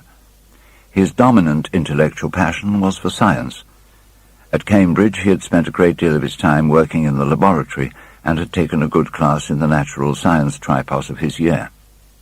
Indeed, he was still devoted to the study of chemistry and had a laboratory of his own in which he used to shut himself up all day long, greatly to the annoyance of his mother, who had set her heart on his standing for Parliament, and had a vague idea that a chemist was a person who made up prescriptions. He was an excellent musician, and in fact it was music that had first brought him and Dorian Gray together, music and that indefinable attraction that Dorian seemed to be able to exercise whenever he wished. They had met at Lady Berkshire's the night that Rubinstein played there, and after that used to be always seen together at the opera and whatever good music was going on. For 18 months their intimacy lasted. Campbell was always either at Selby Royal or in Grosvenor Square. To him, as to many others, Dorian Gray was the type of everything that is wonderful and fascinating in life. Whether or not a quarrel had taken place between them, no one ever knew. But suddenly people remarked that they scarcely spoke when they met, and that Campbell seemed always to go away early from any party at which Dorian Gray was present. He had changed, too, was strangely melancholy at times, appeared almost to dislike hearing music, and every day seemed to become more interested in biology, and his name appeared once or twice in some of the scientific reviews in connection with certain curious experiments. This was the man Dorian Gray was waiting for. Every second he kept glancing at the clock. The suspense became unbearable. Time seemed to him to be crawling with feet of lead, while he, by monstrous winds, was being swept towards the jagged edge of some black cleft of precipice. At last the door opened, and his servant entered. He turned glazed eyes upon him. "Mr. Campbell, sir," said the man. A sigh of relief broke from his parched lips, and the colour came back to his cheeks. "Ask him to come in at once, Francis." He felt that he was himself again. His mood of cowardice had passed away. The man bowed and retired. In a few moments Alan Campbell walked in, looking very stern and rather pale, his pallor being intensified by his coal-black hair and dark eyebrows. "Alan, this is kind of you. I thank you for coming." "I had intended never to enter your house again, Gray. But you said it was a matter of life and death." His voice was hard and cold. He spoke with slow deliberation. There was a look of contempt in the steady, searching gaze that he turned on Dorian. "Yes, it is a matter of life and death, Alan, and to more than one person. Sit down." Campbell took a chair by the table, and Dorian sat opposite to him. The two men's eyes met. In Dorian's there was infinite pity. He knew that what he was going to do was dreadful. After a strained moment of silence, he leaned across and said very quietly, but watching the effect of each word upon the face of him he had sent for, "Alan, in a locked room at the top of this house, a room to which nobody but myself has access, a dead man is seated at a table. He has been dead 10 hours now. What you have to do is that—" "Stop, Gray. I don't want to know anything further. Keep your horrible secrets to yourself. They don't interest me anymore." "Alan, they will have to interest you. You are the one man who is able to save me. I am forced to bring you into the matter. I have no option. Alan, you are scientific. You know about chemistry and things of that kind. You have made experiments. Now what you have got to do is to destroy the thing that is upstairs, to destroy it so that not a vestige of it will be left. Nobody saw this person come into the house. Indeed, at the present moment he is supposed to be in Paris. He will not be missed for months. When he is missed, there must be no trace of him found here. You, Alan, you must change him and everything that belongs to him into a handful of ashes that I may scatter in the air." "You are mad, Dorian." "Ah, and I was waiting for you to call me Dorian." "Do you think I am going to peril my reputation for you? What is it to me what devil's work you are up to?" "It was suicide, Alan." "Well, I'm glad of that. But who drove into it?" You, I should fancy. Do you still refuse to do this for me? Of course I refuse. I will have absolutely nothing to do with it. I don't care what shame comes on you. You deserve it all. I should not be sorry to see you disgraced, publicly disgraced. How dare you ask me, of all men in the world, to mix myself up in this horror? Nothing will induce me to stir a step to help you. You have come to the wrong man. Alan, it was murder. I killed him. Murder? Good God, Dorian, is that what you have come to? I shall not inform upon you. It is not my business. Besides, you are certain to be arrested. Nobody ever commits a crime without doing something stupid, but I will have nothing to do with it. You must have something to do with it. Now, wait a moment. Listen to me. Only listen, Alan. All I ask of you is to perform a certain scientific experiment. You go to hospitals and dead houses, and the horrors that you do there don't affect you. If in some hideous dissecting room or fetid laboratory you found this man lying on a leaden table with red gutters scooped out in it for the blood to flow through, you would simply look upon him as an admirable subject. You would not turn a hair. You would not believe that you were doing anything wrong. On the contrary, you would probably feel that you were benefiting the human race, or increasing the sum of knowledge in the world, or gratifying intellectual curiosity, or something of that kind. What I want you to do is merely what you have often done before. Indeed, to destroy a body must be far less horrible than what you are accustomed to work at. And remember, it is the only piece of evidence against me. If it is discovered, I am lost, and it is sure to be discovered unless you help me. I have no desire to help you. I'm indifferent to the whole thing. It has nothing to do with me. Alan, I entreat you. I beg of you to do this. We were friends once, Alan. Don't speak about those days, Dorian. They are dead. The dead linger sometimes. The man upstairs will not go away. He is sitting at the table with bowed head and outstretched arms. Alan, if you don't come to my assistance, I am ruined. Why, they will hang me, Alan. Don't you understand? They will hang me for what I have done. There's no good in prolonging this scene. I absolutely refuse to do anything in the matter. It is insane of you to ask me. You refuse? Yes. I entreat you, Alan. It is useless. The same look of pity came into Dorian Gray's eyes. Then he stretched out his hand, took a piece of paper, and wrote something on it.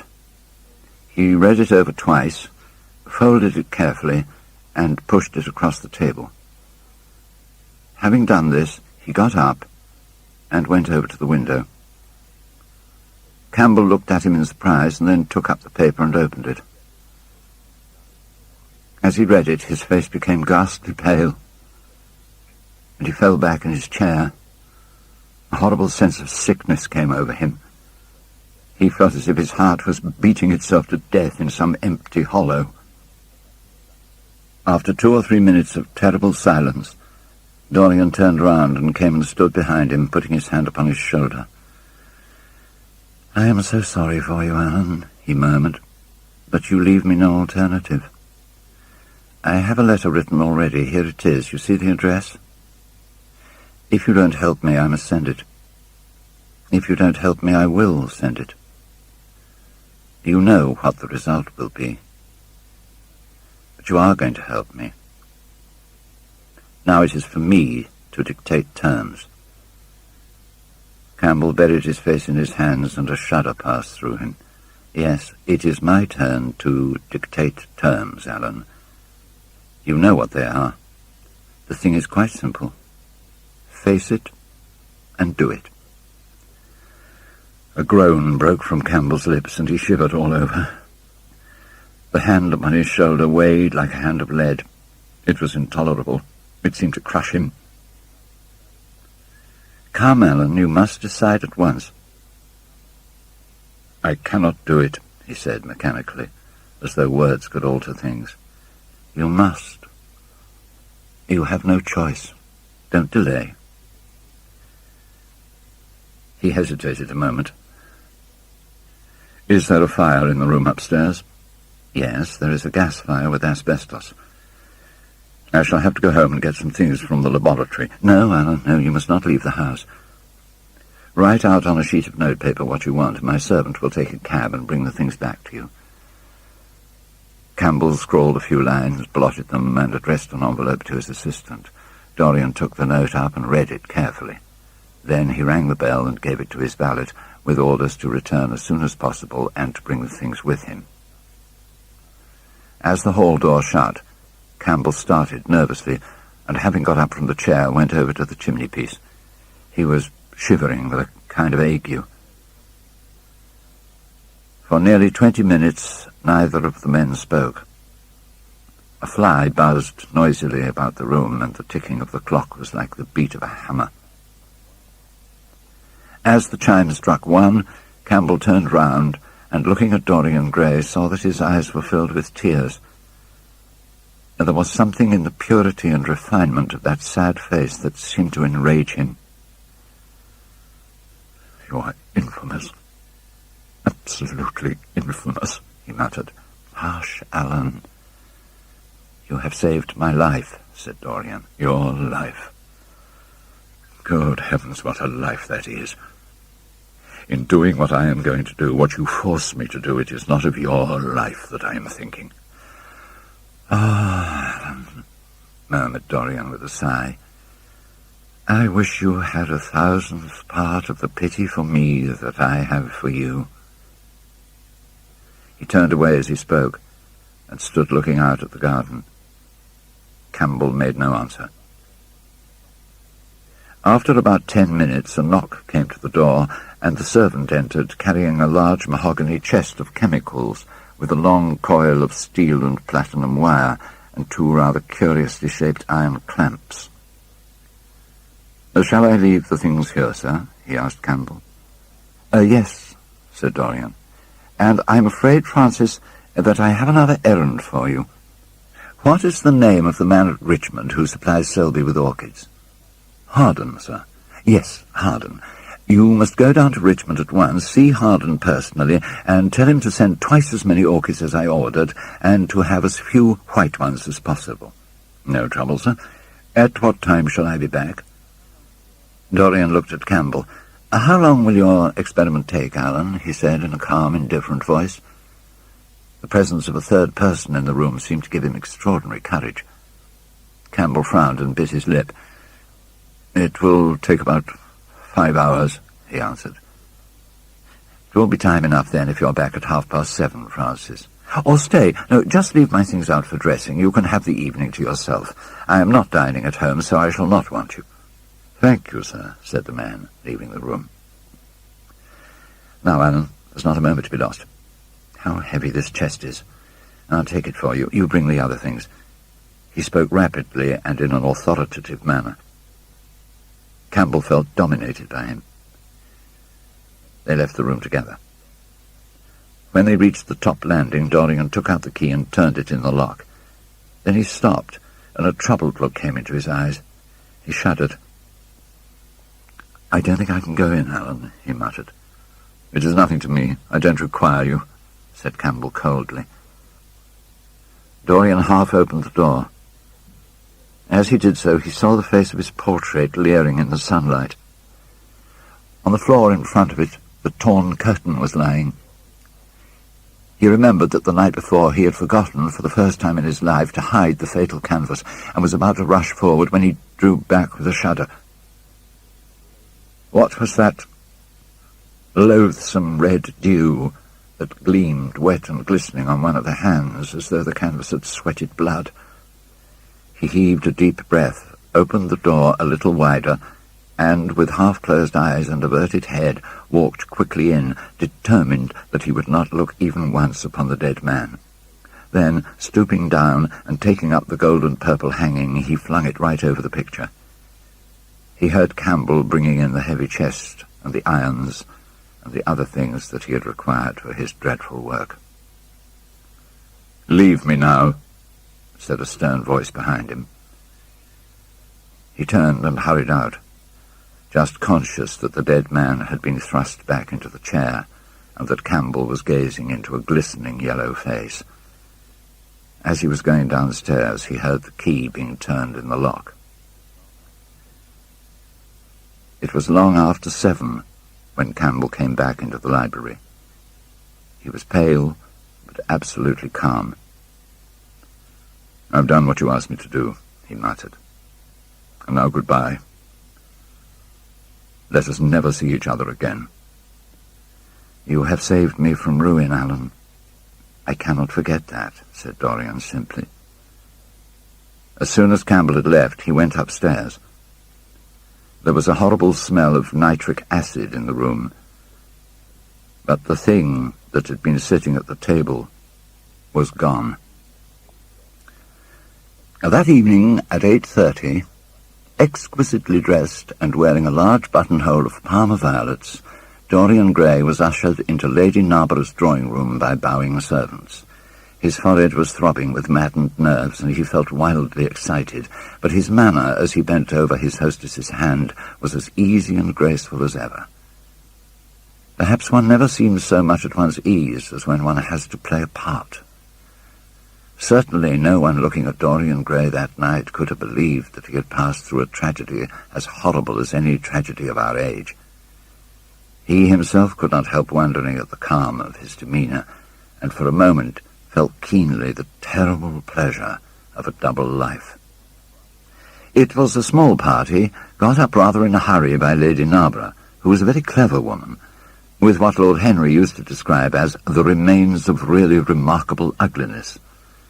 She had proved an excellent wife to one of our most tedious ambassadors, and, having buried her husband properly in a marble mausoleum which she had herself designed, and married off her daughters to some rich, rather elderly men, devoted herself now to the pleasures of French fiction, French cookery, and French esprit, when she could get it. 2 of the people he had never seen before, and the others consisted of Ernest Harraden, one of those middle-aged mediocrities so common in London clubs who have no enemies but are thoroughly disliked by their friends, Lady Ruxton, an overdressed woman of 47 with a hooked nose who was always trying to get herself compromised, but was so peculiarly plain that to her great disappointment no one would ever believe anything against her, Mrs. Erlyn, a pushing nobody with a delightful lisp and Venetian red hair, Lady Alice Chapman, his hostess's daughter, a dowdy, dull girl with one of those characteristic British faces that once seen are never remembered, and her husband, a red-cheeked, white-whiskered creature who, like so many of his class, was under the impression that inordinate joviality can atone for an entire lack of ideas. He was rather sorry he had come, till Lady Narborough, looking at the great ormolu gilt clock that sprawled in gaudy curves on the mauve-draped mantel-shelf, exclaimed, "How horrid of Henry Wotton to be so late. I sent round to him this morning on chance, and he promised faithfully not to disappoint me." Well, it was some consolation that Henry was to be there, and when the door opened and he heard his slow musical voice lending charm to some insincere apology, he ceased to feel bored. But at dinner he could not eat anything. Plate after plate went away untasted. Lady Narborough kept scolding him for what she called an insult to poor Adolphe, who invented the menu specially for you. And now and then Lord Henry looked across at him, wondering at his silence and abstracted manner. From time to time the butler filled his glass with champagne. He drank eagerly, and his thirst seemed to increase. "Dorian," said Lord Henry at last, as the chaud-froid was being handed round, "what is the matter with you tonight? You are quite out of sorts." "I believe he is in love," cried Lady Narborough, "and that he is afraid to tell me for fear I should be jealous. He is quite right. I certainly should." "Dear Lady Narborough," murmured Dorian, smiling, "I have not been in love for a whole week. Not, in fact, since Madame de Ferrol left town." "How you men can fall in love with that woman," exclaimed the old lady, "I really cannot understand it." "It is simply because she remembers you when you were a little girl, Lady Narborough," said Lord Henry. "She is the one link between us and your short frocks." "She does not remember my short frocks at all, Lord Henry. But I remember her very well at Vienna 30 years ago, and how décolletée she was then. She is still décolletée, he answered, taking an olive in his long fingers. She is really wonderful, and full of surprises. Her capacity for family affection is extraordinary. When her third husband died, her hair turned quite gold from grief. "Oh, how can you, Harry?" cried Dorian. "It is a most romantic explanation," laughed the hostess. "But her third husband, Lord Henry? You don't mean to say that Ferrol is the fourth?" "Certainly, Lady Narborough." "And what is Ferrol like? I don't know him." "The husbands of very beautiful women belong to the criminal classes," said Lord Henry, sipping his wine. Lady Narborough hit him with her fan. "Lord Henry, I am not at all surprised that the world says you are extremely wicked." "But what world says that?" asked Lord Henry, elevating his eyebrows. "It can only be the next world. This world and I are on excellent terms." "Everybody I know says you are very wicked," cried the old lady, shaking her head. Lord Henry looked serious for some moments. "It is perfectly monstrous," he said at last, "the way people go about nowadays saying things against one behind one's back that are absolutely and entirely true." "Isn't he incorrigible?" cried Dorian, leaning forward in his chair. "I hope so," said his hostess, laughing. "But really, if you all worship Madame de Ferrol in this ridiculous way, I shall have to marry again so as to be in the fashion." "You will never marry again, Lady Narborough," broke in Lord Henry. "You were far too happy. When a woman marries again, it is because she detested her first husband. When a man marries again, it is because he adored his first wife. Women try their luck. Men risk theirs." "Narborough wasn't perfect," cried the old lady. "If he had been, you would not have loved him, my dear lady," was the rejoinder. "Women love us for our defects. If we have enough of them, they will forgive us everything, even our intellects."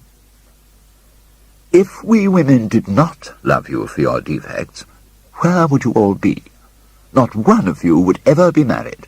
You would be a set of unfortunate bachelors. Not, however, that that would alter you much. Nowadays all the married men live like bachelors, and all the bachelors like married men."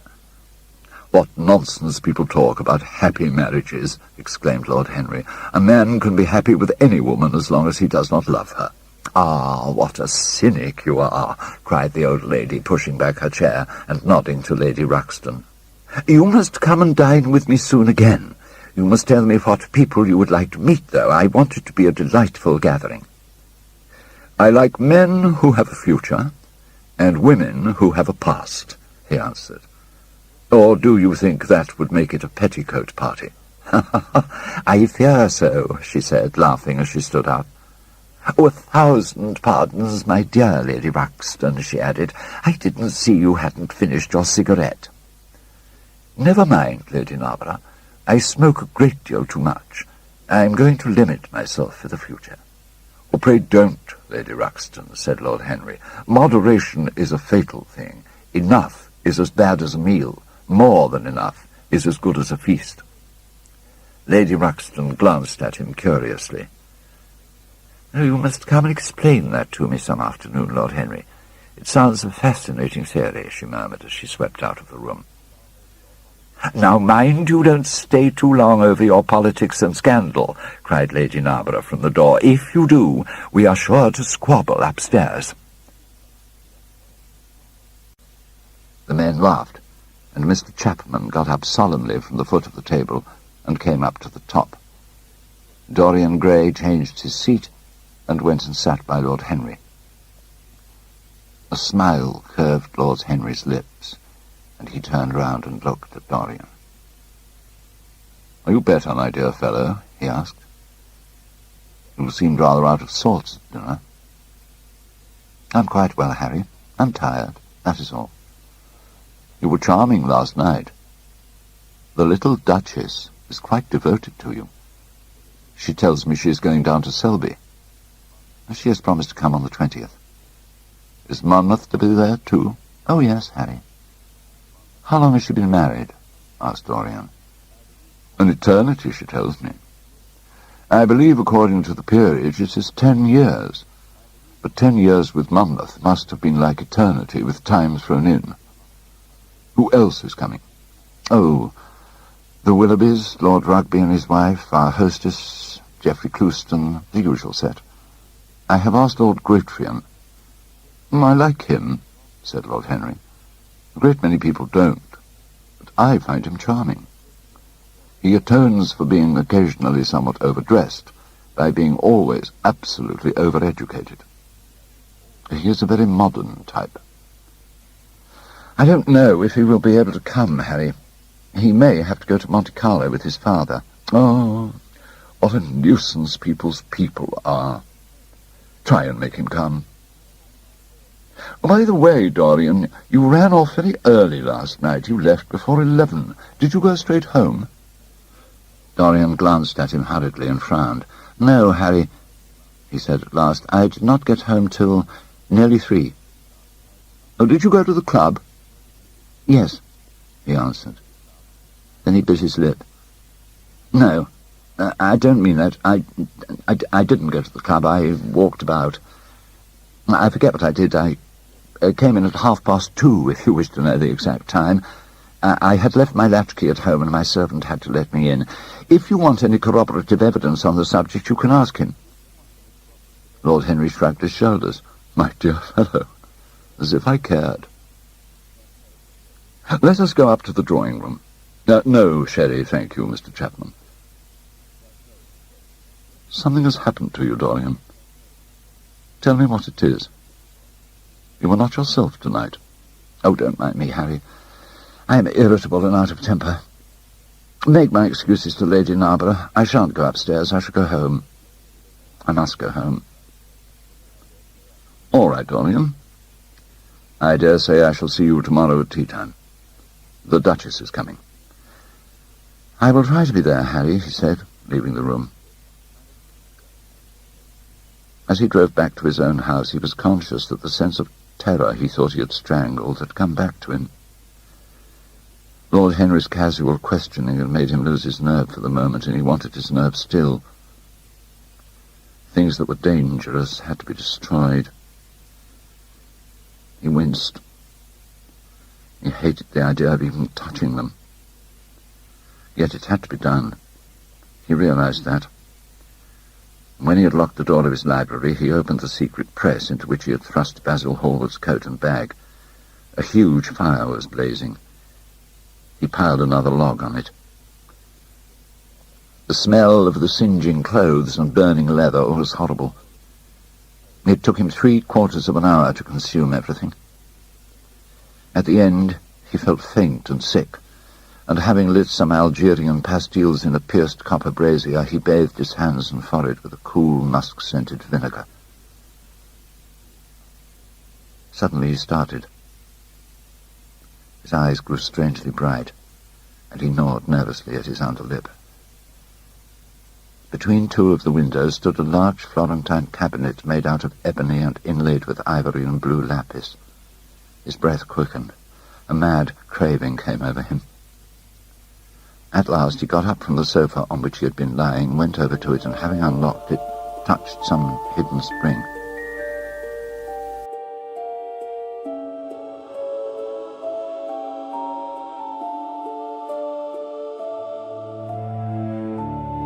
A triangular drawer passed slowly out.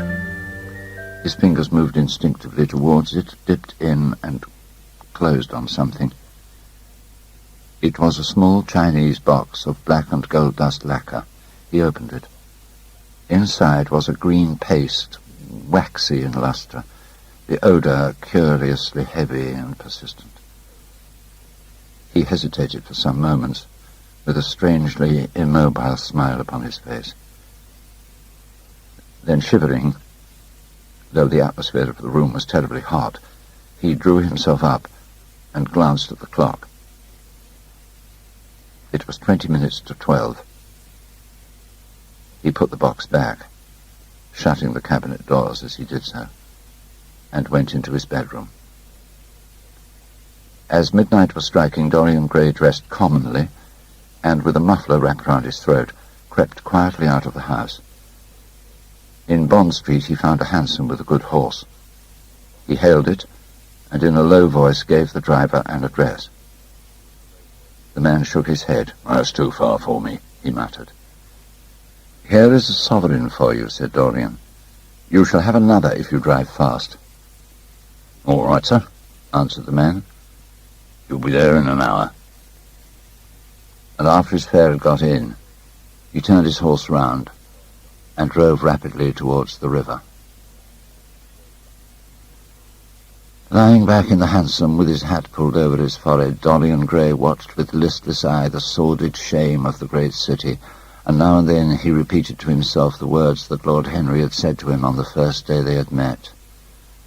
To cure the soul by means of the senses, and the senses by means of the soul. Yes, that was the secret. He had often tried it, and would try it again now. There were opium dens, where one could buy oblivion, dens of horror where the memory of old sins could be destroyed by the madness of sins that were new. The gas lamps grew fewer, and the streets more narrow and gloomy. Once the man lost his way and had to drive back 1/2 a mile. A steam rose from the horse as it splashed up the puddles. The side windows of the hansom were clogged with a grey flannel mist. On and on plodded the hansom, going slower, it seemed to him, at each step. He thrust up the trap and called to the man to drive faster. The hideous hunger for opium began to gnaw at him. His throat burned, and his delicate hands twitched nervously together. He struck at the horse madly with his stick. The driver laughed and whipped up. He laughed in answer, and the man was silent. The way seemed interminable, and the streets like the black web of some sprawling spider. The monotony became unbearable, and as the mist thickened, he felt afraid. The horse stumbled in a rut, then swerved aside and broke into a gallop. After some time, they left the clay road and rattled again over rough paven streets. Most of the windows were dark, but now and then fantastic shadows were silhouetted against some lamp-lit blind. It is said that passion makes one think in a circle. Certainly, with hideous iteration, the bitten lips of Dorian Gray shaped and reshaped those subtle words that dealt with soul and sense, till he had found in them the full expression, as it were, of his mood, and justified by intellectual approval passions that without such justification would still have dominated his temper. Ugliness, that had once been hateful to him because it made things real, became dear to him now for that very reason. Ugliness was the one reality. The coarse brawl, the loathsome den, the crude violence of disordered life, the very vileness of thief and outcast were more vivid in their intense actuality of impression than all the gracious shapes of art, the dreamy shadows of song. They were what he needed for forgetfulness. In 3 days he would be free. Suddenly the man drew up with a jerk at the top of a dark lane. Over the low roofs and jagged chimney stacks of the houses rose the black masts of ships. Wreaths of white mist clung like ghostly sails to the yards. "Somewhere about here, sir, ain't it?" he asked huskily through the trap. Dorian started and peered round. "This will do," he answered. And having got out hastily and given the driver the extra fare he'd promised him, he walked quickly in the direction of the quay. Here and there a lantern gleamed at the stern of some huge merchantman. The light shook and splintered in the puddles. A red glare came from an outward-bound steamer that was coaling. The slimy pavement looked like a wet mackintosh. He hurried on towards the left, glancing back now and then to see if he was being followed. In about 7 or 8 minutes he reached a small shabby house that was wedged in between 2 gaunt factories. In one of the top windows stood a lamp. He stopped and gave a peculiar knock. After a little time he heard steps in the passage and the chain being unhooked. The door opened quietly, and he went in without saying a word to the squat, misshapen figure that flattened itself into the shadow as he passed. At the end of the hall hung a tattered green curtain that swayed and shook in the gusty wind which had followed him in from the street.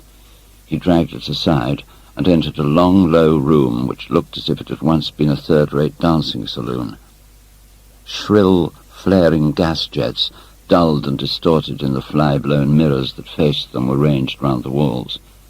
Greasy reflectors of ribbed tin backed them, making quivering discs of light.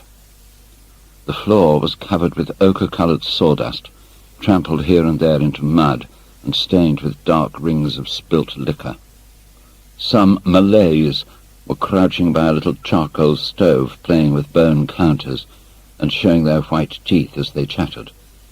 In one corner, with his head buried in his arms, a sailor sprawled over a table, and by the tawdrily painted bar that ran across one complete side stood two haggard women mocking an old man who was brushing the sleeves of his coat with an expression of disgust. "He thinks he's got red ants on him," laughed one of them as Dorian passed by. The man looked at her in terror and began to whimper. At the end of the room there was a little staircase leading to a darkened chamber. As Dorian hurried up its 3 rickety steps, a heavy odour of opium met him. He heaved a deep breath, and his nostrils quivered with pleasure.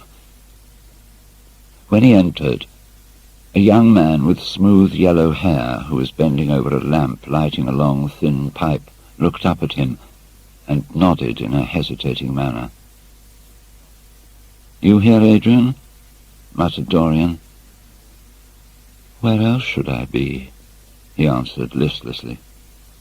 Dorian winced and looked round at the grotesque things that lay in such fantastic postures on the ragged mattresses. The twisted limbs, the gaping mouths, the staring, lustreless eyes fascinated him.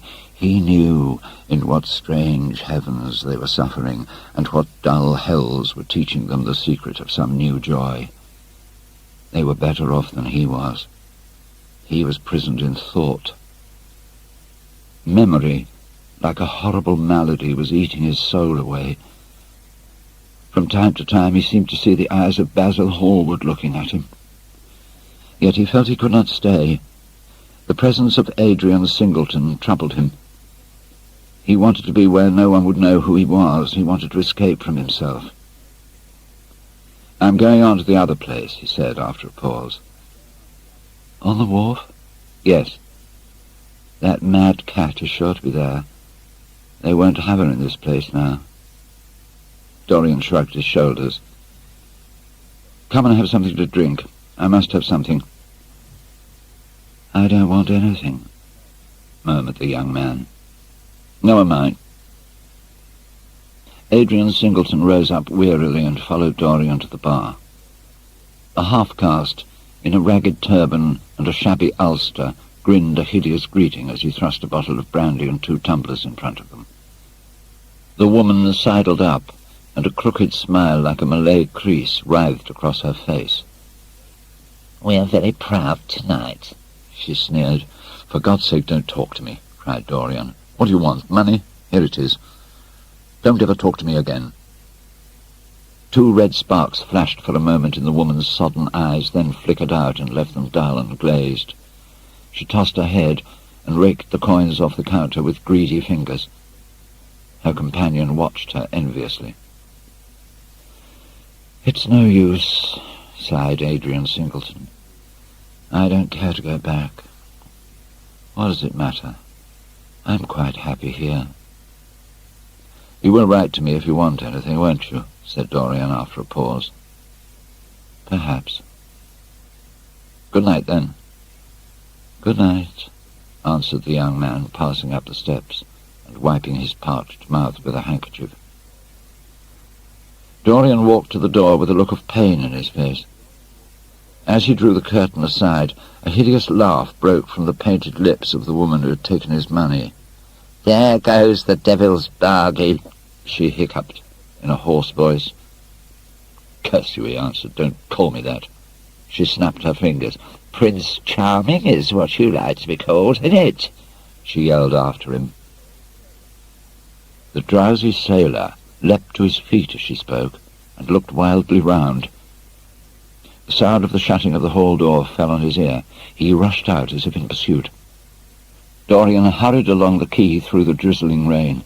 His meeting with Adrian Singleton had strangely moved him, and he wondered if the ruin of that young life was really to be laid at his door. He bit his lip, and for a few seconds his eyes grew sad. Yet, after all, what did it matter to him? Each man lived his own life and paid his own price for living it. Callous, concentrated on evil, with stained mind and soul hungry for rebellion, Dorian Gray hastened on, quickening his step as he went, but as he darted aside into a dim archway that had served him often as a short-cut to the ill-famed place where he was going, he felt himself suddenly seized from behind, and before he had time to defend himself, he was thrust back against the wall with a brutal hand round his throat. He struggled madly for life, and by a terrible effort wrenched the tightening fingers away. In a second he heard the click of a revolver, and saw the gleam of a polished barrel pointing straight at his head, and the dusky form of a short, thick-set man facing him. "What do you want?" he gasped. "Keep quiet," said the man. "If you stir, I'll shoot you." "You're mad. What have I done to you?" "You wrecked the life of Sybil Vane," was the answer. "And Sybil Vane was my sister. She killed herself, I know it. Her death is at your door. I swore I would kill you in return. For years I sought you. I had no clue, no trace. I knew nothing of you but the pet name she used to call you. I heard it tonight by chance. You make your peace with God, for tonight you're going to die." Dorian Gray grew sick with fear. "I never knew her," he stammered. I never heard of her. You're mad." "Down on your knees," growled the man. "I give you 1 minute to make your peace, no more. I go on board tonight for India, and I must do my job first. 1 minute, that's all." Dorian's arms fell to his side. Paralyzed with terror, he did not know what to do. Suddenly, a wild hope flashed across his brain. "Stop!" he cried. "How long ago is it since your sister died?" 18 years, said the man. "Why'd you ask me? What do years matter?" "Ha ha! 18 years!" laughed Dorian Gray with a touch of triumph in his voice. 18 years! Set me under the lamp and look at my face." James Vane hesitated for a moment, not understanding what was meant. Then he seized Dorian Gray and dragged him from the archway. Dim and wavering as was the wind-blown light, yet it served to show him the hideous error, as it seemed, into which he had fallen, for the face of the man he had sought to kill had all the bloom of boyhood, all the unstained purity of youth. He seemed little more than a lad of 20 summers, hardly older, if older indeed at all, than his sister had been when they had parted so many years ago. It was obvious that this was not the man who had destroyed her life. He loosened his hold and reeled back. "Oh, my God," he cried, "and I would have murdered you." Dorian Gray drew a long breath. "Let this be a warning to you not to take vengeance into your own hands." "Oh, forgive me, sir," muttered James Vane. "A chance word I heard in the damned den set me on the wrong track." "You had better go home, and put that pistol away, or you may get into trouble," said Dorian, turning on his heel and going slowly down the street. James Vane stood on the pavement in horror. He was trembling from head to foot. After a little while, a black shadow that had been creeping along the dripping wall moved out into the light and came close to him with stealthy footsteps. He felt a hand laid on his arm and looked round with a start. It was one of the women who had been drinking at the bar. "Why didn't you kill him?" she hissed out, putting her haggard face quite close to his. "I knew you were following him when you rushed out from Danish, you fool. Should have killed him. He has lots of money and he's as bad as bad." "It's not the man I'm looking for," he answered. "I want no man's money. I want a man's life. Man whose life I want must be nearly 40 now. This one's little more than a boy." The woman gave a bitter laugh. "Hey, man, it's nigh on 18 years since Prince Charming made me what I am." "You lie!" cried James Vane. "Oh, strike me dumb if it ain't so. He's the worst one that comes here. They say he sold himself to the devil for a pretty face.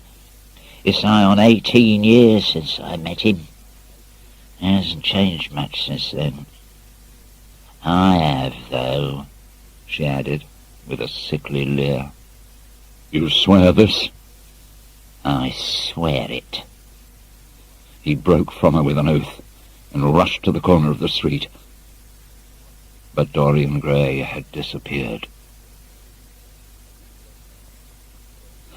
A week later, Dorian Gray was sitting in the conservatory at Selby Royal talking to the pretty Duchess of Monmouth, who, with her husband, a jaded-looking man of 60, was amongst his guests. It was tea-time, and the mellow light of the huge lace-covered lamp that stood on the table lit up the delicate china and hammered silver of the service at which the Duchess was presiding. Her white hands were moving daintily among the cups, and her full red lips were smiling at something that Dorian had whispered to her. Lord Henry was lying back in a silk-draped wicker chair, looking at them. On a peach-coloured divan sat Lady Narborough, pretending to listen to the Duke's description of the last Brazilian beetle that he had added to his collection. 3 young men in elaborate smoking suits were handing tea cakes to some of the women.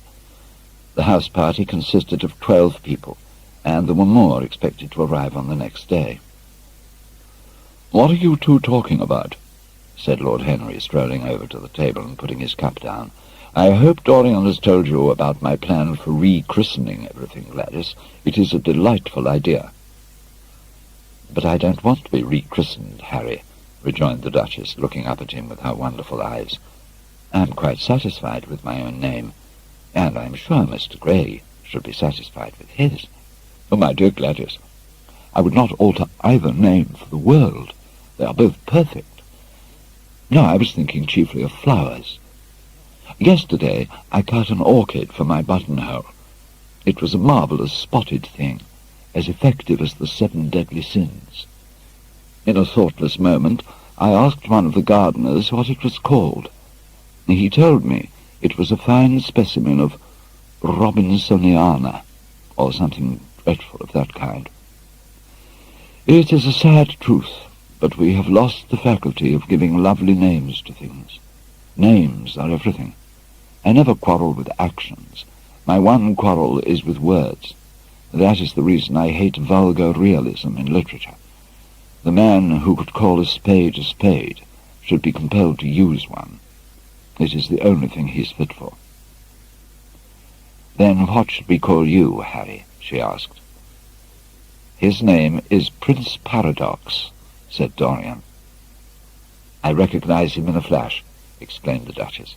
"I won't hear of it," laughed Lord Henry, sinking into a chair. "From a label there is no escape. I refuse the title." "Royalties may not abdicate," fell as a warning from pretty lips. "You wish me to defend my throne, then?" "Yes." "I give the truths of tomorrow." "I prefer the mistakes of today," she answered. "You disarm me, Gladys," he cried, catching the wilfulness of her mood. "Of your shield, Harry, not of your spear." "I never tilt against beauty," he said, with a wave of his hand. "That is your error, Harry, believe me. You value beauty far too much." "How can you say that?" "I admit that I think that it is better to be beautiful than to be good. But, on the other hand, no one is more ready than I am to acknowledge that it is better to be good than to be ugly." "Ugliness is one of the 7 deadly sins, then?" cried the Duchess. "What becomes of your simile about the orchid?" "Ugliness is one of the 7 deadly virtues, Gladys. You, as a good Tory, must not underrate them. Beer, the Bible, and the 7 deadly virtues have made our England what she is." "You don't like your country, then?" she asked. I live in it. That you may censure it the better. Would you have me take the verdict of Europe on it? He inquired. What do they say of us? That Tartuffe has emigrated to England and opened a shop. Is that yours, Harry? I give it to you. I could not use it. It is too true. You need not be afraid. Our countrymen never recognize a description. They are practical. They are more cunning than practical. When they make up their ledger, they balance stupidity by wealth and vice by hypocrisy. Still, we have done great things. Great things have been thrust on us, Gladys. We have carried their burden only as far as the stock exchange. She shook her head. I believe in the race, she cried. It represents the survival of the pushing. It has development. Decay fascinates me more. What of art? She asked. It is a malady. Love? An illusion. Religion? The fashionable substitute for belief. You are a skeptic? Never. Skepticism is the beginning of faith. What are you? To define is to limit. Give me a clue. Threads snap. You would lose your way in the labyrinth. Oh, you bewilder me. Let us talk of someone else. Our host is a delightful topic. Years ago he was christened Prince Charming. Ah, don't remind me of that, cried Dorian Gray. Our host is rather horrid this evening, answered the Duchess, colouring. I believe he thinks that Monmouth married me on purely scientific principles as the best specimen he could find of a modern butterfly. Well, I hope he won't stick pins into you, Duchess, laughed Dorian. Oh, my maid does that already, Mr. Gray, when she is annoyed with me. And what does she get annoyed with you about, Duchess? Oh, for the most trivial things, Mr. Gray, I assure you. Usually because I come in at 10 minutes to 9 and tell her that I must be dressed by 8:30. Oh, how unreasonable of her. You should give her warning. I daren't, Mr. Gray. Why, she invents hats for me. You remember the one I wore at Lady Hilstone's garden party? You don't, but it is nice of you to pretend that you do. Well, she made it out of nothing. All good hats are made out of nothing. Like all good reputations, Gladys, interrupted Lord Henry. Every effect that one produces gives one an enemy. To be popular, one must be a mediocrity. Not with women, said the Duchess, shaking her head, and women rule the world. I assure you we can't bear mediocrities. We women, as someone says, love with our ears, just as you men love with your eyes, if you ever love at all. It seems to me that we never do anything else, murmured Dorian. Ah, then, you never really love, Mr. Gray, answered the Duchess with mock sadness. My dear Gladys, cried Lord Henry, how can you say that? Romance lives by repetition, and repetition converts an appetite into an art. Besides, each time that one loves is the only time one has ever loved. Difference of object does not alter singleness of passion, it merely intensifies it. We can have in life but one great experience at best, and the secret of life is to reproduce that experience as often as possible. Even when one has been wounded by it, Harry? Asked the Duchess after a pause. Especially when one has been wounded by it, answered Lord Henry. The Duchess turned and looked at Dorian Gray with a curious expression in her eyes. What do you say to that, Mr. Gray? She inquired. Dorian hesitated for a moment, and he threw his head back and laughed. I always agree with Harry, Duchess. Even when he's wrong? Harry is never wrong, Duchess. And does his philosophy make you happy? I have never searched for happiness. Who wants happiness? I have searched for pleasure. And found it, Mr. Gray? Often. Too often. The Duchess sighed. "I am searching for peace," she said, "and if I don't go and dress, I shall have none this evening." "Let me get you some orchids, Duchess," cried Dorian, starting to his feet and walking down the conservatory. "You are flirting disgracefully with him," said Lord Henry to his cousin. "You had better take care. He is very fascinating. If he were not, there would be no battle. Greek meets Greek, then. I am on the side of the Trojans. They fought for a woman. They were defeated." "There are worse things than capture," she answered. "You gallop with a loose rein." "Pace gives life," was the riposte. "I shall write it in my diary tonight." "What?" "That a burnt child loves the fire.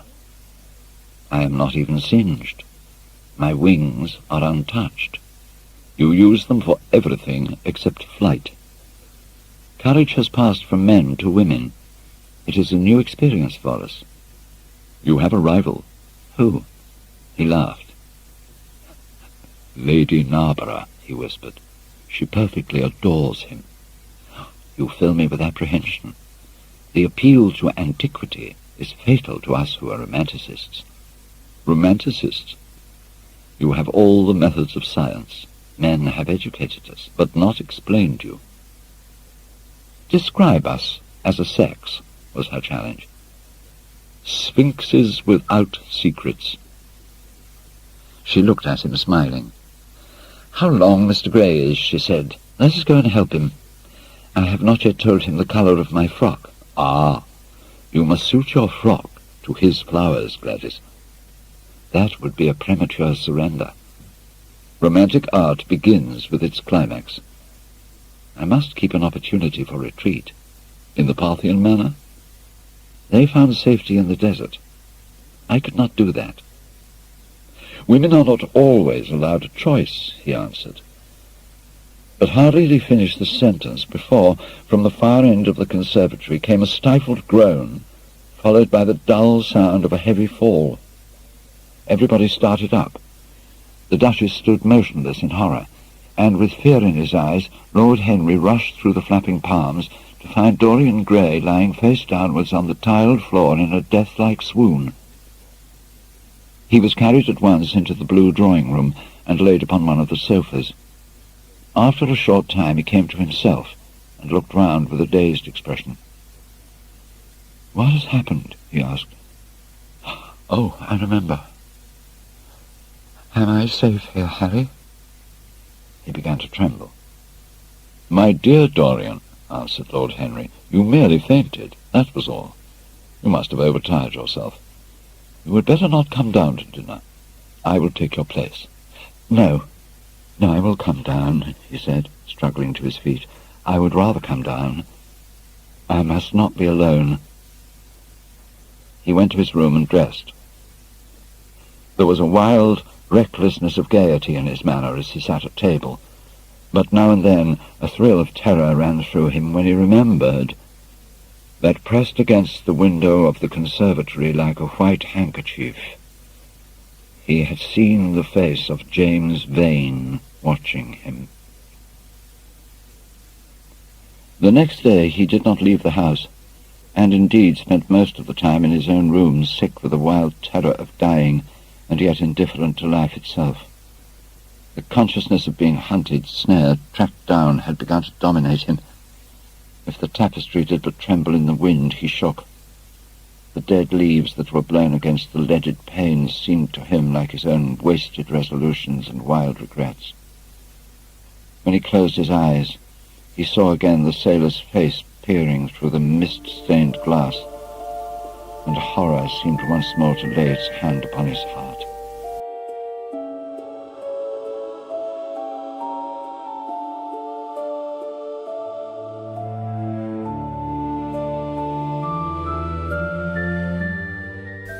But perhaps it had been only his fancy that had called vengeance out of the night and set the hideous shapes of punishment before him. Besides, had any stranger been prowling round the house, he would have been seen by the servants or the keepers. Had any footmarks been found on the flower beds, the gardeners would have reported it. Yes, it had been merely fancy. Sybil Vane's brother had not come back to kill him. He'd sailed away in his ship to founder in some winter sea. From him, at any rate, he was safe. Why, the man did not know who he was, could not know who he was. The mask of youth had saved him. And yet, if it had been merely an illusion, how terrible it was to think that conscience could raise such fearful phantoms and give them visible form and make them move before one. What sort of life would his be if day and night shadows of his crime would appear at him from silent corners, to mock him from secret places, to whisper in his ear as he sat at the feast, to wake him with icy fingers as he lay asleep? As the thought crept through his brain, he grew pale with terror, and the air seemed to him to have become suddenly colder.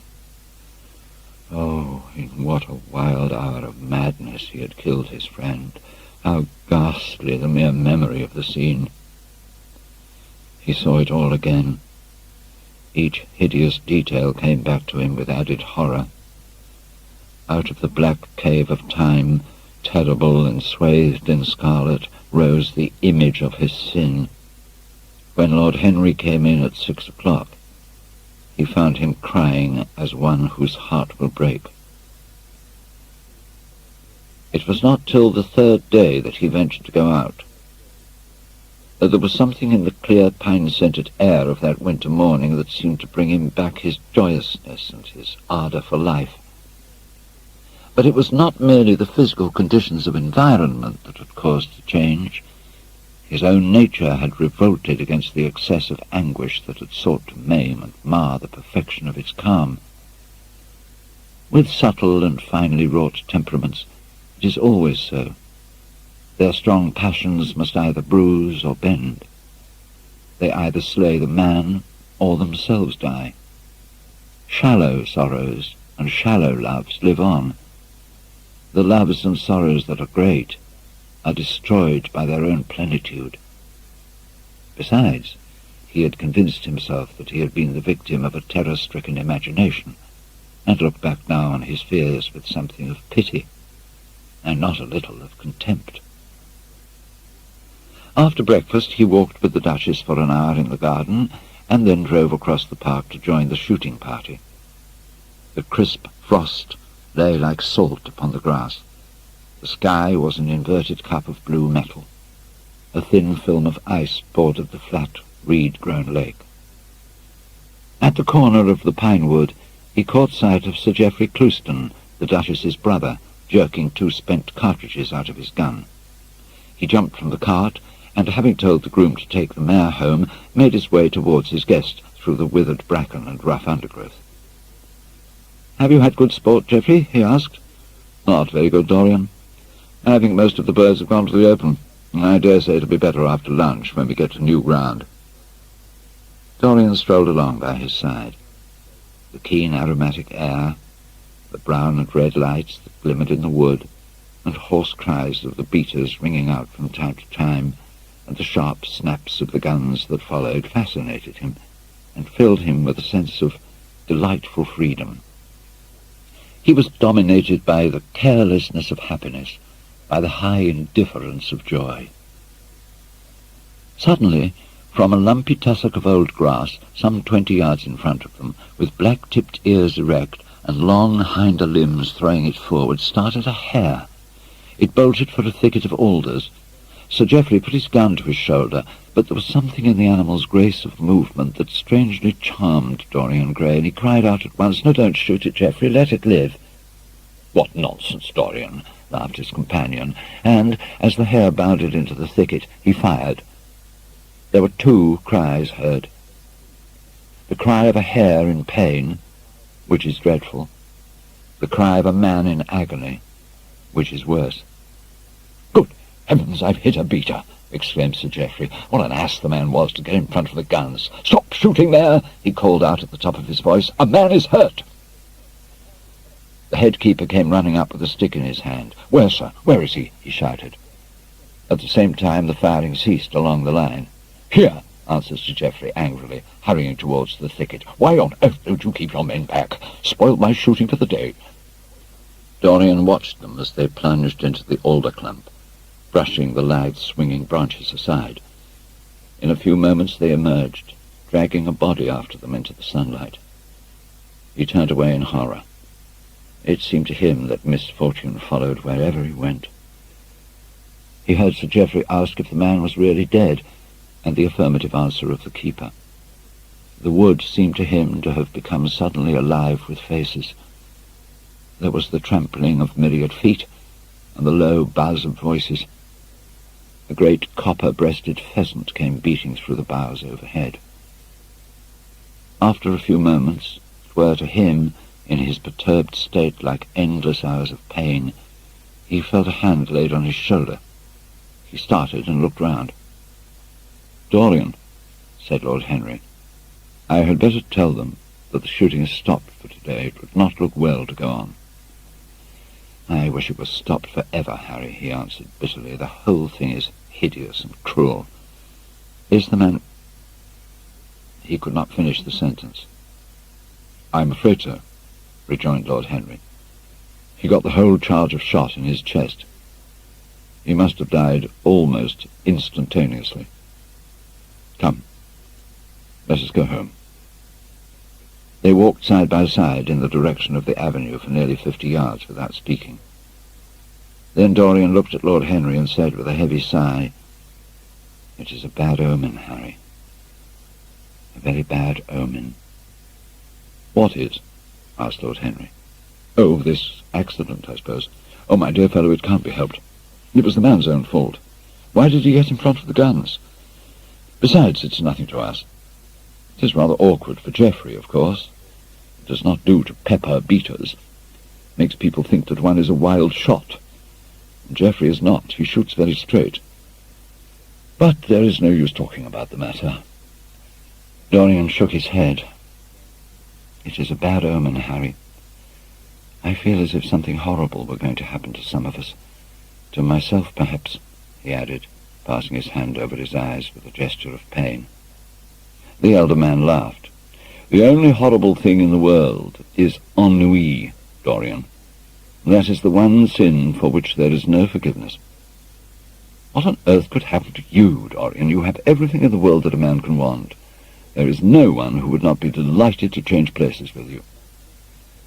"There is no one with whom I would not change places, Harry. No, don't laugh like that.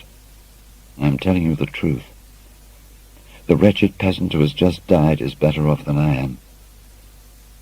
I have no terror of death. It is the coming of death that terrifies me. Its monstrous wings seem to wheel in the leaden air around me. Oh, good heavens, don't you see a man moving behind the trees there, watching me, waiting for me?" Lord Henry looked in the direction in which the trembling gloved hand was pointing. "Yes," he said, smiling. "I see the gardener waiting for you. I suppose he wants to ask you what flowers you wish to have on the table tonight. How absurdly nervous you are, my dear fellow. You must come and see my doctor when we get back to town." Dorian heaved a sigh of relief as he saw the gardener approaching. The man touched his hat, glanced for a moment at Lord Henry in a hesitating manner, and then produced a letter which he handed to his master. "Her Grace told me to wait for an answer," he murmured. How fond women are of doing dangerous things, laughed Lord Henry. It is one of the qualities in them that I admire most. A woman will flirt with anybody in the world as long as other people are looking on. How fond you are of saying dangerous things, Harry. In the present instance you are quite astray. I like the Duchess very much, but I don't love her.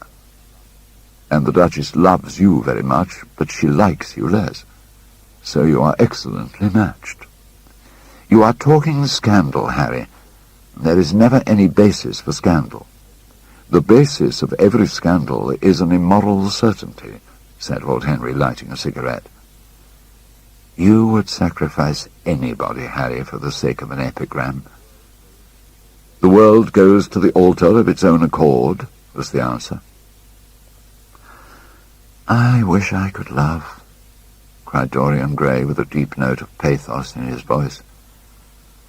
But I seem to have lost the passion and forgotten the desire. I'm too much concentrated on myself. My own personality has become a burden to me. I want to escape, to go away, to forget. It was silly of me to come down here at all. I think I shall send a wire to Harvey to have the yacht got ready. On a yacht, one is safe. Safe from what, Dorian? You are in some trouble. Why not tell me what it is? You know I would help you. I can't tell you, Harry, he answered sadly, and I dare say it's only a fancy of mine. This unfortunate accident has upset me. I have a horrible presentiment that something of the kind may happen to me. Oh, what nonsense. I hope it is, but I can't help feeling it. Ah, here is the Duchess, looking like Artemis in a tailor-made gown. You see, we have come back, Duchess. I have heard all about it, Mr. Gray, she answered. Poor Geoffrey is terribly upset, and it seems that you asked him not to shoot the hare. How curious. Yes, it was very curious.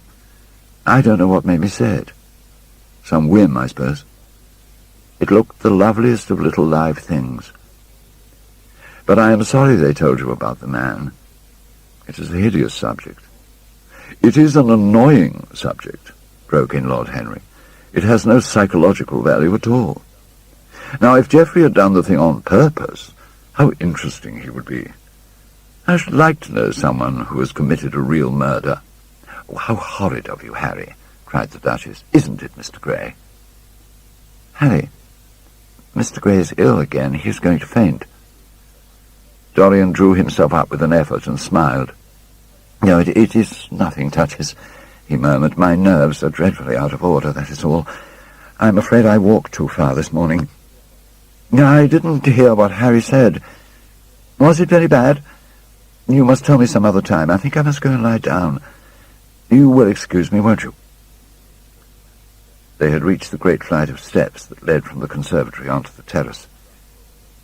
As the glass door closed behind Dorian, Lord Henry turned and looked at the Duchess with his slumberous eyes. Are you very much in love with him? He asked. She did not answer for some time, but stood gazing at the landscape. I wish I knew, she said at last. He shook his head. Knowledge would be fatal. It is the uncertainty that charms one. A mist makes things wonderful. One may lose one's way. All ways end at the same point, my dear Gladys. What is that? Disillusion. Upstairs in his own room, Dorian Gray was lying on a sofa with terror in every tingling fibre of his body. Life had suddenly become too hideous a burden for him to bear. The dreadful death of the unlucky beater, shot in the thicket like a wild animal, had seemed to him to prefigure death for himself also. He had nearly swooned at what Lord Henry had said in a chance mood of cynical jesting. At 5 o'clock he rang his bell for his servant and gave him orders to pack his things for the night express to town and to have the brougham at the door by 8:30. He was determined not to sleep another night at Selby Royal. It was an ill-omened place. Death walked there in the sunlight.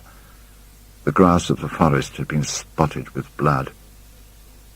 Then he wrote a note to Lord Henry, telling him that he was going up to town to consult his doctor and asking him to entertain his guests in his absence. As he was putting it into the envelope, a knock came to the door, and his valet informed him that the head keeper wished to see him. He frowned and bit his lip. "Send him in," he muttered, after some moments' hesitation. As soon as the man entered, Dorian pulled his cheque-book out of a drawer and spread it out before him. "I suppose you've come about the unfortunate accident of this morning, Thornton," he said, taking up a pen. Yes, sir," answered the gamekeeper. "Was the poor fellow married? Had he any people dependent on him?" asked Dorian, looking bored. "If so, I should not like them to be left in want. We'll send them any sum of money you may think necessary." "Oh, we don't know who he is, sir. That's what I took the liberty of coming to you about." "Don't know who he is?" said Dorian listlessly. "What do you mean? Wasn't he one of your men?" "No, sir. Never saw him before. Seems like a sailor, sir." The pen dropped from Dorian Gray's hand, and he felt as if his heart had suddenly stopped beating. "A sailor?" he cried out. "Did you say a sailor?" "Yes, sir. He looks as if he'd been a sort of sailor. Tattooed on both arms, that kind of thing." "Was there anything found on him?" said Dorian, leaning forward and looking at the man with startled eyes. "Anything that would tell his name?" "Some money, sir, not much, and a 6-shooter. There was no name of any kind. Decent-looking man, sir, but rough-like. Sort of sailor, we think." Dorian started to his feet. A terrible hope fluttered past him. He clutched at it madly. "Where is the body?" he exclaimed. "Quick, I must see it at once." "It's in an empty stable in the home farm, sir. The folk don't like to have that sort of thing in their houses. They say a corpse brings bad luck." "The home farm. Go there at once and meet me. Tell one of the grooms to bring my horse round. No, never mind. I'll go to the stables myself. It will save time." In less than a quarter of an hour, Dorian Gray was galloping down the long avenue as hard as he could go. The trees seemed to sweep past him in spectral procession, and wild shadows to fling themselves across his path. Once the mare swerved at a white gatepost and nearly threw him. He lashed her across the neck with his crop. She cleft the dusky air like an arrow. The stones flew from her hoofs. At last he reached the home farm. 2 men were loitering in the yard. He leapt from the saddle and threw the reins to one of them. In the farthest stable a light was glimmering. Something seemed to tell him that the body was there, and he hurried to the door and put his hand upon the latch. There he paused for a moment, feeling that he was on the brink of a discovery that would either make or mar his life. Then he thrust the door open and entered. On a heap of sacking in the far corner was lying the dead body of a man dressed in a coarse shirt and a pair of blue trousers. A spotted handkerchief had been placed over the face. A coarse candle stuck in a bottle sputtered beside it. Dorian Gray shuddered. He felt that his could not be the hand to take the handkerchief away, and called out to one of the farm servants to come to him. "Take that thing off the face. I wish to see it," he said, clutching at the doorpost for support. When the farm servant had done so, he stepped forward. A cry of joy broke from his lips. The man who had been shot in the thicket was James Vane. He stood there for some minutes looking at the dead body. As he rode home, his eyes were full of tears, for he knew he was safe. "There is no use your telling me that you are going to be good," cried Lord Henry, dipping his white fingers into a red copper bowl filled with rose water. "You are quite perfect. Pray don't change." Dorian Gray shook his head. "No, Harry, I have done too many dreadful things in my life. I am not going to do any more. I began my good actions yesterday." "Where were you yesterday?" "In the country, Harry. I was staying at a little inn by myself." "Oh, my dear boy," said Lord Henry, smiling, "anybody can be good in the country. There are no temptations there. That is the reason why people who live out of town are so absolutely uncivilized. Civilization is not by any means an easy thing to attain to. There are only 2 ways by which man can reach it. One is by being cultured, the other by being corrupt. Country people have no opportunity of being either, so they stagnate." "Culture and corruption," echoed Dorian. "I have known something of both. It seems terrible to me now that they should ever be found together. But I have a new ideal, Harry. I am going to alter. I think I have altered." "You have not yet told me what your good action was. Or did you say you had done more than one?" asked his companion as he spilt into his plate a little crimson pyramid of seeded strawberries, and threw a perforated shell-shaped spoon snowed white sugar upon them. "I can tell you, Harry. It's not a story I could tell to anyone else. I spared somebody. Oh, it sounds vain, but you understand what I mean. She was quite beautiful, and wonderfully like Sybil Vane. I think it was that which first attracted me to her. You remember Sybil, don't you? Oh, how long ago that seems. Well, Hetty was not one of our own class, of course. She was simply a girl in a village, but I really loved her. I'm quite sure that I loved her. All during this wonderful May that we've been having, I used to run down and see her 2 or 3 times a week. Yesterday she met me in a little orchard. The apple blossoms kept tumbling down on her hair, and she was laughing. We were to have gone away together this morning at dawn. Suddenly, I determined to leave her as flower-like as I had found her. I should think the novelty of the emotion must have given you a thrill of real pleasure, Dorian, interrupted Lord Henry. You have the most curiously boyish moods. Do you think this girl will ever be really contented now with anyone of her own rank? I suppose she will be married some day to a rough carter or a grinning ploughman. Well, the fact of having met you and loved you will teach her to despise her husband, and she will be wretched. From a moral point of view, I cannot say that I think much of your great renunciation. Even as a beginning, it is poor. Besides, how do you know that Hetty isn't floating at the present moment in some starlit mill pond with lovely water lilies round her like Ophelia? I can't bear this, Harry. You mock at everything and then suggest the most serious tragedies. I'm sorry I told you now. I don't care what you say to me. I know I was right in acting as I did.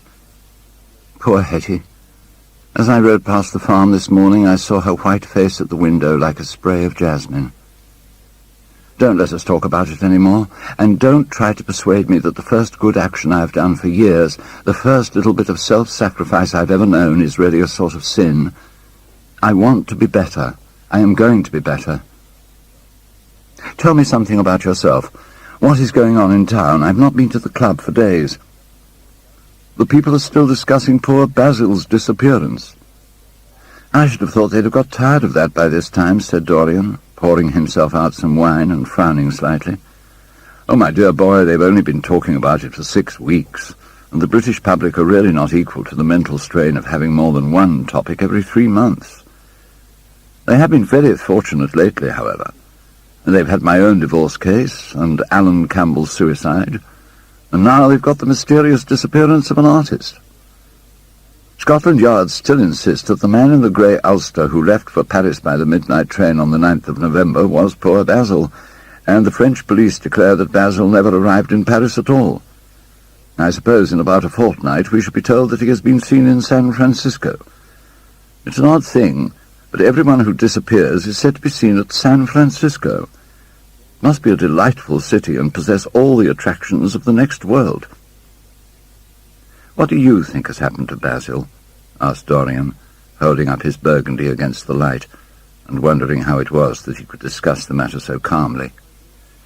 I've not the slightest idea. If Basil chooses to hide himself, it's no business of mine. If he's dead, I don't want to think about him. Death is the only thing that ever terrifies me. I hate it. Why? Said the younger man wearily. Because, said Lord Henry, passing beneath his nostrils the gilt trellis of an open vinaigrette box, one can survive everything nowadays except that. Death and vulgarity are the only 2 facts in the 19th century that one cannot explain away. Let us have our coffee in the music room, Dorian. You must play Chopin to me. The man with whom my wife ran away played Chopin exquisitely. Poor Victoria. I was very fond of her. The house is rather lonely without her. Of course, married life is merely a habit, a bad habit. But then one regrets the loss even of one's worst habits. Perhaps one regrets them the most. They are such an essential part of one's personality. Dorian said nothing but rose from the table, and passing into the next room sat down to the piano and let his fingers stray across the white and black ivory of the keys. After the coffee had been brought in, he stopped, and looking over at Lord Henry said, Harry, did it ever occur to you that Basil was murdered? Lord Henry yawned. Basil was very popular, and always wore a Waterbury watch. Why should he have been murdered? He was not clever enough to have enemies. And of course he had a wonderful genius for painting, but a man can paint like Velasquez and yet be as dull as possible. Basil was really rather dull. He only interested me once, and that was when he told me years ago that he had a wild adoration for you, and that you were the dominant motive of his art. I was very fond of Basil, said Dorian with a note of sadness in his voice. But don't people say that he was murdered? Oh, some of the papers do. It does not seem to me to be at all probable. I know there are dreadful places in Paris, but Basil was not the sort of man to have gone to them. He had no curiosity. It was his chief defect. What would you say, Harry, if I told you that I had murdered Basil? Said the younger man. He watched him intently after he had spoken. I would say, my dear fellow, that you were posing for a character that doesn't suit you. All crime is vulgar, just as all vulgarity is crime. It is not in you, Dorian, to commit a murder. I'm sorry if I've hurt your vanity by saying so, but I assure you it is true. Crime belongs exclusively to the lower orders. I don't blame them in the smallest degree. I should fancy that crime was to them what art is to us, simply a method of procuring extraordinary sensations. A method of procuring sensations. Do you think, then, that a man who has once committed a murder could possibly do the same crime again? Oh, don't tell me that. Oh, anything becomes a pleasure if one does it too often, cried Lord Henry, laughing. This is one of the most important secrets of life. I should fancy, however, that murder is always a mistake. One should never do anything that one cannot talk about after dinner. But let us pass from poor Basil. I wish I could believe that he had come to such a really romantic end as you suggest, but I can't. I dare say he fell into the Seine off an omnibus, and that the conductor hushed up the scandal. Yes, I should fancy that was his end.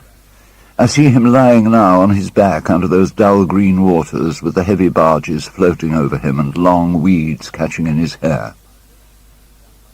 Do you know, I don't think he would have done much more good work. During the last 10 years, his painting has gone off very much. Dorian heaved a sigh, and Lord Henry strolled across the room and began to stroke the head of a curious Java parrot, a large grey-plumaged bird with pink crest and tail that was balancing itself upon a bamboo perch. As his pointed fingers touched it, it dropped the white scurf of crinkled lids over black glass-like eyes and began to sway backwards and forwards. Yes, he continued, turning round and taking his handkerchief out of his pocket. His painting has quite gone off. It seemed to me to have lost something. It had lost an ideal. When you and he ceased to be great friends, he ceased to be a great artist. What was it separated you? I suppose he bored you. If so, he never forgave you. It's a habit bores have. Oh, by the way, what has become of that wonderful portrait he did of you? I don't think I've ever seen it since he finished it. Oh, I remember your telling me years ago that you had it sent down to Selby, and that it had got mislaid or stolen on the way. You never got it back? Oh, what a pity. It was really a masterpiece. I remember I wanted to buy it. Wish I had now. It belonged to Basil's best period. Since then, his work was that curious mixture of bad painting and good intentions that always entitles a man to be called a representative British artist. Did you advertise for it? You should. I forget, said Dorian. I suppose I did. But I never really liked it. I'm sorry I sat for it. The memory of the thing is hateful to me. Why do you talk of it? It used to remind me of those curious lines in some play, Hamlet, I think. How do they run? Like the painting of a sorrow, a face without a heart. Yes, that is what it was like. Lord Henry laughed.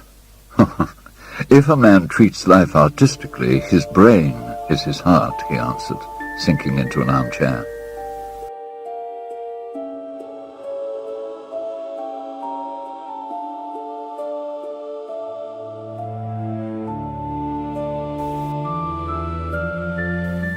Dorian Gray shook his head and struck some soft chords on the piano.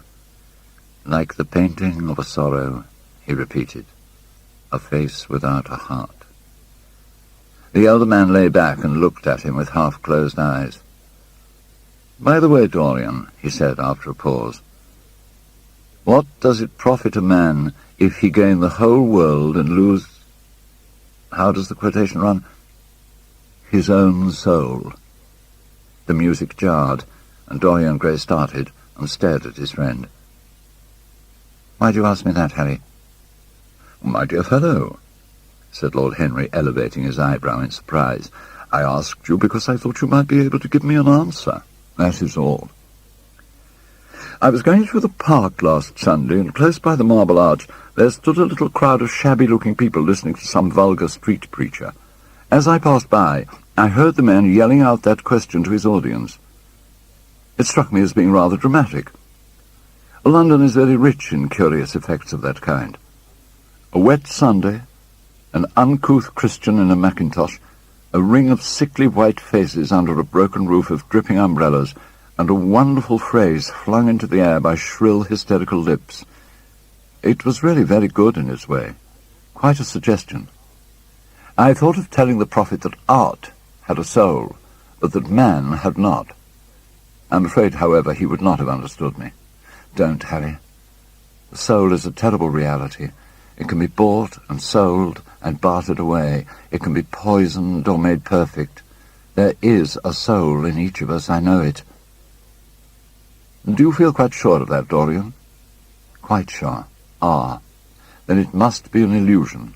The things one feels absolutely certain about are never true. That is the fatality of faith and the lesson of romance. How grave you are. Don't be so serious. What have you or I to do with the superstitions of our age? No. We have given up our belief in the soul. Play me something. Play me a nocturne, Dorian.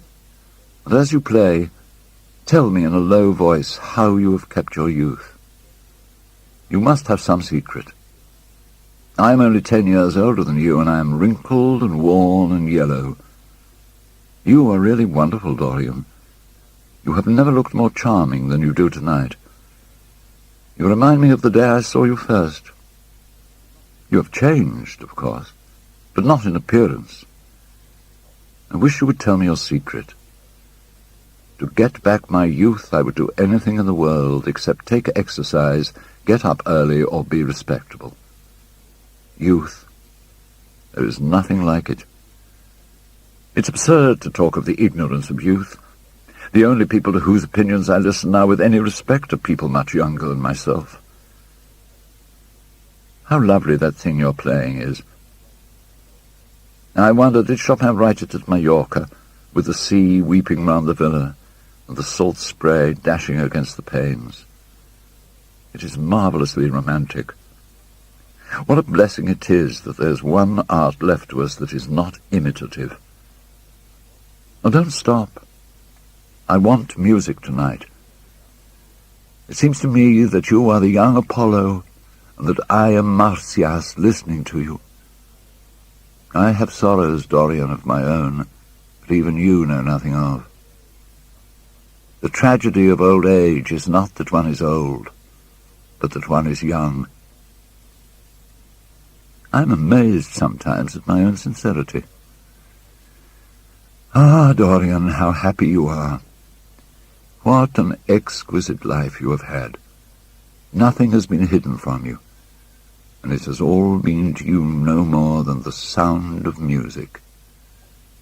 It has not marred you. You are still the same. I am not the same, Harry. Yes, you are the same. I wonder what the rest of your life will be.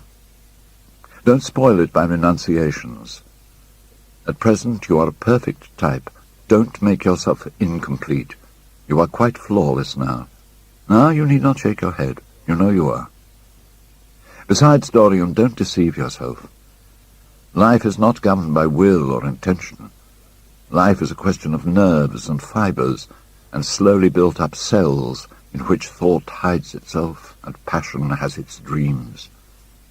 You may fancy yourself safe and think yourself strong, but a chance tone of colour in a room or a morning sky, a particular perfume that you had once loved and that brings subtle memories with it, a line from a forgotten poem that you had come across again, a cadence from a piece of music that you had ceased to play. I tell you, Dorian, that it is on things like these that our lives depend. Browning writes about that somewhere, but our own senses will imagine them for us. There are moments when the odour of lilas blanc passes suddenly across me, and I have to live the strangest month of my life over again. I wish I could change places with you, Dorian. I'm so glad that you have never done anything, never carved a statue, or painted a picture, or produced anything outside of yourself. Life has been your art. You have set yourself to music. Your days are your sonnets. Dorian rose up from the piano and passed his hand through his hair. Yes, life has been exquisite, he murmured, but I am not going to have the same life, Harry. And you must not say these extravagant things to me. You don't know everything about me. I think that if you did, even you would turn from me. You laugh. Don't laugh. Why have you stopped playing, Dorian? Go back and give me the nocturne over again. Look at that great honey-coloured moon that hangs in the dusky air. She is waiting for you to charm her, and if you play, she will come closer to the earth. You won't? Oh, let us go to the club, then. It has been a charming evening, and we must end it charmingly. There is someone at White's who wants immensely to know you, young Lord Poole, Bournemouth's eldest son. He has already copied your neckties, and has begged me to introduce him to you. He is quite delightful, rather reminds me of you. I hope not, said Dorian with a sad look in his eyes. But I am tired tonight, Harry. I shan't go to the club. It is nearly 11, and I want to go to bed early. Do stay. You have never played so well as tonight. There was something in your touch that was wonderful. It had more expression than I had ever heard from it before.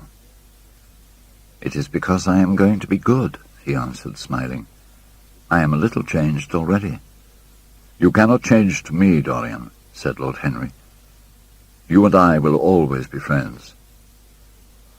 Yet you poisoned me with a book once. I should not forgive that. Harry, promise me that you will never lend that book to anyone. It does harm. My dear boy, you are really beginning to moralize. You will soon be going about like the converted and the revivalist, warning people against all the sins of which you have grown tired. You are much too delightful to do that. Besides, it is no use. You and I are what we are, and will be what we will be. As for being poisoned by a book, there is no such thing as that. Art has no influence upon action. It annihilates the desire to act. It is superbly sterile. The books that the world calls immoral are books that show the world its own shame, that is all. But we won't discuss literature. Come round tomorrow. I'm going to ride at 11. We might go together, and I will take you to lunch afterwards with Lady Branksome. Must I really come, Harry? Certainly. The park is quite lovely now. I don't think there have been such lilacs since the year I met you. Very well, I shall be here at 11, said Dorian. Good night, Harry. As he reached the door, he hesitated for a moment, as if he had something more to say. Then he sighed and went out. It was a lovely night, so warm that he threw his coat over his arm and did not even put his silk scarf round his throat. As he strolled home, smoking his cigarette, 2 young men in evening dress passed him. He heard one of them whisper to the other, "That is Dorian Gray." He remembered how pleased he used to be when he was pointed out or stared at or talked about. He was tired of hearing his own name now. Half the charm of the little village where he had been so often lately was that no one knew who he was. He had often told the girl whom he had lured to love him that he was poor, and she believed him. He had told her once that he was wicked, and she'd laughed at him, and answered that wicked people were always very old and very ugly. What a laugh she had, just like a thrush singing. And how pretty she had been in her cotton dresses and her large hats. She knew nothing, but she had everything that he had lost. When he reached home, he found his servant waiting up for him. He sent him to bed and threw himself down on the sofa in the library and began to think over some of the things that Lord Henry had said to him. Was it really true that one could never change? He felt a wild longing for the unstained purity of his boyhood, his rose-white boyhood, as Lord Henry had once called it. He knew that he had tarnished himself, filled his mind with corruption, and given horror to his fancy, that he had been an evil influence to others, and had experienced a terrible joy in being so, and that of the lives that had crossed his own, it had been the fairest and the most full of promise that he had brought to shame. But was it all irretrievable? Was there no hope for him? Ah, in what a monstrous moment of pride and passion he had prayed that the portrait should bear the burden of his days, and he keep the unsullied splendour of eternal youth. All his failure had been due to that.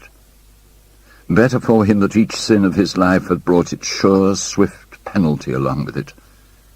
There was purification in punishment.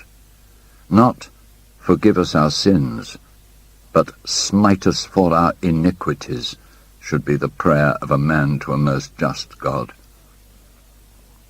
The curiously carved mirror that Lord Henry had given to him so many years ago was standing on the table, and the white-limbed cupids laughed round it as of old.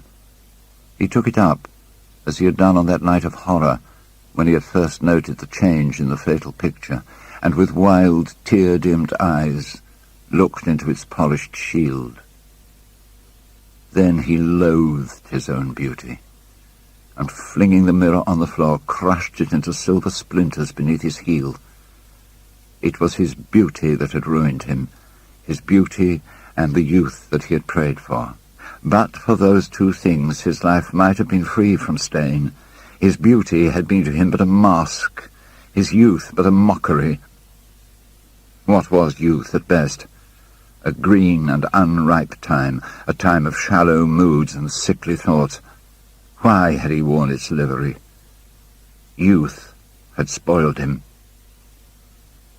It was better not to think of the past. Nothing could alter that. It was of himself and of his own future that he had to think. James Vane was hidden in a nameless grave in Selby churchyard. Alan Campbell had shot himself one night in his laboratory, but had not revealed the secret that he had been forced to know. The excitement, such as it was, over Basil Hallward's disappearance would soon pass away. It was already waning. He was perfectly safe there. Nor, indeed, was it the death of Basil Hallward that weighed most upon his mind. It was the living death of his own soul that troubled him. Basil had painted the portrait that had marred his life. He could not forgive him that. It was the portrait that had done everything. Basil had said things to him that were unbearable, and that he had yet borne with patience. The murder had been simply the madness of a moment. As for Alan Campbell, his suicide had been his own act. He had chosen to do it. It was nothing to him. A new life. That was what he wanted. That was what he was waiting for. Surely he had begun it already. He had spared one innocent thing. At any rate, he would never again tempt innocence. He would be good. As he thought of Hetty Merton, he began to wonder if the portrait in the locked room had changed. Surely it was not still so horrible as it had been. Perhaps, if his life became pure, he would be able to expel every sign of evil passion from the face. Perhaps the signs of evil had already gone away. He would go and look. He took the lamp from the table and crept upstairs. As he unbarred the door, a smile of joy flitted across his strangely young-looking face and lingered for a moment about his lips. Yes, he would be good, and the hideous thing that he had hidden away would no longer be a terror to him. He felt as if the load had been lifted from him already. He went in quietly, locking the door behind him, as was his custom, and dragged the purple hanging from the portrait. A cry of pain and indignation broke from him. He could see no change, save that in the eyes there was a look of cunning, and in the mouth the curved wrinkle of the hypocrite. The thing was still loathsome, more loathsome, if possible, than before, and the scarlet dew that spotted the hand seemed brighter and more like blood newly spilt. Then he trembled. Had it been merely vanity that had made him do his one good deed? Or the desire for a new sensation, as Lord Henry had hinted with his mocking laugh? Or that passion to act a part that sometimes makes us do things finer than we are ourselves? Or perhaps all these? And why was the red stain larger than it had been? It seemed to have crept like a horrible disease over the wrinkled fingers. There was blood on the painted feet, as though the thing had dripped. Blood even on the hand that had not held the knife. Confess? Did it mean that he was to confess? To give himself up and be put to death? He laughed. He felt that the idea was monstrous. Besides, even if he did confess, who would believe him? There was no trace of the murdered man anywhere. Everything belonging to him had been destroyed. He himself had burned what had been below stairs. The world would simply say that he was mad. They would shut him up if he persisted in his story. Yet it was his duty to confess, to suffer public shame, and to make public atonement. There was a God who called upon men to tell their sins to earth as well as to heaven. Nothing that he could do would cleanse him till he had told his own sin. His sin? He shrugged his shoulders. The death of Basil Hallward seemed very little to him. He was thinking of Hetty Merton, for it was an unjust mirror, this mirror of his soul that he was looking at. Vanity? Curiosity? Hypocrisy? Had there been nothing more in his renunciation than that? Oh, there had been something more.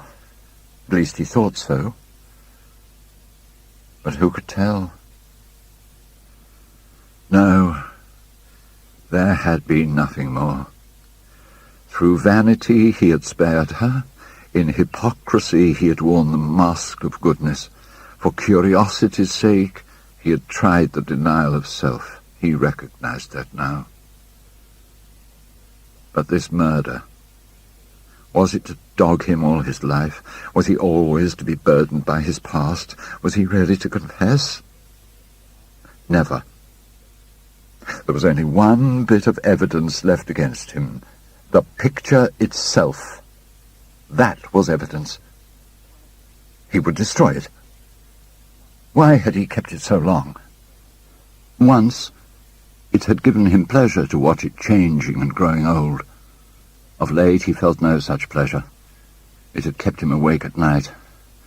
When he had been away, he had been filled with terror lest other eyes should look upon it. It had brought melancholy across his passions. Its mere memory had marred many moments of joy. It had been like conscience to him. Yes, it had been conscience. He would destroy it. He looked round and saw the knife that had stabbed Basil Hallward. He had cleaned it many times till there was no stain left upon it. It was bright and glistened. As it had killed the painter, so it would kill the painter's work, and all that that meant. It would kill the past, and when that was dead, he would be free. It would kill this monstrous soul life, and without its hideous warnings he would be at peace. He seized the thing and stabbed the picture with it. There was a cry heard, and a crash. The cry was so horrible in its agony that the frightened servants woke and crept out of their rooms.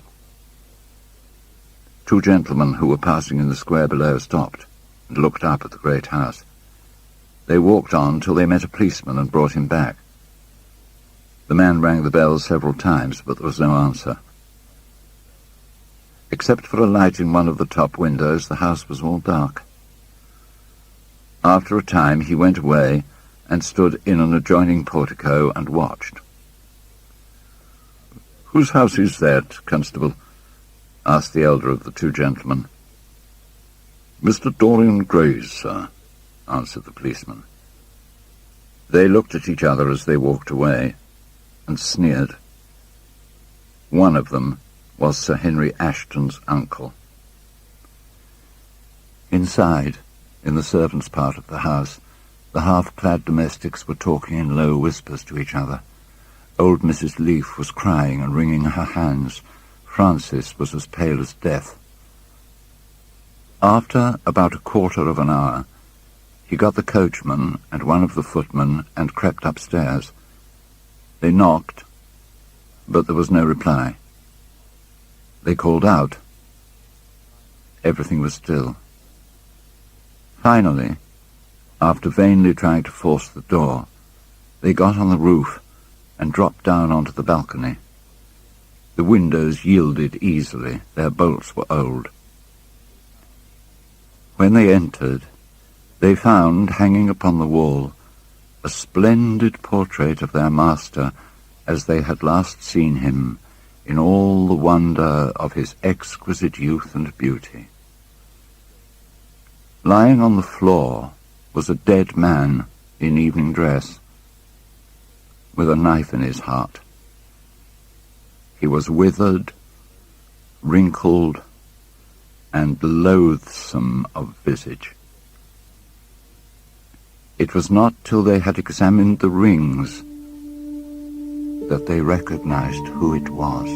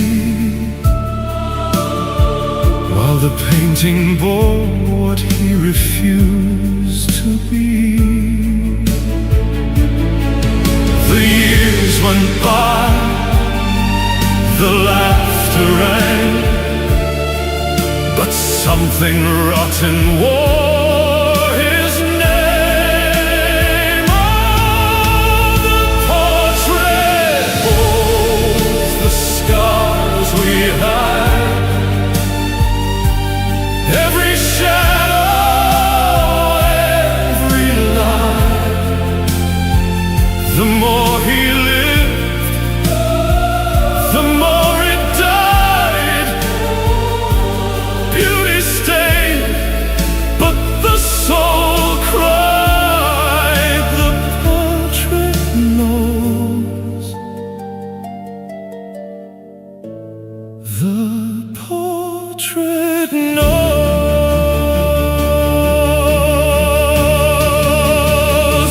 In the end, the truth demands its due. What we hide will always find its way to you. One final look, one final breath. The mask fell off and revealed death. Oh, the portrait holds the scars we hide. Every shadow, every lie.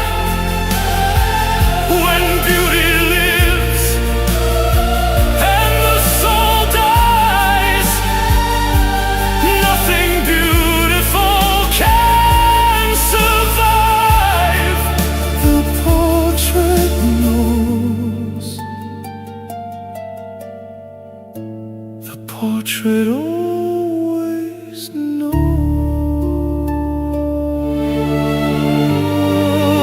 The portrait knows what we refuse to